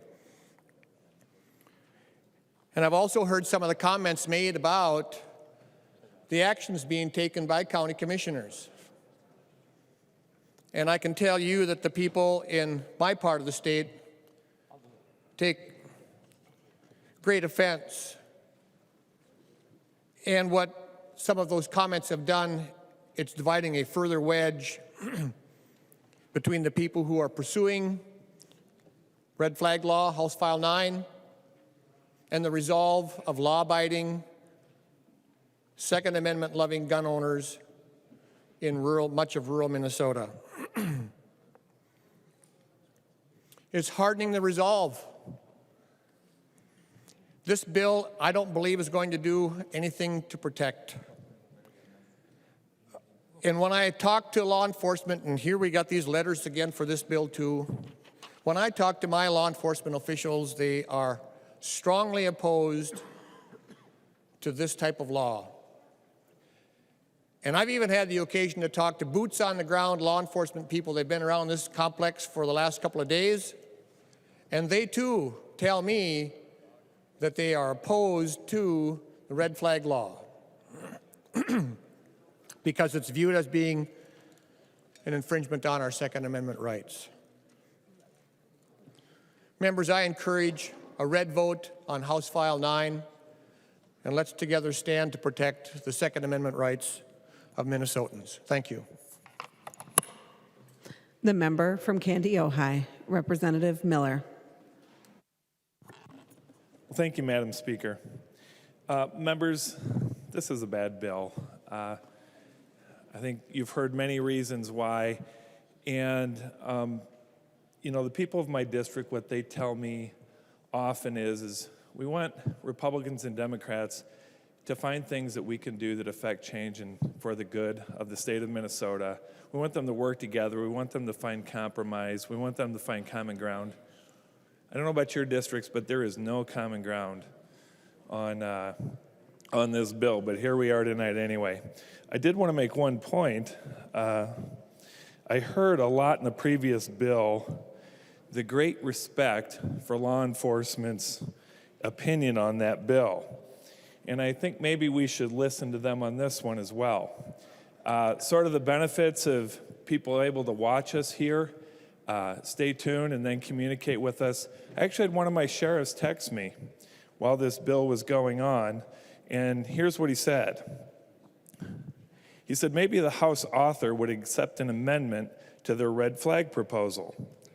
House reps will be the ones responsible for going into the homes in their districts and collecting the guns. Think they might change their minds? Here's the important part, okay? I know I'm not really interested. Members, my sheriffs and your sheriffs are responsible not only for their own lives, but the lives of all of their deputies. I was wondering if Representative Richardson would yield to a couple questions. She will yield. Representative Miller. Thank you, Madam Chair. Representative Richardson, if you could answer me, how many county sheriffs have you spoken with concerning this bill? Representative Richardson. Madam Speaker, Representative, we worked with the county, the Sheriff's Association, and so we worked with them on putting together the bill and actually made several changes to the bill based upon those conversations. Representative Miller. Well, Madam Speaker and Representative Richardson, I appreciate that answer, but you didn't answer my question. Because the Sheriff's Association, granted, they have a representative force here at the Capitol, but those aren't the individuals that are necessarily walking up to the door and pounding on that door, not knowing what's behind that door. So I'll ask it one more time. Madam Speaker and Representative Richardson, how many sheriffs in the state have you talked to concerning this bill, particularly about their responsibility in this bill? Representative Miller, are you asking Representative Richardson to yield? I am. Sorry, Madam Speaker, I am asking Representative. She will yield. Representative Richardson. Madam Speaker, Representative, what I talked with the sheriffs about and other law enforcement about as this bill was being developed was a number of the best practices that have been developed in other states that have enacted red flag laws.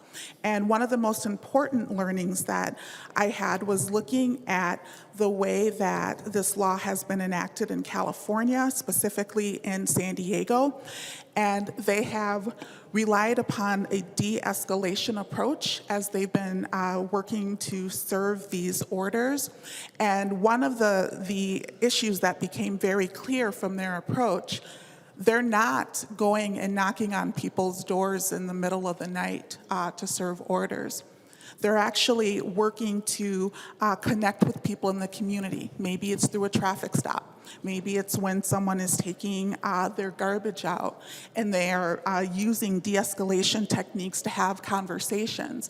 And based upon that, they also shared that within 98% of the cases that they had worked with individuals, that they willingly transferred their guns to law enforcement. So those are the types of conversations that I've been having, and those are the types of conversations I've shared with law enforcement. Representative Miller. Thank you, Madam Speaker. Well, I won't continue to ask the questions about law enforcement officers. I had questions about police chiefs and police officers as well. But it's apparent to me from what you have said that you haven't talked with these people. And I appreciate the fact, Representative Richardson, that you've talked to people in other states about the processes by which they do this. But as the cliche goes, that doesn't feed the bulldog when you're talking about someone that has to approach someone who knowingly has weapons, and the information is limited on that. And I can tell you that I have talked to my sheriffs, and I've talked to sheriffs in other counties, talked to police officers, because in fairness, I need to know what it is that they think. They're the ones that are on the ground doing the bidding of this legislature if this were to be signed into law. They have to act on what it is that we say here.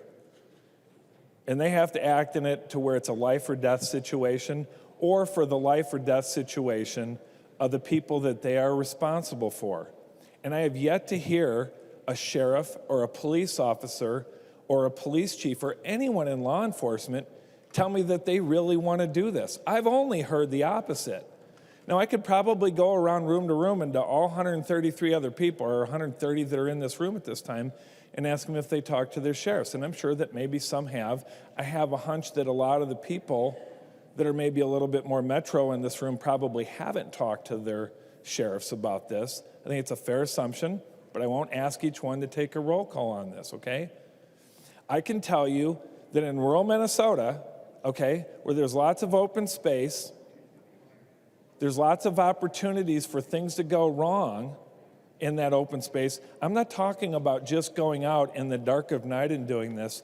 I'm talking about driving up onto a farm site, not knowing what's there with multiple buildings, and them getting out with the knowledge of the person on the other side somewhere, could be any one of those buildings, could be anywhere, with the knowledge that they have weapons that are going to be confiscated by law enforcement. This is a volatile situation, members. Now, if we were to have a bill here that was really close to kind of addressing some issues and really close to getting things right, we could probably tweak it, and we could talk about being trained on the proper ways to disarm a person without any sort of hostility being enacted and stuff like that. But I go back to my original statement. This bill isn't even close to not only achieving the goals that it's intended to do, but it's not even close to being a good law in many different ways that the people of Minnesota expect. This is very disturbing that we're doing this, members. This bill has been very clearly out for the last couple of years, lots of talk here in other states. There's mentions about presidential candidate Bloomberg being funding behind this, moms demanding action and stuff like that. We all kind of know that that's really what's happening out there, and that's what's happening here. And yet we are driving a bill that, in my opinion, is really driven to make sure that we count the votes of how people voted on this, not really enacting good law in the state of Minnesota. We're doing all this at the expense of the threat of our peace officers' own lives. If there is no other reason to vote no for this, which there are multiple reasons, if there is no other reason, it's that we need to respect those people who are putting their lives on the line for us, and they're saying, please don't do this. Members ask for a no vote. The member from Ramsey, Representative Pinto. Thank you, Madam Speaker. Members, if we're concerned about the people who these orders would be enforced against, maybe that's a reason that we are concerned about them, in fact, having firearms. Members, Representative Miller, you made the point that your sheriff is perhaps not interested or is concerned about what would happen in enforcing an order. Well, then your sheriff does not have to bring the petition for the order in the first place. This is a tool for law enforcement prosecutors. They're the only ones who can bring this. If they believe that someone is such a danger that that person should not have access to firearms, then they have this as an option. That is why you said that you're not aware of police chiefs who are in favor. Look on your desk. This is a letter from the Minnesota Chiefs of Police Association calling for the adoption of House File 9, saying that we need this. And no wonder, again, that they would say that, because it gives them the option. If the person is dangerous enough, they can do it. If the person is dangerous enough that they're concerned for their own safety, then I would think they might want to do it. But the good thing is this gives them the option. And as Representative Richardson says, they can figure out how to enforce the order in a situation that will work best for them. But they get to decide whether to bring the petition in the first place. So in that way, Representative Miller, this is something that empowers law enforcement in a situation where we all have reason to be concerned about how someone is going to be acting and what the situation is. There's been this concern expressed about violating constitutional rights. Members, this is in use around the country. If there were concerns with this, with criminal background checks regarding their constitutionality, then a court case could be brought and they would presumably be overturned. They have not been. This is entirely consistent with constitutional rights, because this is a situation where people have demonstrated through their actions that they, for a temporary period of time, should not be in possession of firearms. And we know that there are so many situations when this has arisen. In other states, they have acted when there have been tragedies.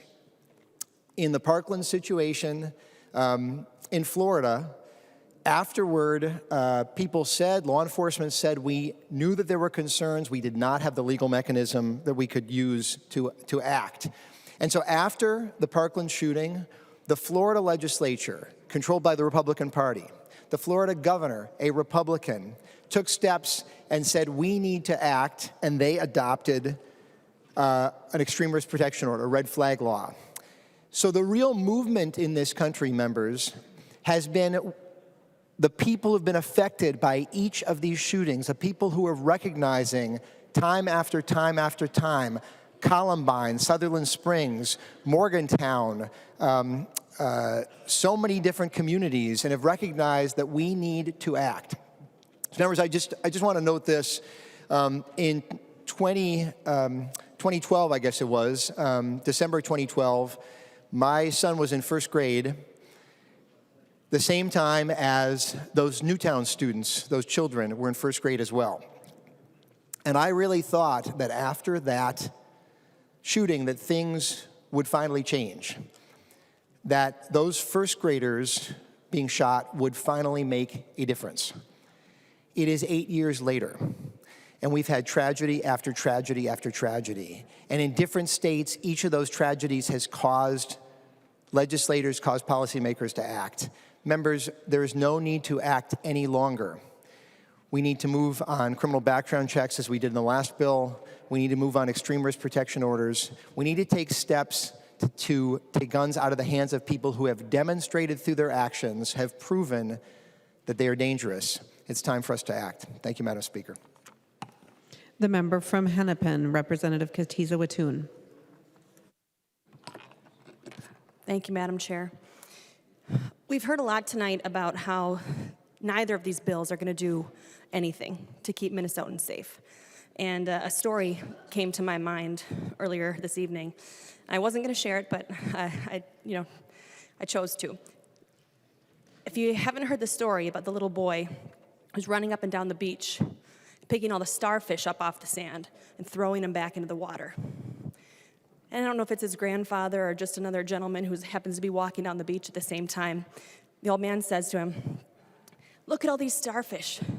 You can't possibly save every one. Why are you wasting your time? What are you doing?" And the little boy just keeps running up and down the beach, picking up starfish after starfish, and he says, "Well, it made a difference for that one, and it made a difference for that one." If these bills that we're passing tonight save just one Minnesotan's life, isn't our time here worth it? I think so. Thank you, Madam Speaker. The member from Dakota, the author of the bill, Representative Richardson. Madam Speaker, members, the only goal of this bill is to save people's lives. We use ex parte orders for child removal. We use ex parte orders for victims of domestic violence for OFPs. And I will also remind members that Connecticut passed a red flag bill 20 years ago, and that bill has been upheld as constitutional. Florida also passed a red flag law just recently, and in 2019, that law was also upheld as constitutional. I want to spend a moment just to raise an issue about mental health, because there's tremendous stigma around mental health. And I want to leave members with the understanding that individuals with a mental health diagnosis, they're much more likely to be a victim than they are to be a perpetrator. Red flag laws have saved lives. I had the opportunity to speak with a city attorney and a sheriff and a police officer in San Diego, and they shared the stories of the families that had been impacted by this law, including individuals who were at risk of self-harm, who had come back to them after a cooling off period to say thank you. Thank you for saving my life. We know that this red flag law is not going to solve every issue, but it's a tool. It's a tool that law enforcement can use along with other tools within our system, including the 72-hour hold, in order to support our communities to be safer. Members, we have an opportunity today. We have an opportunity to be proactive and to pass a law to keep Minnesotans safe. 20 years ago, when Connecticut passed this law, they passed it after tragedy. When Indiana passed their red flag law, it was after tragedy. Florida was after tragedy. Let's not wait for another tragedy. Let's stand up for Minnesotans today. I ask for a green vote. The clerk will take the roll.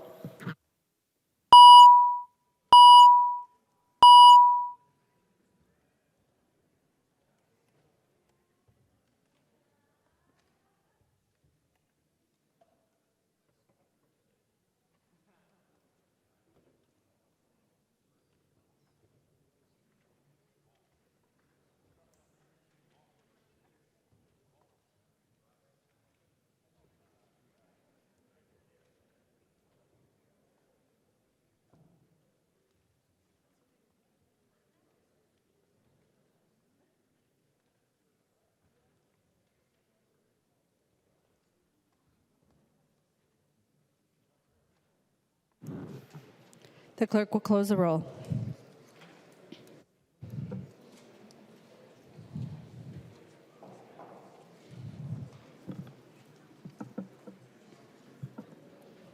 There being 68 ayes and 62 nays, the bill is passed and its title agreed to.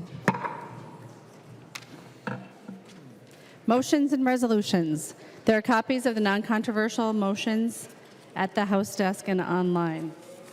If there is no objection, we will take action on these motions first. Hearing no objection, the motions prevail. Moran moves that House File Number 3486 be recalled from the Health and Human Services Finance Division and be re-referred to the Committee on Health and Human Services Policy. Representative Moran. Madam Speaker and members, I move that House File Number 3486 be recalled from the Health and Human Service Finance Division and be re-referred to the Committee on Health and Human Service Policy. Any discussion to the motion? Representative Tice. Are you in the wrong desk? It is, yeah, that's fine. Somebody switched your...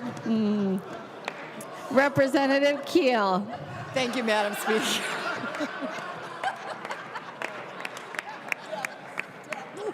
It's been a long evening, hasn't it? Or maybe not long enough. No, I forgot what I was even going to ask. Madam Speaker, I would like to ask Representative Chair Moran a question. Representative Moran will yield. Representative Keel. Thank you. Representative Moran, can you explain what this bill is? Representative Moran. Madam Speaker, Representative Keel. So it's a bill act relating to health, changing provisions of lead services line replacement authority, amending Minnesota Statute 2018 of Section 44A.081, Subdivision 9. So it's just changing the provision of lead services. Representative Keel. Any further discussion? Seeing none, all those in favor, please say aye. Those opposed, please say no. The motion prevails. Announcements.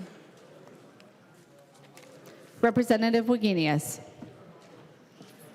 Thank you, Madam Chair. Energy and Climate will convene after their recess at 8:30 in room 5, and will begin immediately at 8:30. Any further announcements? Representative Winkler. Madam Speaker, I move that when the House adjourns today, it adjourns until 3:30 p.m., Monday, March 2nd, 2020. Representative Winkler moves that when the House adjourns today, it adjourn until 3:30 p.m., Monday, March 2nd, 2020. All those in favor, please say aye. Those opposed, please say no. The motion prevails. Representative Winkler. Madam Speaker, I move that the House do now adjourn. Representative Winkler moves that the House do now adjourn. All those in favor, please say aye. Those opposed, please say no. The motion prevails. The House stands adjourned until 3:30 p.m. Monday, March 2nd, 2020.